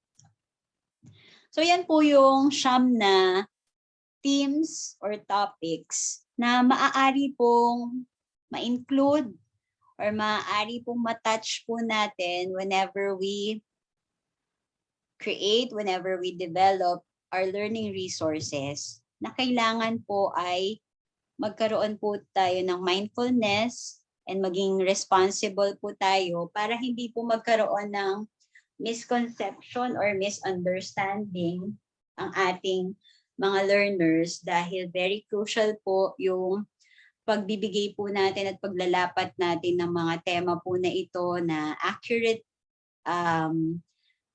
appropriate, and correct. Yan. So kaya po tayo nagkaroon ng social content guidelines para po maging reminder at para po magsilbing pamantayan po natin na isinasaalang-alang po natin ang iba't ibang aspeto ng pag-develop at paghubog ng behavior at ng values po ng ating mga learners through our learning resources. So with that, I hope ay nakatulong po ako sa inyo pong activity na madagdagan po yung kaalaman nyo tungkol sa quality assurance po ng learning resources And I'm very grateful po for your invitation at salamat po sa inyong pakikinig. Isang maganda at mapagpalang hapon po ulit sa inyong lahat. Maraming salamat po.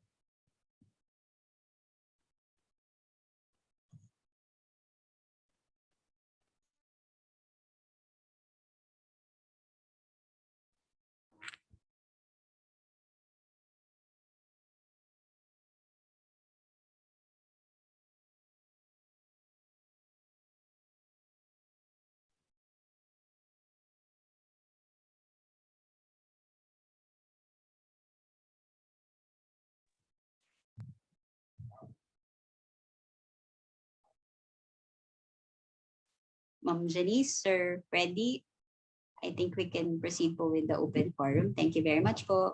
All right, I'm so sorry for that, ma'am. Well, anyways, Ma'am Sharon, thank you po sa palaging pagpapaalala sa amin sa pagbibigay respeto sa pag-aari ng iba. Napaka malaman po sa Bisaya po, maayo. Let me share with you the word maayo dito po sa probinsya ng Romblon. Ang ibig sabihin po ay mabuti. Muli, maraming salamat po Ma'am Sharon at kinagagalak po naming lahat na naging kabahagi namin kayo sa aktibidad na ito. Ngayon naman po, let's now have our open forum. Dear participants, you may now start posting your questions or alam ko may maaasahan ako. Anyone from SDO Palawan? Any participant, you may now ask questions.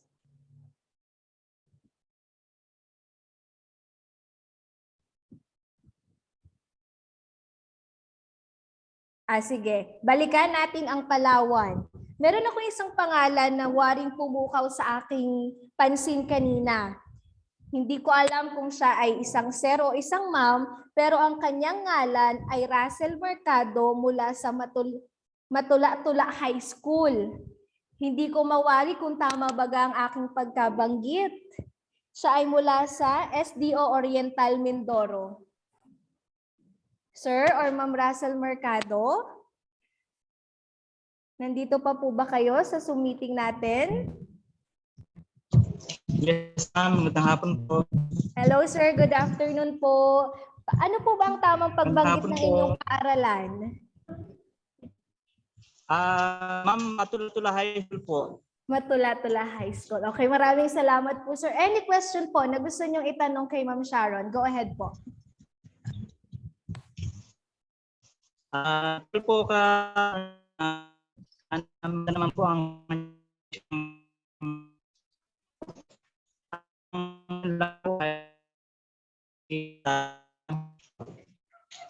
sa gender po.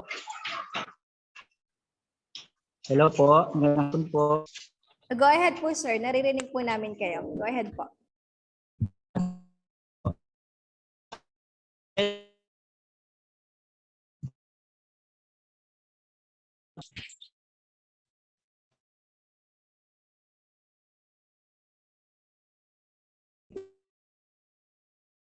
Mukhang, Sir Russell, okay lang po ba kung babalikan namin kayo maya-maya lamang? Sige po, balikan po natin si Sir Russell maya-maya. Meron naman mukhang may tanong si Sir Bebet ba ito? Kayabo mula sa Puerto Princesa. Go ahead po, sir.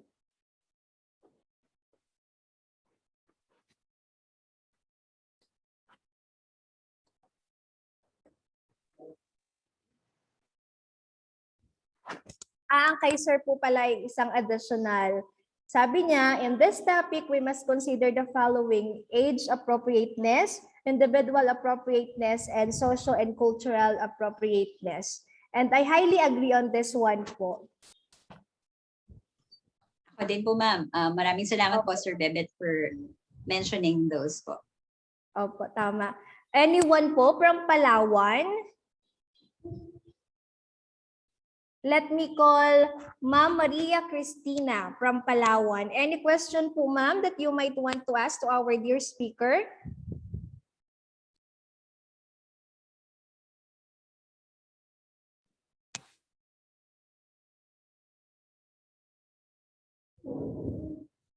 Mukhang nawawala siguro sila, Ma'am Sharon. Ano po? Pwede na po ba nating balikan si Sir Russell?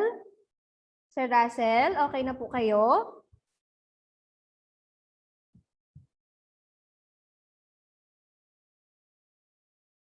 Mukhang wala pa din. At mukhang sa palagay ko po, Ma'am Sharon, wala sigurong tanong ang ating mga kasamahan. Pero once na may tanong po sila dito sa ating chat box, ipapasa po namin sa inyo. Okay Ay, po, ito ma'am. isa. Sige po, ma'am. Ito po, ma'am, meron po tayong isa. Magandang Okay. araw po. Apa. Salamat po sa napakagandang pagbabahagi, ma'am. Tanong ko lang po, meron po bang standard na manual exclusively for social content evaluation in Araling Panlipunan po to gauge us in QA? Salamat po. Thank you, ma'am. Si Ma'am Ruth Jane po, ano? Maraming salamat po sa inyong katanungan. Wala po tayong specific na manual for social content evaluation na per learning area. Pero bumubuo po tayo ngayon ng handbook on the treatment of social content na maaari pong maging gabay po ninyo sa pag-evaluate ng lahat po ng learning areas. So nakadetalye po doon yung lahat po ng nabanggit ko na mga tema at may mga halimbawa po doon sa draft na handbook po natin na iyon na maaari po namin ibigay din sa inyo bilang inyong kopya. Pero ito po ay kasalukuyang ine-enhance pa at minomodify at hindi pa po nailalabas. Pero maaari nyo na pong gamitin dahil ito na po yung ginagawa nating pamantayan. Thank you po. Ayun, yun naman pala. Sige ma'am, aabangan po namin yan at nawa ay magamit din namin lahat. May sunod pa po tayong tanong, ma'am. Ito po. Given the subjectivity of the topic, what advice can you give to balance our judgment on the mentioned matter? Thank you. Yes po, kay Sir Ariel po, ano? Opo. Tama po, very sensitive po kasi yung ating themes at yung content. Pero para po magkaroon ng balanse, I highly recommend po that we get the credible reference or information. We conduct research. We get proper authorities to guide us para po makakuha tayo ng sapat at tama at accurate na information at magkaroon po ng balanseng paglapat at pananaw po sa paggawa po ng ating mga learning resources at pag-quality assure po. So as long as may positibo pong pagsasalarawan at hindi po magkakaroon ng double meaning, kumbaga po, at magkakaroon ng misconception ng ating mga learners, mayroon na pong balancing treatment yung ating mga content. Thank you po. Ayun, malinaw. Opo, ma'am, maraming salamat po. Na naghahanap pa lang po ako dito kung may iba pang mga katanungan. Pwede po kayong magtaas ng kamay kung may iba pang katanungan mula sa iba't ibang division. Mula po sa Division of Romblon, may tanong po.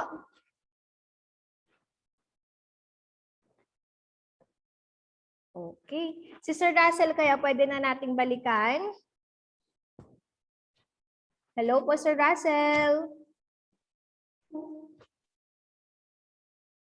All right. So, short notice lang po. Let me just share with you. For training resources, attendance, and important links, you may visit our one-stop site, Regional Skills Enhancement in the Quality Assurance of Learning Resources. That is https://google.com/view-mimaropa LR activities or https://tinyurl.com/mimaropa LRQA. So I think wala na po munang tanong mula sa ating mga participants. So once again, Ma'am Sharon Buti, please stay lang po. I will read to you the content of your certificate. And once again, maraming salamat po. Let me read to you the content. Republic of the Philippines Department of Education MIMAROPA Region Certificate of Recognition is awarded to Ma'am Sharon B. Buti for her meritorious role as resource speaker during the Regional Skills Enhancement on the Quality Assurance of Learning Resources held on December 1 to 3, 2021 by a Zoom meeting. This initiative is in support of the trust of the region to ensure learning continuity in the midst of the pandemic through the provision of quality and standard compliant learning resources. Given this first day of December 2021 in Pasig City, Philippines, signed by Dr. Nicholas T. Capulong, Director for our Regional Director. A round of applause, a virtual applause for Madam Sharon Buti. Once again, Madam, thank you so much po. Maraming salamat po sa inyong lahat. Keep safe po and keep healthy. Stay healthy. Happy holidays, ma'am. Thank you so much Happy holidays din po. God bless po sa inyong lahat. Thank you and congratulations. Ma'am Sha, thank you so much po sa inyo. Maraming salamat po, Sir Freddy. Congratulations Salamat po. God bless. All right, while we are waiting for our next speaker, masyadong maaga tayong natapos. For our announcement, dear participants, you may access our link for our attendance. Don't forget to access this one in order for you to be able to be present in this gathering. Sir Fred, pwede po ba tayo mag-break muna for at least 3 minutes? Health break po muna tayo. All right, Yes, ma'am. Yes, ma'am. Go ahead po. Health break po muna tayo for 5 minutes po. All right, let's have our health break. Let's all be back after 5 minutes.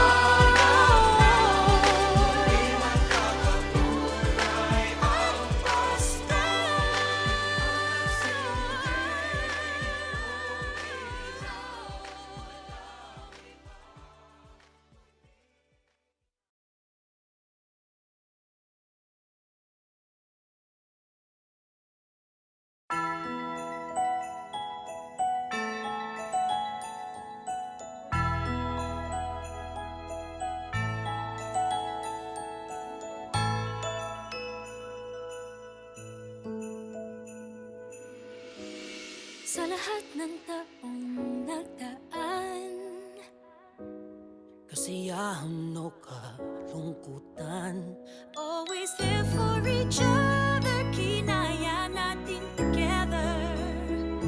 Forever, forever, family is forever. Inaghisa tayo ng Diyos at pag-ibig, may iisang puso at isang tinig. Forever, forever, family is forever. Forever, forever, family is forever.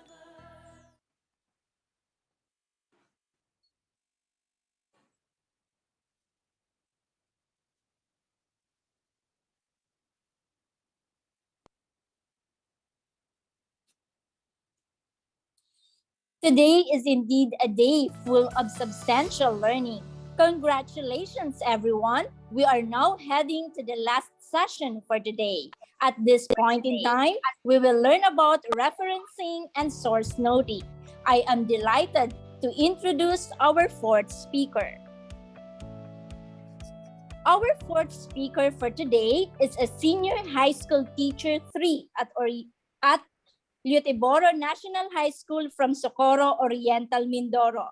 He finished Master of Arts in Education, major in English Language Teaching at Mindoro State College of Agriculture and Technology, Victoria Oriental, Mindoro.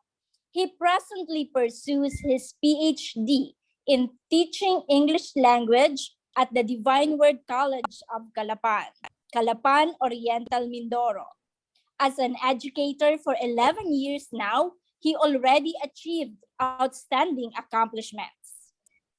He served as Division Research Language Editor and Evaluator, National Writer in Creative Writing, National Writer of Senior High School Reading and Writing, member of the Program Management Team of Project OB, on board in Entrepreneurship MIMAROPA region, regional language and content editor of various learning materials from kindergarten to senior high school. Facilitator and member of the management committee during the 2021 annual Techno Skills Showcase of the MIMAROPA region.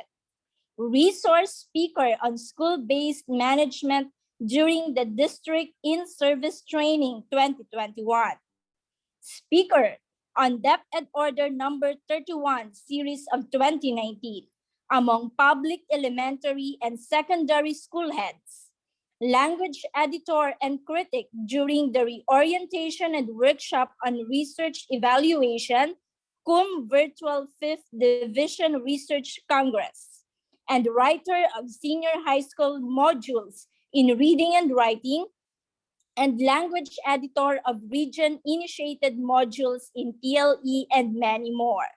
Dear participants, listeners, viewers, and guests, join me in welcoming our speaker, who is a multi-achiever at a very young age, Sir Arden Balahaja Pasha. Receive our sounding virtual round of applause, sir. Welcome, Sir Arden Pasha. Di ba't wala?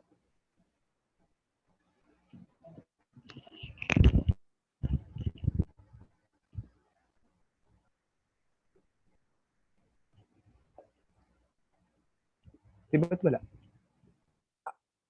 Hello, Sir Arden. Hello po, wait lang po, ma'am. Okay po.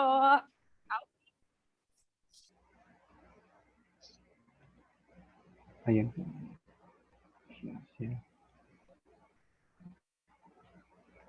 Nasaan ako?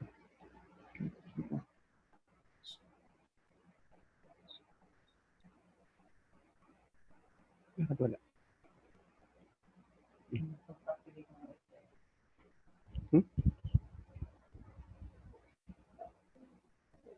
Ayun.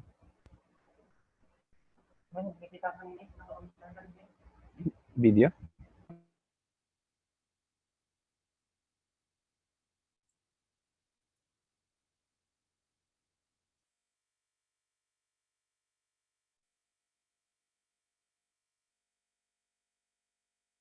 So once again, dear participants, let us give Sir Arden Pasha a virtual round of applause.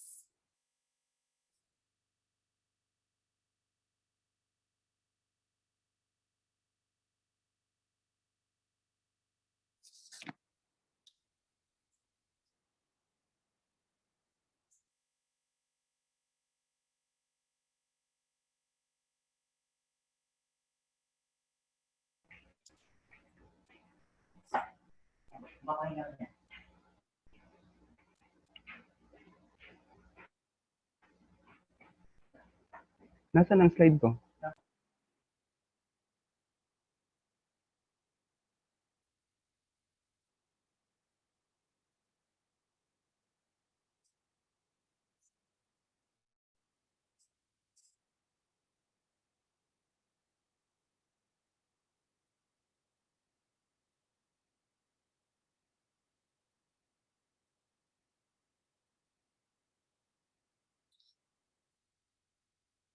Dear participants, don't forget to log in our attendance for today.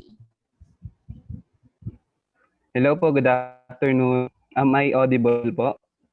Yes, Sir Arden. Yes po.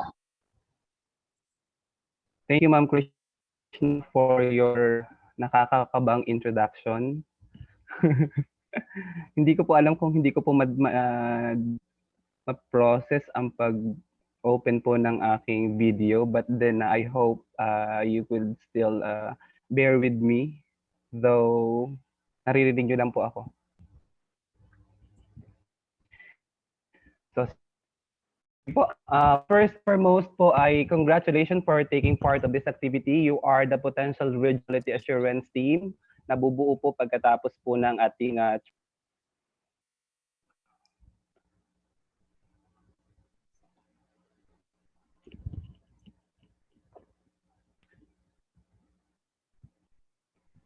Okay, so at this point po, I will be sharing with you the Learning Resource Referencing Guide for Potential Regional Quality Assurance Team.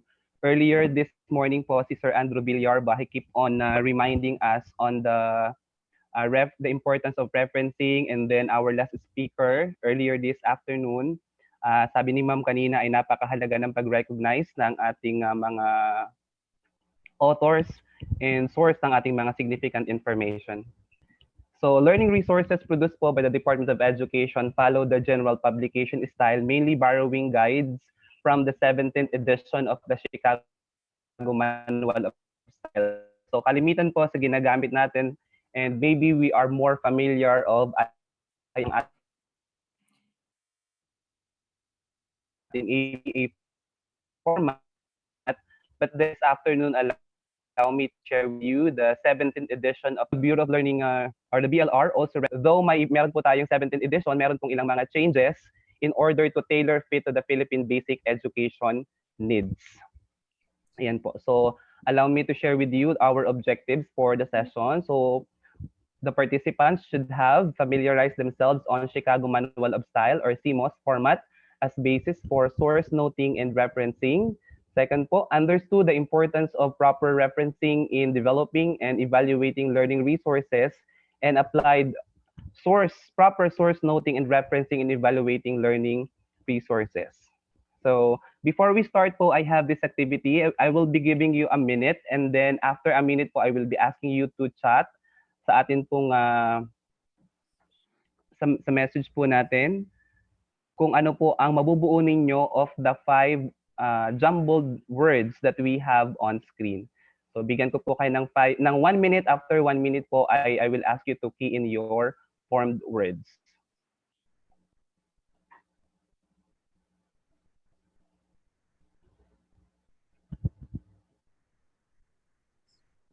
Isulat nyo lang po muna sa piece of paper. And then later on, I will be asking you to key in these words.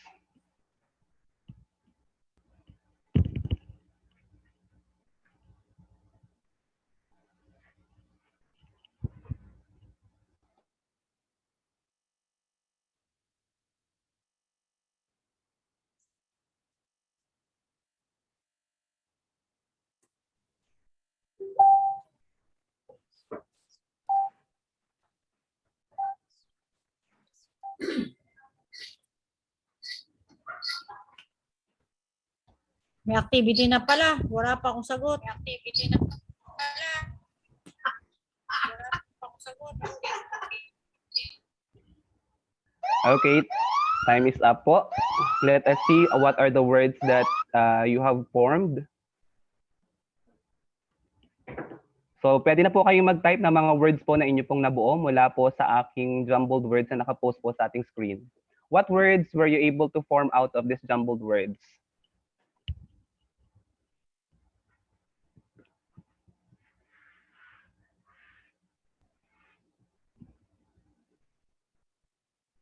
Okay.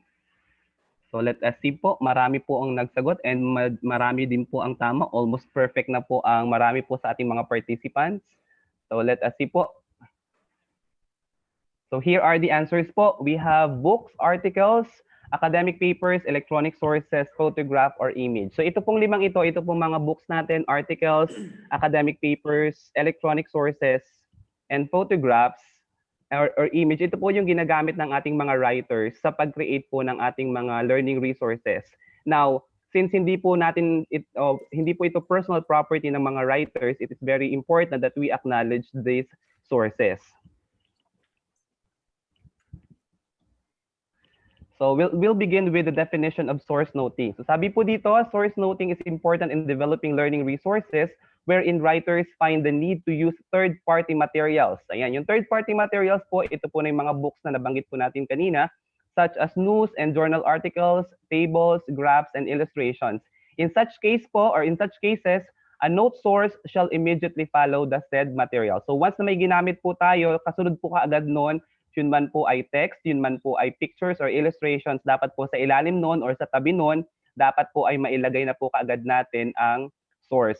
Since tayo po ay mga potential resource evaluators, so ito po yung ating mga titingnan kung sakali pong tayo ay mabigyan ng pagkakataon na maging bahagi ng Regional Quality Assurance Team.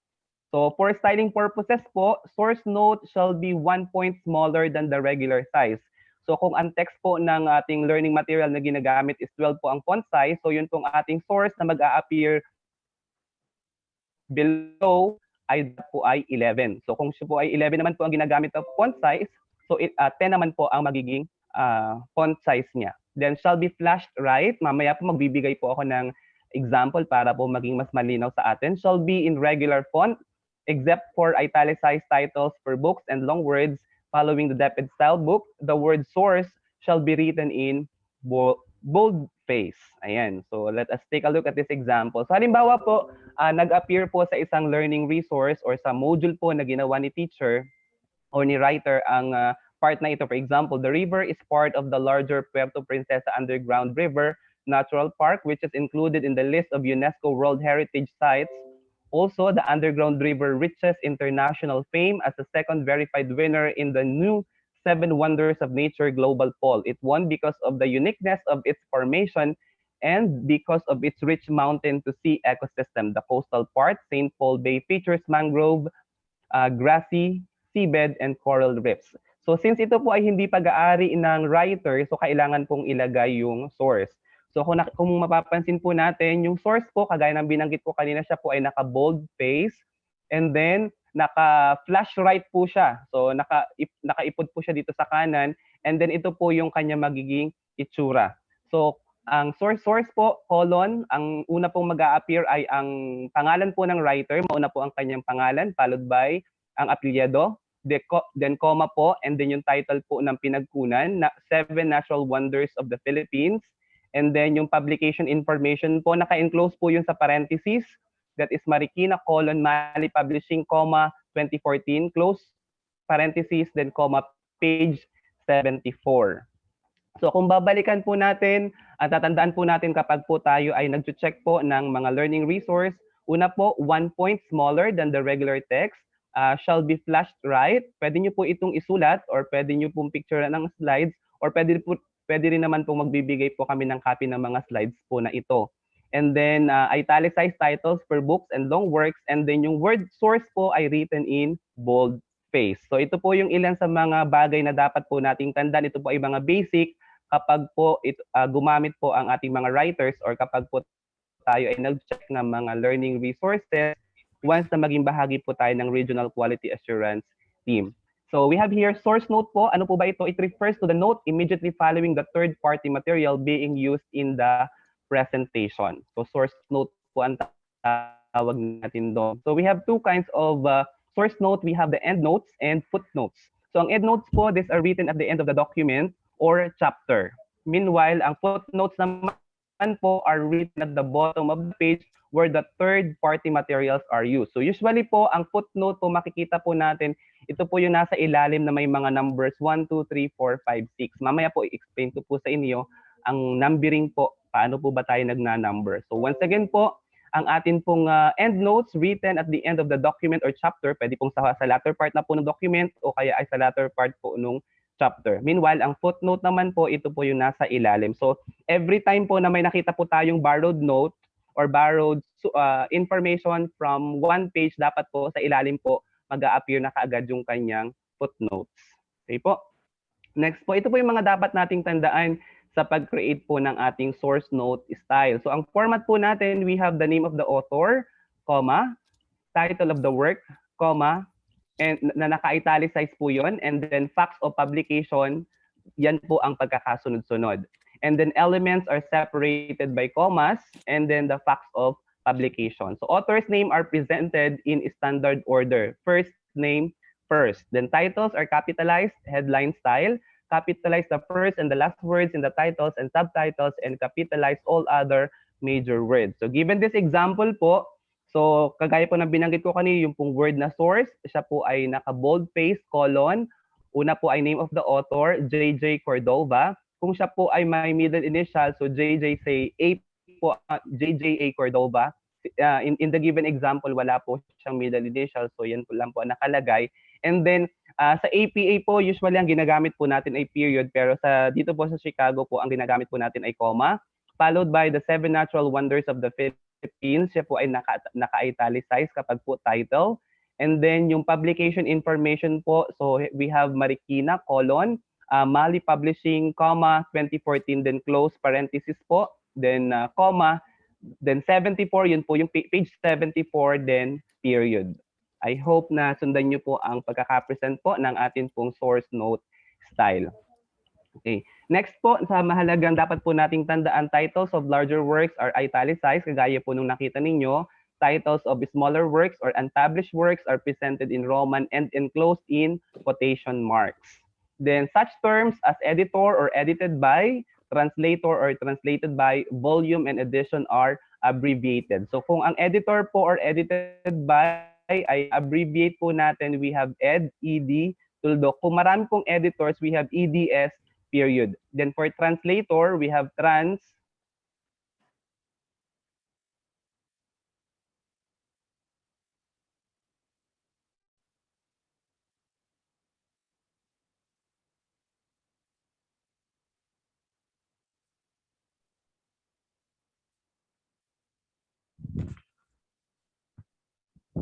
All right, let's wait for a moment for Sir Arden to be back on the platform.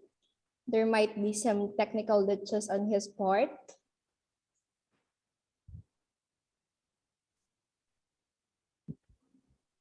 So once again, dear participants, don't forget to click in on our attendance link.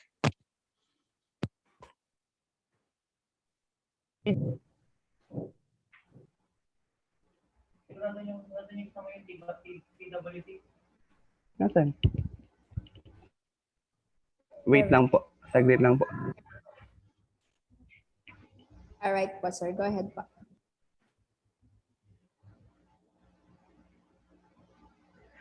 So, pala ako sa ano?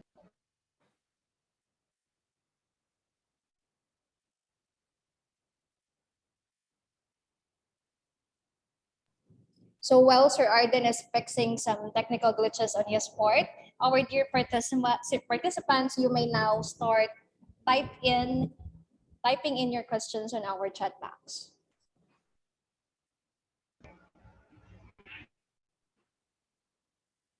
Hello po, nag-a-appear na po ang aking slide. Yes po, Sir Arden. Go ahead. Ayan, sige po. Balas po ang ulan dito, kaya po siguro nawawala ang signal. Sige po, once again po, saan po ako nawala kanina, number 5? So once again po, yung mga titles of larger works are italicized, titles of smaller works or unpublished works are presented in Roman and enclosed in quotation marks. Then such terms po ng editor, edited by, translator, translated by, both we have ed, kung marami pong editors, edes, then translator, we have trans, period. And po, then only number where the material or passage was sourced from will be provided on the notes. Kagaya po ng binanggit kanina, isang bahagi po ng information lifted from a certain book, tapos ginamit po siya, pinaraphrase po siya ng writer, so dapat po sa alim po nakalagay po dun yung kanyang footnote, kasama po dun yung page number, dun pong pinagkunan po ng information. So, the and footnote. So sabi po dito, same footnote and source style. So yung pinaliwanag ko po and footnotes. Ilan po sa mga karagdagan with one throughout each article for each new chapter. So sa case po ng ating mga learning resources, for example, module, so dire-diretso naman po siya. So kung may ginamit po halimbawa na 20 references or 30 lifted information, so dapat po at least 30 mag-appear po doon na number po sa ating footnoting. So numbering continues through the entire book only if there is no internal learning resources like the modules that may be possibly asked to us para po ma-check. Then symbols may be used instead of a number but only when there is a handful of footnotes in the entire book. So maliban po sa number, minsan po ang ginagamit po ay asterisk. Pero usually po ay number po ang ating ginagamit. So note number is generally placed at the end of a sentence or at the end of a clause. So saan po ba natin ilalagay yon? So at the end po ng ating borrowed document, for example, isang statement po, sa dulo po lalagyan po natin ng number 1, tapos sa ilalim po yung footnote po lalagyan po natin siya ng number 1. So ibig sabihin po yung number 1 na nandun sa ating file, so mag-a-appear din po sa footnote number 1, yun po yung source of information para po mag-guide po ang ating halimbawa ang ating mga learners kung gusto po nilang puntahan yung eksaktong pinaroroonan ng information or maybe they become interested to know more about that particular information, so pwede po nilang puntahan po yung footnote po na inilagay. Next po, note number normally follows a quotation but can be any punctuation except for the dash. Ayan, so yung number po, pwede rin pong lagyan po natin ng quotation. And then the abbreviation EBID from the Latin term ibidem in the same place usually refers to a single work cited in the note immediately preceding. It must never be used if the preceding note contains more than one citation. So saan po natin ginagamit itong ibid? So usually po halimbawa po sa isang page, meron po tayong tatlong information na ginamit and then that is lifted from the same author.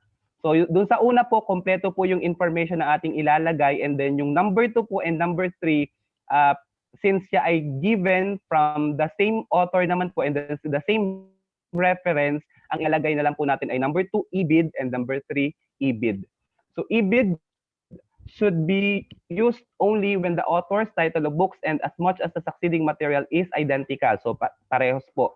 For the same work with the same pages, ibid po should be followed by a comma, then page number where the passage come from. So ibid, comma, and then page na lang po ng kasunod. Pinagkunan. Okay, next po. Source note in images. So though ang atin pong ang MIMAROPA region and even the central office, meron po tayong mga identified illustrators, still meron pong mga times na kailangan po nating gamitin mismo yung yung image na nakita natin kasi feel like or the writer feels like it is the most appropriate. Pag source noting po natin, yung creator, and then name of work, and then facts of publication. Ganun po ang kanyang pagkakasunod-sunod. So katabi po nung image na yon, ito pong information like the creator, the name of work, and then the facts of publication. Bigyan po ko ng example sa inyo mamaya. Then every image shall have a title or name. In cases where the title is not explicitly stated, untitled or a descriptive title shall be written. Kung sakali pong yung isa pong image na ating gagamitin, wala naman po siyang title, so pwede po nating ilagay ay untitled.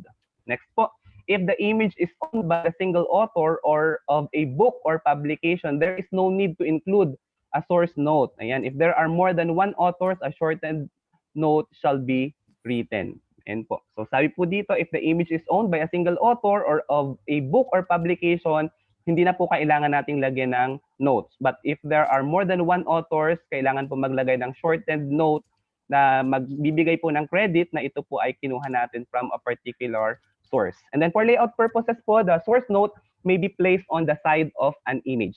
So pwede po siyang maliit lang po na nakalagay po sa right side o kaya po ay sa ilalim po ng ating image na ginamit. Sometimes po we could make use of the illustrations or tables na ginamit po natin. So sa katabi po nun or sa ilalim po, dapat po ay mailagay na po kaagad yun atin pong source. So if the image includes a caption, the source note shall immediately follow in closed in parentheses. So ilalagyan po natin siya sa loob ng parentheses. So there is no need or there is no longer a need for bibliographic entry if fact of publication is complete. So pwede na pong hindi natin siyang ilagay doon. Pero kung incomplete po yung information na ibinigay, dapat po ay mag-a-appear pa rin siya doon sa bibliography. Okay, ito po ang ilan sa mga samples na ating pong ma-oobserbahan I will be sharing with you. Usually po, maybe we are familiar with the APA format. So medyo iset aside po natin yun. We are actually using the Chicago format. So if books po ang ating source, then with one author, ito po yung format po na ating gagamitin. So we have the first name, and then the middle initial, and then the last name. So usually po sa APA, nauuna po ang last name, tapos first name, then middle initial, and then the year. In our case po, since ito po ay source lamang, ito po ang magiging pagkakasunod-sunod po niya. So we have the first name, middle initial, and then last name. Kagaya po ng pangalan po natin. And then title of the book, ito po ay naka-italicize. And then publisher na naka-enclose po sa parentheses, publisher city, colon, publisher, comma, year of publication, and then page number. So for example po, ang kinuha po nating information is lifted from the works of Jom C. Alda. Nalagay po natin source na naka-bold po, colon, Jom C. Alda, comma, then writings of the children of Lamang na naka-italicize po, and then yung publication information, we have Marikina, colon, Brains Pub, comma, then 2015, yun pong year of publication, then close parenthesis, comma, 56 to 64. And then period po sa dulo. Muli po ito po ay para sa source, hindi pa po ito yung ginagamit natin for the bibliography. Okay, next po we have ganun din po sa 2 or 3 authors. Tingnan po natin itong books with 3 authors. So first name, middle initial, then last name, then first name po ulit, middle initial, and then last name, and then first name, middle initial, and last name. Pagkatapos po noon, title of the book na naka-italicize, followed by the publication information, the publisher city, publisher, year of publication, then close parenthesis, comma, and page numbers. So in this case po, for example, ang source po natin, Herminio Jose C. Catud, Dina A. Banares, and Renata Robillos. Ayan, sila po, diretso lang po yung mga pangalan po ng ating mga authors. Tapos ang title po ng works, we have Apples, Pomegranate, Lemons, and the Filipino Elements of Neopolitics. Yun, naka-italicize po yung name of the title of the book.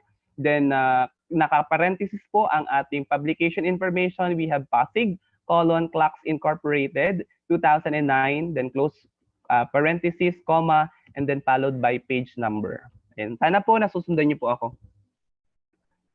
Because these are some of the most overlooked part of the publication, o kaya naman po ay usually sa mga thesis and dissertation hindi po gaano pinapansin, but then these are very important, especially that we are acknowledging the sources of information that we are incorporating in our learning resources. So in our case po as research resource evaluator, so what we must be very familiar or knowledgeable about this topic po.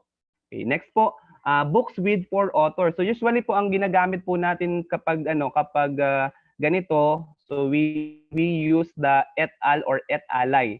So we have the first name, then the middle initial, and then last name of the first author, and then et al na po ang ating inilalagay.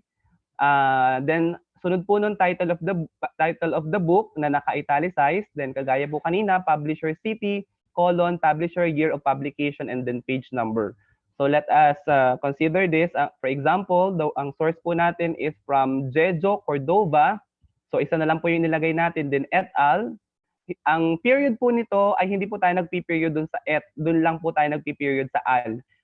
Sa Latin po kasi et alay po siya, parang and others. So yung et po hindi naman po siya abbreviated. Yun lang pong al, alay. Actually, meron po pa siyang for male and female. So yung al lang po ang ating in-abbreviate, then period, then comma, and then yun pong title of the book. We have the Backpackers Guide to Central Philippines. Yun po yung title ng book na naka-italicize.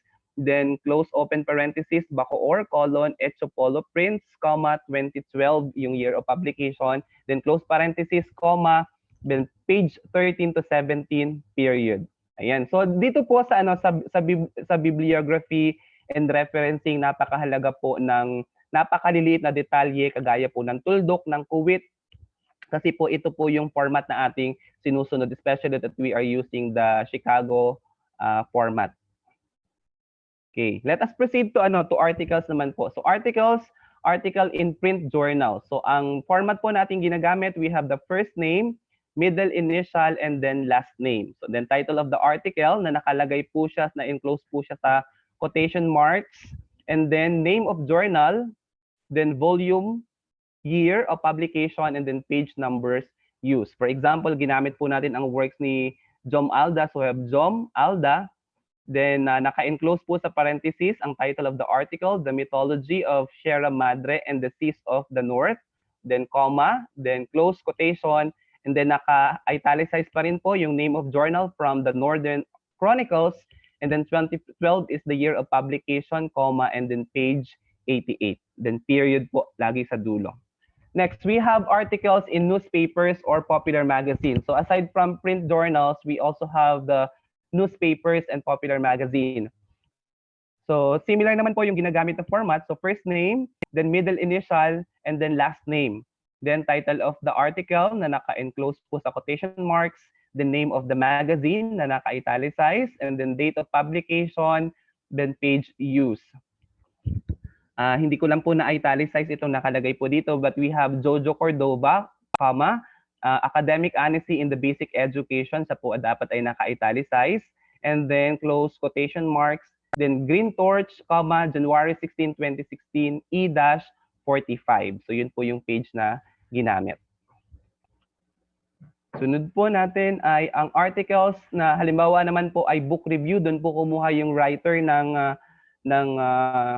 significant information. So ito naman po ang kanyang format na gagamitin. So we have first name, middle initial, then last name.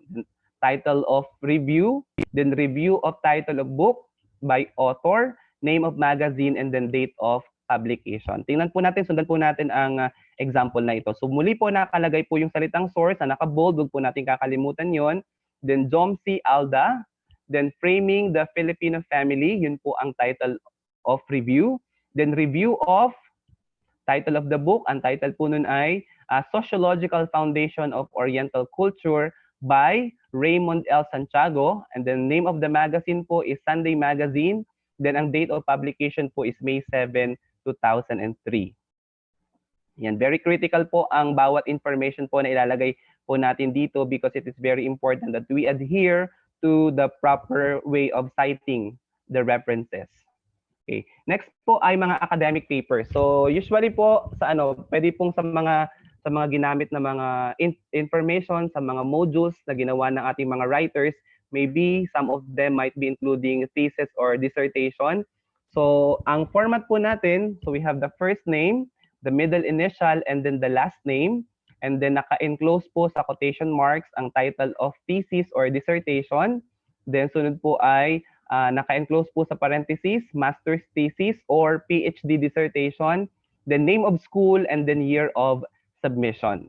So let us consider the work of Jom C. Alda, comma, Then ang title po ng kanyang thesis ay Laying the Ground for Filipino Academic Honesty, a study on plagiarism. Then close quotation. Then yun po ay master's thesis, De La Salle University, Dasmariñas, 2017. Yun po yung year of publication. So this is an example for master's thesis. If ang source naman po natin ay dissertation, the same po ang ating magiging format. For example, we have Joseph J. Mari, Into the Psyche of Intellectual Honesty, a closer look at cultural and psychological foundation of academic dishonesty, close quotation. Then, yun po ay isang dissertation. So, ang ilalagay po natin ay PhD, DISS, period, Ateneo de Manila University, na published po siya noong 2019. And po. Let us proceed to electronic resources. So ngayon po parang we are limited na po ng ng ating mga printed resources, and most of the information na kinukuha natin ay mga electronic resources. Two of the most important things that we have to remember ay ang URL po at saka ang DOI. So what do we mean by URL? So it stands for the Uniform Resource Locator. And DOI naman po, it stands for the Digital Object Identifier. So these are two locating addresses on computer networks and databases. So sabi po dito, it is not enough to provide the URL alone, as the web link might expire or the source might have moved to a different URL. It is still recommended to cite the full facts of publication. So meron po ditong isang note na dapat po nating tandaan. Before po kasi nagpuputol ako ng ng mga links po or ng URL or ang DOI sa aking mga researches. And it's only by now that I found out na if a URL or DOI has to be broken down at the end of a line, the break should be made after a colon. So ano po yung mga hindi po, halimbawa, puputulin po natin yung word, dapat po ay magpuputol po tayo or magkakaroon po tayo ng break after the colon o kaya ay after po ng double slash, before a slash, a tilde, period, a comma, a hyphen, an underline, a question mark, a number sign, a percent symbol, or before or after equal sign, or an ampersand. So pag nakita po natin itong mga symbols na ito, pwede po tayong mag-cut ng ating URL or DOI. Kasi po pag nagkamali po tayo ng cut or hindi na po natin, parang hindi na natin mababalikan yung yung source na ginamit po natin. So let us remember na kapag po tayo ay nag-check po ng ating mga learning resources, i-check po natin sa bibliography o kaya naman po ay sa footnote po yung mga ganitong information. Next po, we'll have the electronic resources pa rin po, books published electronically. So since we are limited po sa pagpunta po sa mga libraries, but then we are very fortunate because there are a lot of information that we can get from electronic sources. So let us have the books published electronically. So ang format po na gagamitin natin, the first name, then middle initial, and then last name po, then title of book na naka-italicize po, and then the publication information, publisher city, colon, publisher, comma, and then year of publication. Then comma, and then electronic version. Then idadagdag po natin ang URL if consulted online. So given this, for ang example po natin, J.J. Gagarin, comma, Writings of the Children of Lamang. Yun po ang title of the book. And then naka-enclose po ulit sa parentheses. Ang publisher city po natin, Marikina, colon, Brains Pub, comma, then 2015, close quotation po, and then comma, Kindle version. And then kung fortunately ay meron po tayong URL, so idadagdag lang po natin siya, yung source po kagaya na rin nun, then ilalagay po natin sa huli, http://ecopolo.edu.ph/locanja/writings. So yan po, ilalagay po natin yung URL. Very important po yun na maidagdag po natin. So kung sakali po nag-check po tayo ng mga learning resources po natin tapos wala pong mga nakalagay po na URL, we may advise our writer to include the URL. Ano po? Next po, electronic source resources po for journal articles in an online journal. So marami po tayo actually makukuhang mga articles and online journals. Ito po kapag po tayo, halimbawa ay tayo ay mga writers, pwede po tayong kumuha sa online journals. Pero just in case po na tayo po ay member na ng Regional Quality Assurance Team, we have to make sure na tama po ang pagkaka-high ni writer ng kanya pong source noting. So kung nanggaling po siya sa journal article, so we have the first name, middle initial, and then last name, then title of article na nasa loob po ng quotation marks, and then name of journal, volume, year of publication, then page number, and then ilalagay po din yung access date, and then DOI kung available po yun o kaya po ay ang URL. So halimbawa po, may kinuha po tayo sa work ni Gagarin, JJ Gagarin and Jomsi Alda, comma. So hindi po tayo gagamit ng ampersand po dito, yung pong buong word ng end po ang ating gagamitin. And then naka-enclose po sa quotations ang The Lady of Magat River, Ilocanja Meat Researchers 115. Then naka-enclose po 2011, yan po yung year of publication, colon 46 to 48, yan po yung page number, and then access, kailan po siya na-access? May 7, 2008, followed by the DOI. So I hope clear po yun po sa inyo. Another example po, source, naka-bold po ulit siya, colon, JJ Gagarin and Jomsi Alda, The Lady of Magat River. Nasa loob po siya ng quotation. And then Ilocanja Meat Researchers 115, naka-italicize po siya, then year of publication. And then 46 to 48, yun po yung page number, access po ng May 7, 2008. So ang example naman po dito sa padalwa siya po ay URL address. So ang difference lang po nito, yung una pong example, this one, ito po ay sa DOI, ito naman pong sunod sa URL po ang source of information. Okay, sana po nasusundan niyo po ako. And then for electronic resources, so kagaya po na nabanggit ko sa inyo kanina, though meron po tayong mga nakatalagang mga cartoonists o kaya naman po ay illustrators, still maybe some of our writers might be using photographs and images. So ito po ang magiging format po na dapat nilang matandaan at dapat po nating tandaan din once that we are checking the sources. So first name, then middle initial, and then last name. Kung available po yung middle initial, then title of image, and then title of blog, date of posting, and then URL or address. Kung sa blog po yun kinuha. So for our example po, we have JJ Gagarin, comma, then more than 1,000 choices of chocolate na siya po ay nasa loob po ng quotation. And then yung title po ng blog, The Clumsy Ninja Travelogue.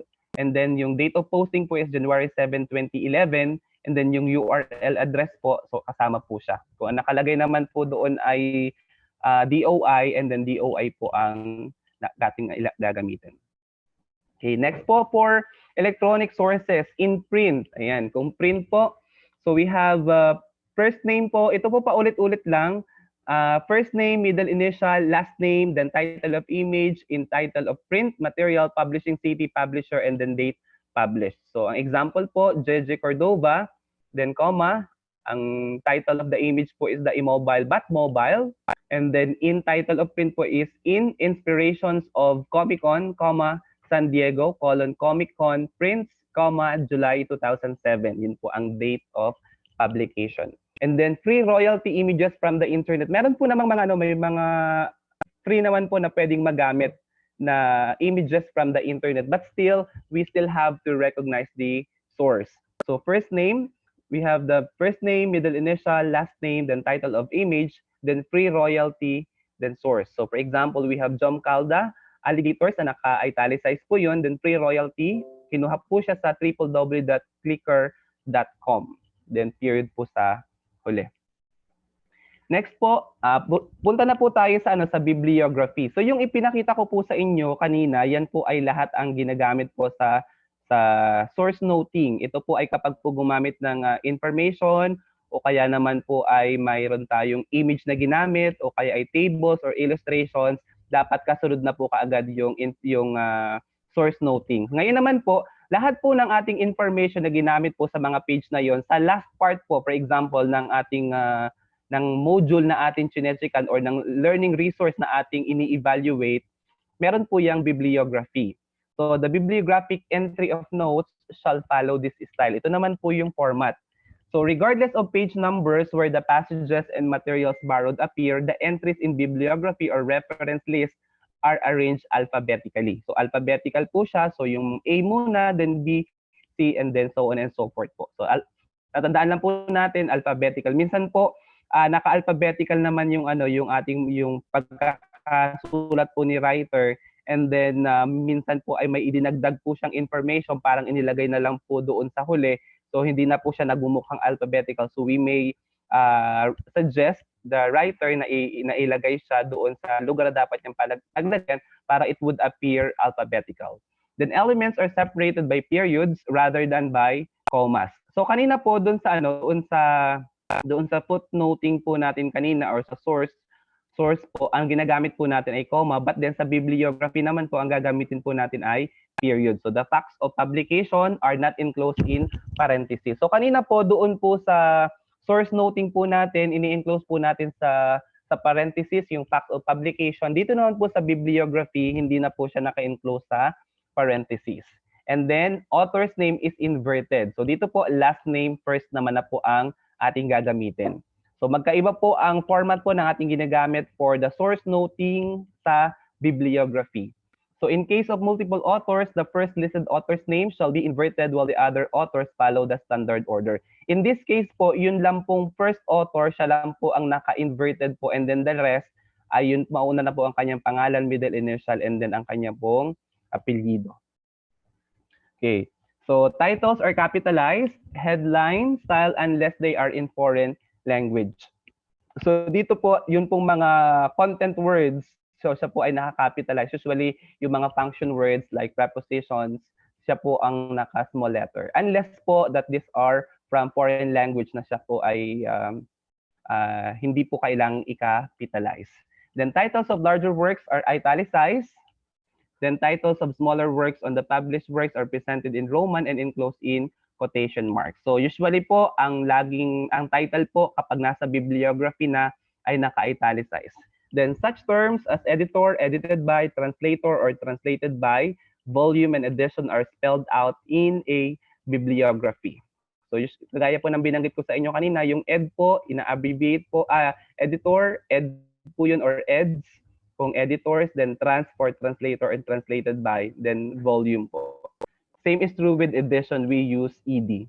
Then no page number is provided, but for journal articles or chapters, the beginning and ending page numbers of the entire material may be provided. So hindi naman po natin kailangang gumamit ng may mga page number po sa ating bibliography. Pero sa iba pong mga, especially sa mga researches and then dissertation, may mga numbers po nakalagay, usually minsan naka-enclose pa sa bracket. But for the format that we are using, we are not using page number po. Okay, next po natin. Books with one author. So nandito na po tayo sa bibliography. Ito po yung nasa last part na po ng ating mga modules. Minsan kapag po tayo ay nagpiprint, tinatanggalan natin tong part na ito. But then for the sake of recognizing our authors and then our sources, we have to be conscientious on the use of the following information. So books with one author. So we have the last name, first name, then middle initial, then title of the book, publisher city, publisher, comma, then year of publication. So if the works of Alda, so we have Alda, comma, Jom, C, period. So ang nagse-separate po ng ating elements ay period compared po kanina sa source noting na comma po ang ating ginagamit. And then yung title po ng book, Writings of the Children of Lamang, siya po ay naka-italicized. Tapos Marikina, Brains Pub 2015. So dito po hindi na po siya naka-enclose sa parentheses, and then ang year of publication po ay nakalagay po sa huli. Baka po ang ating matatandaan sa APA format po kasi, for example, we have Alda Jomsi 2015. Ganun po ang kanya magiging format. But for the Chicago format, nasa huli po yung year of publication. Next, books with two authors. Kung sakali naman pong dalawa po yung authors ng book, this is how it will appear. So last name, the first name, then the middle initial, and the first name, middle initial, and last name. So inverted order po yung una, yung padala po ay normal order na po siya. Then title of book na naka-italicized, publisher, city, colon, publisher, comma, then year of publication, period. So for example, we have Alda, comma, Jom, C, then period po, and Jejo Cordova. So hindi po siya Cordova Jejo. So siya po ay Jejo Cordova, pangalan po muna bago apelyido, then period. Then title po ng book, we have Dialogues Atop the Cinnamon Tree. So siya po ay naka-italicized, then period. Ang publisher po niya Taipei, colon, Wanchin Corp, comma, 2013, period. Ayan, sana po ay nasundan po ninyo. Then books with 3 authors. So with 3 authors, ganun din po, yung una lang po, last name, then first name, then middle initial, tapos first name na po ulit, middle initial, and then last name, and first name, middle initial, and then last name. Pagkatapos po nun, yung title of the book na naka-italicized, then publisher, city, colon, publisher, comma, year of publication. So for example, ang 3 authors po natin, we have Alda, comma, Jomsi, period, comma, then pangalan na po nung sunod na author, pangalan po, and then apelyido. We have Jejo Cordova, comma, and JJ Gagarin. So napantandaan po natin ang naka-inverted order lang po, yung apelyido lang ang una is the first author, and then the rest of the authors po ay pangalan na po ang nauna, and then ang apelyido. And then title po, Apples, Pomegranates, Lemons, and the Filipino Element of Neopolitics. Yan po, naka-italicized po yung title of the book. Then publisher po, we have Pasig, colon, Clocks Incorporated, 2009.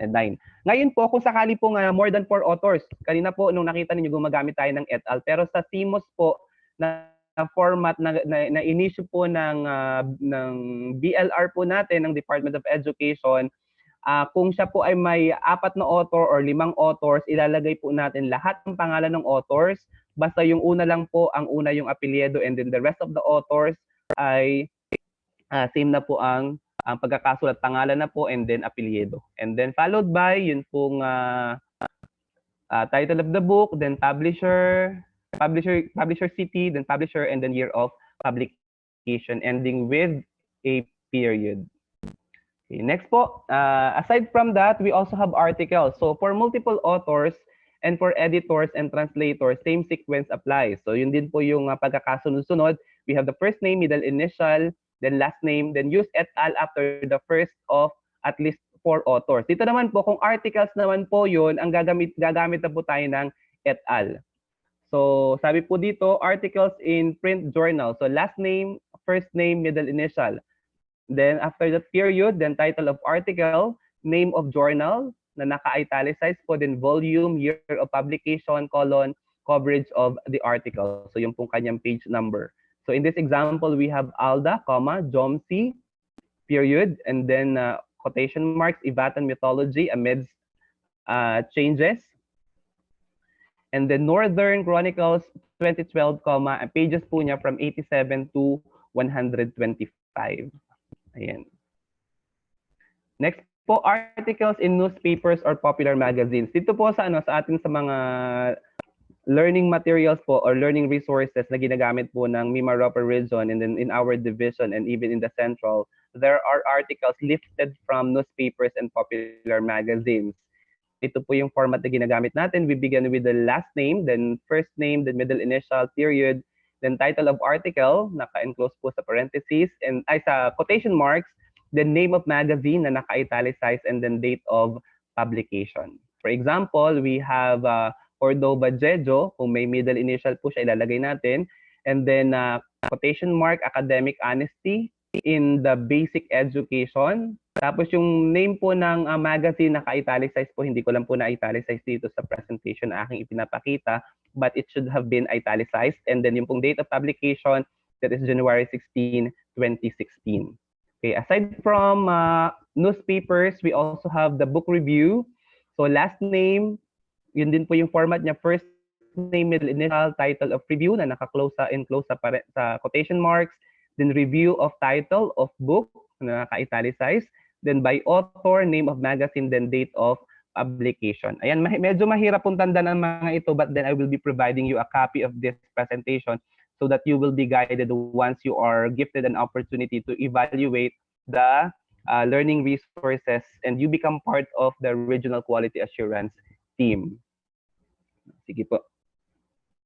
Next po ay academic papers. So, ang academic papers po, this refers to thesis and dissertation. So, in this case, we have two examples po. Ang format po niya, we have the last name, then the first name, then middle initial, title of thesis or dissertation na naka-enclose po sa quotation marks, period. Then, identify po natin siya ba ay master's thesis or dissertation, the name of school, and then year of submission. Yan. So we have, for example, Alda Jomsi, ito po ay isang master's thesis, and then naka-enclose po sa quotation marks. Ang title po ng thesis is Laying the Ground for Filipino Academic Honesty, a Study on Plagiarism, period, and close quotations. Then master's thesis, ilalagay po natin yon, comma, saan pong school, De La Salle University, and then Dasmariñas, and then year of submission ay 2017. So kung siya naman po ay dissertation, ganun din lang po ang format. So the works of Cordovo Jejo, ang title po ay Into the Psyche of Intellectual Honesty, a closer look at cultural and psychological foundation of academic dishonesty, then period, close quotation.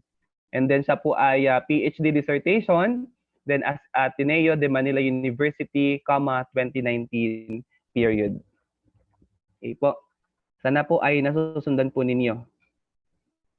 Next po ay electronic sources. So marami po sa mga makukuha nating or ginagamit ng ating mga writers ay ang mga electronic sources or the what we call e-books. Ayan. So if gumamit po ng e-book si writer, we have to be guided na tama ba yung bibliography na inilagay ni writer. So sometimes hindi nagaanong binibigyan ng pansin ng evaluator, but then since tayo ang magiging bahagi ng regional quality assurance team, we should consider these parts of the module. Parang hindi naman siya ganun kahalaga. Ang mahalaga naman ay makuha ng bata yung content, masagutan niya yung activity, ma-develop yung competency. But then in recognition of the efforts exerted by the writers and the sources of the information we included in the module or in the learning resource, we have to acknowledge those authors and sources. So kung books po siya, we have the last name, first name, middle initial, then title of the book, publisher city, then publisher year of publication, and then electronic version. Then if available ang URL, ilalagay po natin siya. So for example, Gagarin, JJ, yun po yung author. And then writings of the children of Lamang, naka-italicize po yan, period. Then Marikina, Brains Pub, 2015, and then Kindle version. Ngayon, kung available naman po ang URL, idadagdag lang po natin siya dun sa dulo. Kasama po sa http:// diretso po yun. Kung gaano man po siya kahaba, yun po ang ilalagay natin. Basta make sure we include period at the end of our bibliographic entry. Okay. Sunod po ay electronic sources. Ayan. We proceed to journal articles in online journals. So we have, ganun din po siya. The last name, the first name, the middle initial, and then the title of the article, name of journal, naka-italicize, and then ilagay din natin yung volume, year of publication, page coverage. Ang iba lang po dito, isinasama po yung access or access date. And then yun pong DOI o kaya po ay URL. So let us take this one as an example. Yung una pong example ay DOI po nakalagay. So Gagarin, JJ, and Jomsi Alda. Ayan, kasi dalawa po. At huwag po natin kakalimutan. So yung first author po, apelyidong una. Yung padalawa po ay pangalan, middle initial, and then apelyido. Ayan. Then naka-enclose po sa quotation mark, the Lady of Magat River, period, close quotation, and then naka-italicize po Ilocanja Myth, Researchers 2011, 46 to 53. Yun po yung page coverage or yung pages po niya. Then access nung May 7, 2008 period, and then yung DOI po na nakasama po dun sa journal article. Kung sakali naman pong may URL po ang ginamit, so idadagdag lang po natin yung URL. Ganun pa rin po ang kanyang pagkakasunod. And then after po nito, we have website content. Ayan. So aside from the newspapers, aside from books and other sources, meron po tayong mga websites na pwedeng pagkunan po ng information. So usually, marami namang information po ang available sa Department of Education. So let us take a look at this example. So we have first the name of website owner, period, and then title of content na nasa loob po ng quotation marks.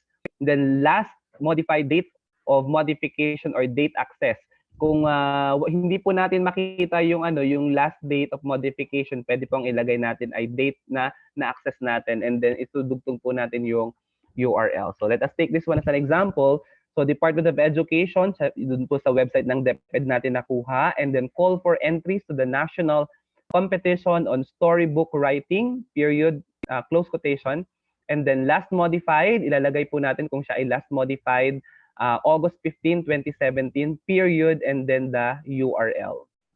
Next po, ito naman pong isa ay siya naman ay Department of Education call for entries to the national competition. Ito naman po ay na-access. Hindi po kasi nakalagay doon sa, for example, sa part na ito na kailan last modified. So kung hindi po nakalagay doon kung kailan last na modify yung source na ating kinuha, pwede pong ang gamitin na lang natin ay access, kailan. So in this example, we have access August 15, 2017, www.deped.gov.ph/publications, period. Ayan. So usually siguro po makikita ninyo yung iba ang ginagamit nila ay retrieved from, but sa Chicago format po ang gagamitin po natin ay access, kung kailan po siya na-access. Then kung siya po ay may date naman po, ay may date po kung kailan siya na-modify, ilalagay po natin ay yung date of modification.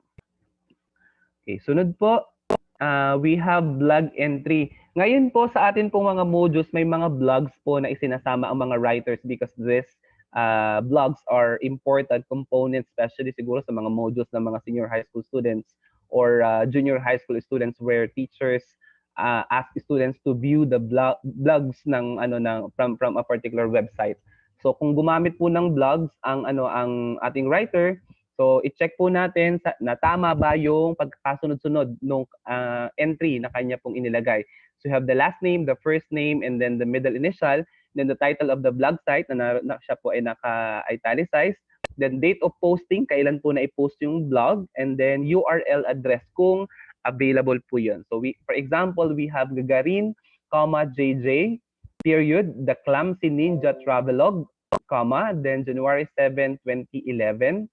So ang kanya pong URL na available sa www.ninjatravels.wordpress.com/clumsytravels/Bohol, then period po. So let us not forget at the end of our of all the elements na lalagyan po natin siya ng period sa huli.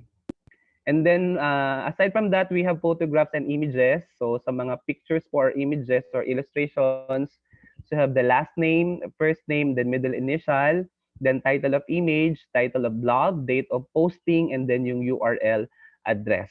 So, we have Gagarin JJ, then naka-enclose po sa quotation marks, more than 1,000 choice of chocolate, and then period, then close quotation, the Clumsy Ninja Travelogue, period, January 7, 2011. And then, ito pong www, pwede po natin siyang itabi na dun sa 2011, pero ang cut po natin ay dun sa may slash. After po ng slash. Ano po? Okay, next po tayong page. Kung ang image naman po is taken from the museum or gallery, so yun pa rin po ang pagkakasunod-sunod po niya, last name, ang iba lang po dito ay yung medium na idinagdag. So you have the last name, the first name, the middle initial, then title ng image, and then medium if appropriate, saan ba siya gawa? Sa charcoal ba? Sa canvas ba? Then size of work, kung available din po or appropriate. Then date created, then collection title, museum/institution, location. So for example, kailangan natin ang work ni Cordova Jejo. Ito po ay hindi po ito naka-bold, pasensya na po, ito po ay naka-italicized. That is the immobile but mobile, and then ang medium po ay oil in canvas.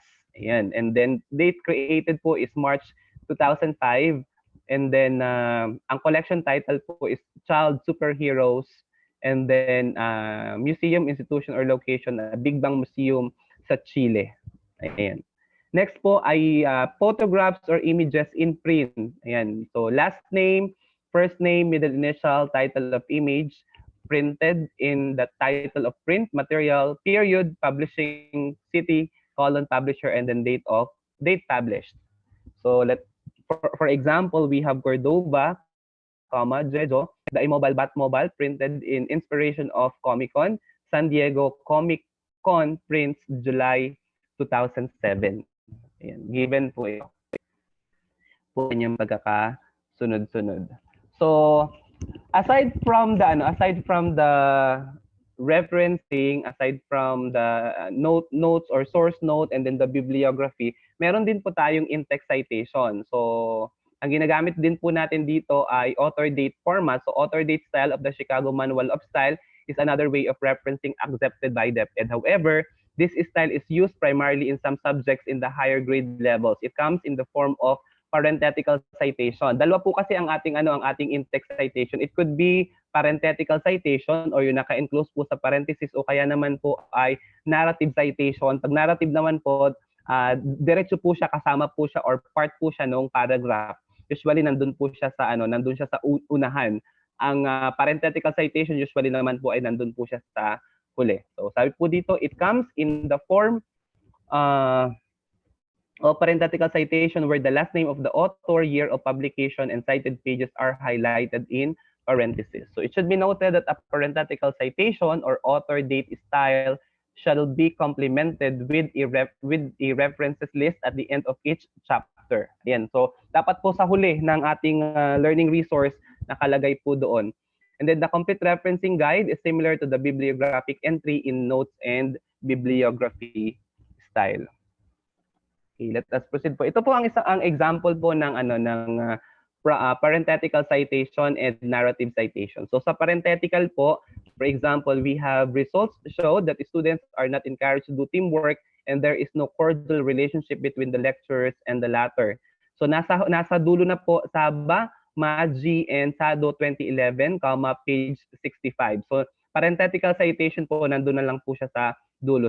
Sa narrative citation naman po, for example, the study of Saba, Maji, Sado 2011 showed that the students are not encouraged to do teamwork and that there is no cordial relationship between the lecturers and the latter. So siguro po if you are doing research as you are familiar about this parenthetical citation and narrative citation, we can also apply these concepts as we do student modules o kaya naman po ay kung tayo nga po ay mag-check ng mga learning resources once we become part of the regional quality assurance team. Okay, so let us take this example po. Halimbawa, ang in-text citation po natin ay ganito. The river is a part of the larger Puerto Princesa Underground River Natural Park according to Cordova 2014, page 34, which is included in the list of UNESCO World Heritage Sites. Also, the underground river reaches international fame as the second verified winner in the new 7 Wonders of Nature Global Poll. It won because of the uniqueness of its formation and because of its rich mountain-to-sea ecosystem.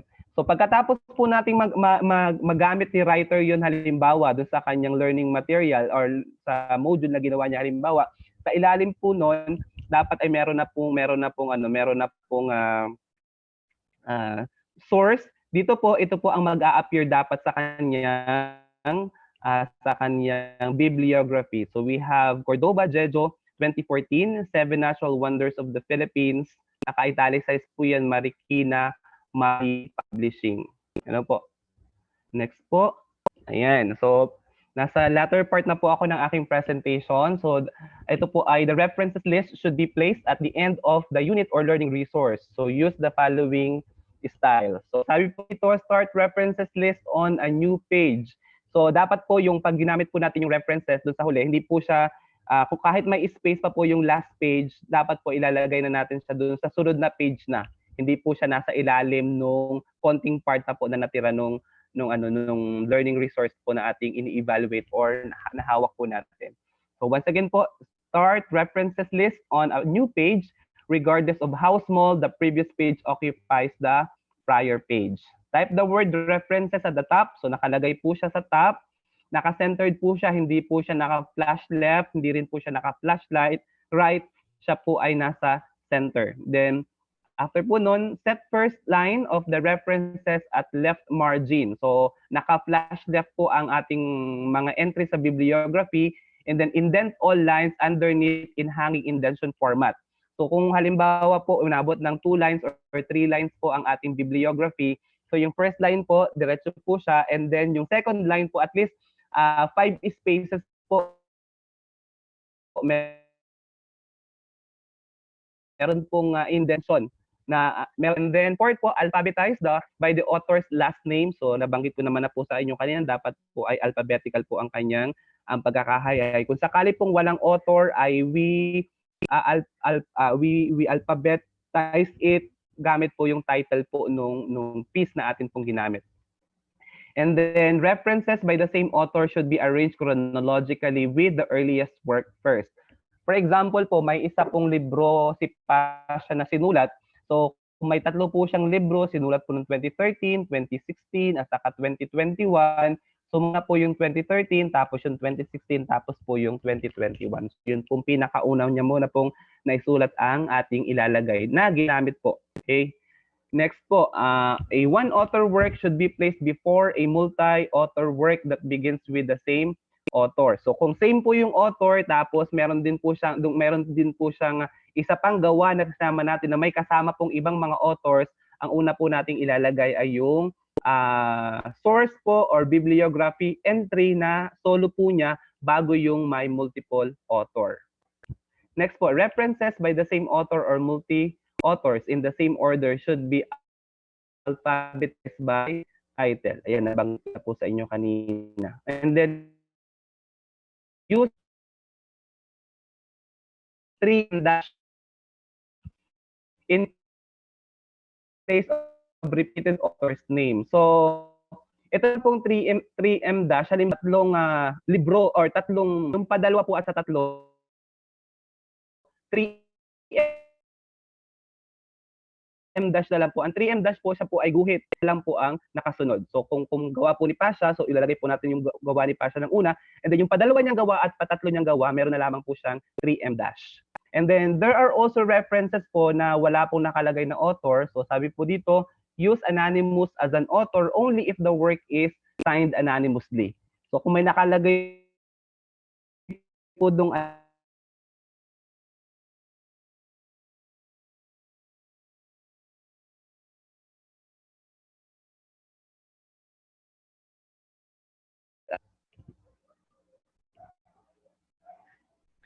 And then number 11 po, alphabetize a group of organization as author by the first significant word. So kung ano naman po siya, kung siya po ay group or organization,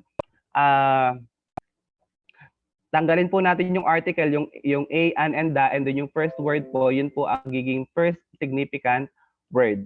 So dito na po natatapos yung aking presentation tungkol po sa learning resource referencing guide. Sana po ay nasundan po ninyo ang presentation, and I hope kapag po tayo ay naging bahagi ng regional quality assurance team ay magiging madali na po sa atin ang pag-evaluate po at pagtiyak na lahat po ng mga dapat i-acknowledge or bigyan ng credit ay ma-acknowledge po natin. Allow me to end my presentation with this quote from Og Mandino, the greatest salesman in the world.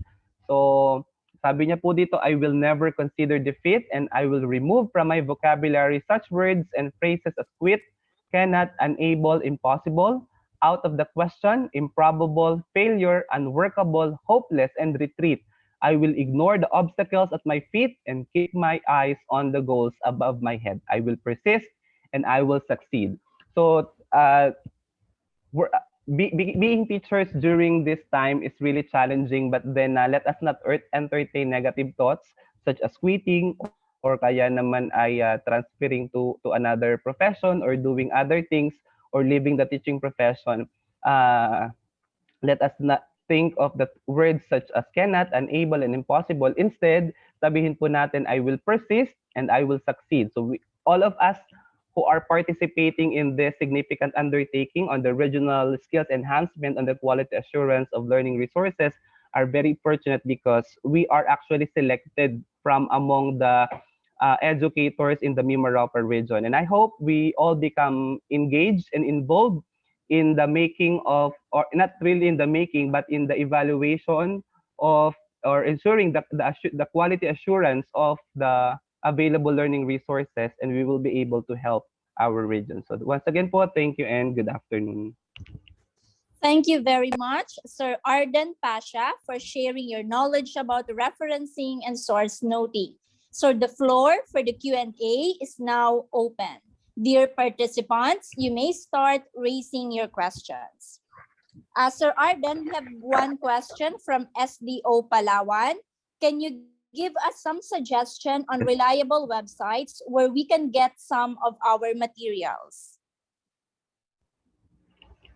Marami naman po mga available. Usually po, ang mga sources na pinagkukuhanan ko ay sa Google Scholar po. Marami po sa mga educators na kumukuha ngayon ay sa Google lang, but then most of the information presented po sa Google ay hindi po siya reliable.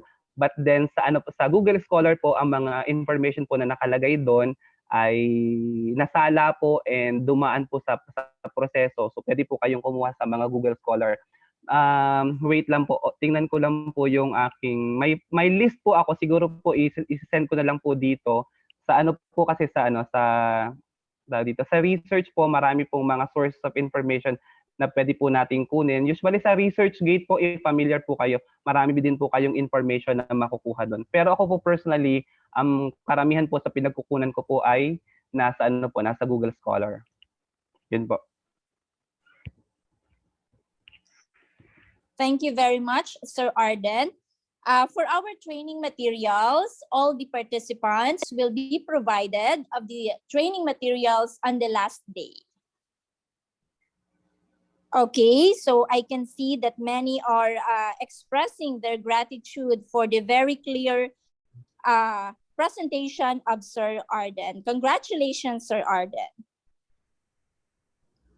May question po dito from Puerto Princesa. Yes po, sir. Sabi po niya ay, in listing the references, don't we need to do group them as to books, journals, academic papers, etc. before alphabetizing, or alphabetize them right away regardless of the type of resources? Sa pagkakaalam ko po ay we don't need to yung paghiwa-hiwalay. Usually po kasi ito pong ganitong format na pinaghihiwalay po ang mga sources as books, journals, academic papers. Usually po ito ay ginagamit sa mga researches, dissertation, and master's thesis. Pero in our case po, pwede na po nating diretso na lang po yung ating gamit. Magkakasama na po siya na i-alphabetize lang po natin. Pero we may ask Sir FR if he is here kung ano po ang kanyang opinion po regarding this question. Okay, noted po, Sir Arden. May I also call Ma'am Lavinia Cueto of Calapan City to share her insight. Ma'am Lavinia.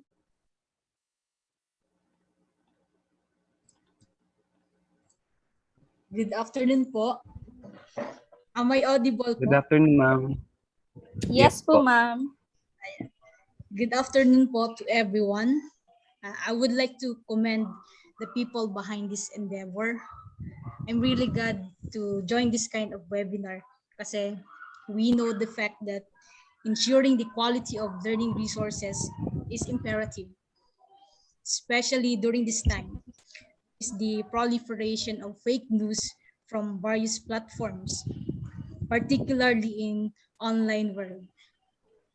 This means po that we have to do things in careful manner. By the way po, thank you din po for our excellent resource speakers this day who have shared their expertise in learning resource development process, also with management of third-party contents, social content in learning resources, and lastly, with regard to guidelines on referencing and source noting. This virtual conference serves as a great venue to relearn the things or relearn things. I'm pretty sure that all of us already attended several training and workshops during the pre-pandemic, and of course online seminars in the middle of health crisis with regard to the preparations of instructional materials. Of course, with that, we are aware that there are things that we really need to consider in the crafting of effective learning resources. And thumbs up po for reminding our roles as future member of quality assurance team. I realized the significance of being creative in the production of wide range of learning materials. Remember po that as educator, we are honing the skills and capabilities of students.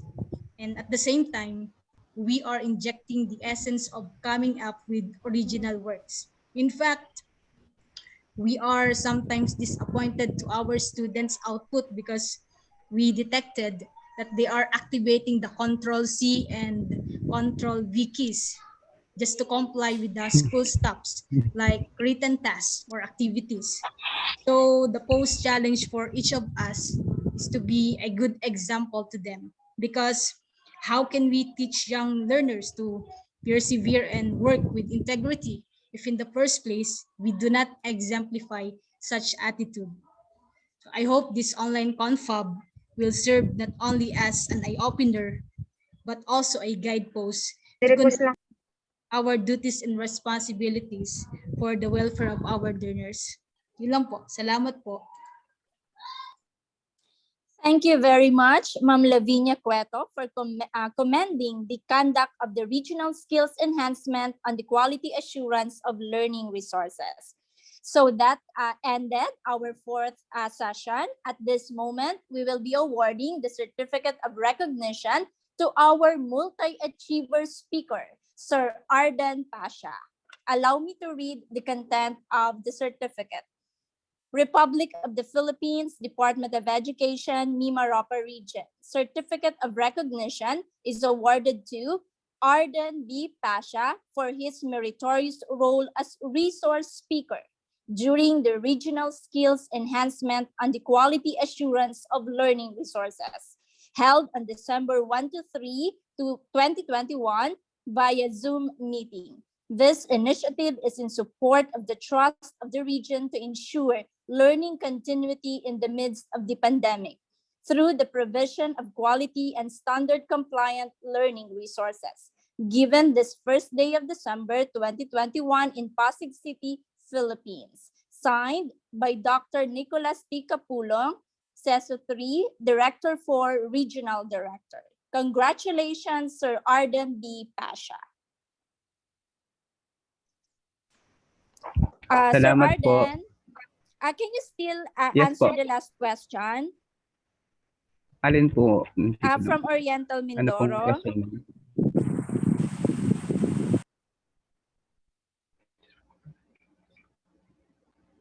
So say I am a video creator of a lesson in Araling Panlipunan. I usually grab images from Google and some video clips from YouTube. How will I recognize the owner of this photo and video? Sa ano po, kung sino po yung nag-upload po nun, tapos kung sakali pong in-screenshot nyo lang po halimbawa yung picture, so maybe we could recognize yun pong may-ari po ng video. One of these photos and videos. Ma'am. Parang it seems that the content of your proposed intervention is quite Okay, similar. thank you, Sir Yes, Sir Arden. FR.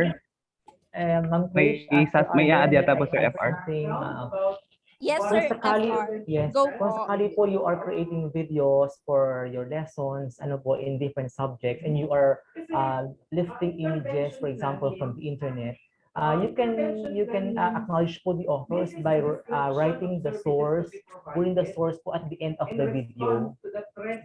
Parang you attribute the source, for example, sa last part po. parang i-acknowledge them. Di ba sa last part po ng video, usually, mga video clips, we have references dun sa dulo. So we will put the references dun sa dulo ng ating pinag-list ng mga images. Ganun po mangyayari. Thank you.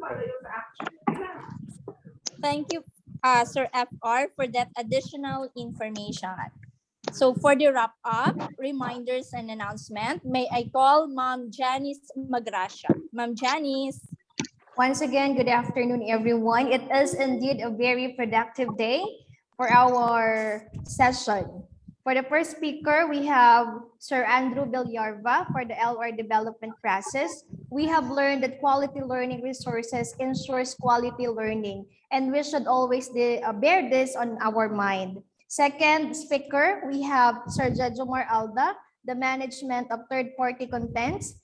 He then discussed the creativity spectrum, and according to him, in writing a module, learn to balance the creativity spectrum and also on how to establish due diligence. For our third speaker, we have Ma'am Sharon Buti for the treatment of social content in the learning resources. And she reminded us na tamang pagbibigay respeto sa pag-aari ng iba. For our fourth speaker, very commendable. His topic is all about the guides on referencing and source noting. He then added that we should never quit.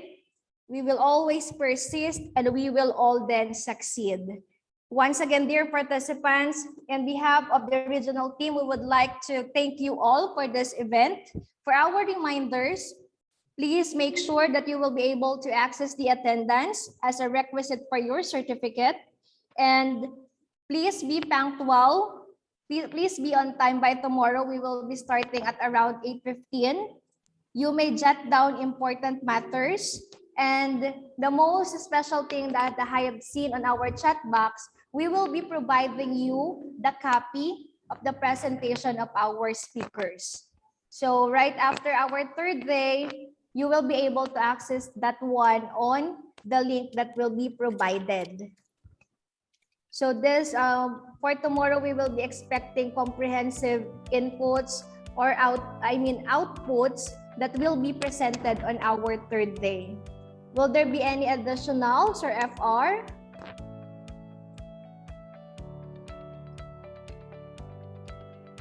I believe there is none. So shall we end this virtual platform? Once again, dear participants, see you all tomorrow.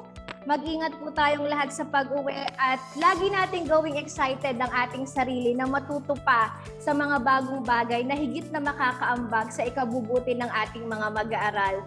Once again, good afternoon everyone. Wow, we had finished the day's session earlier than expected. We can go home early and enjoy our family time. Keep safe, everyone. See you tomorrow.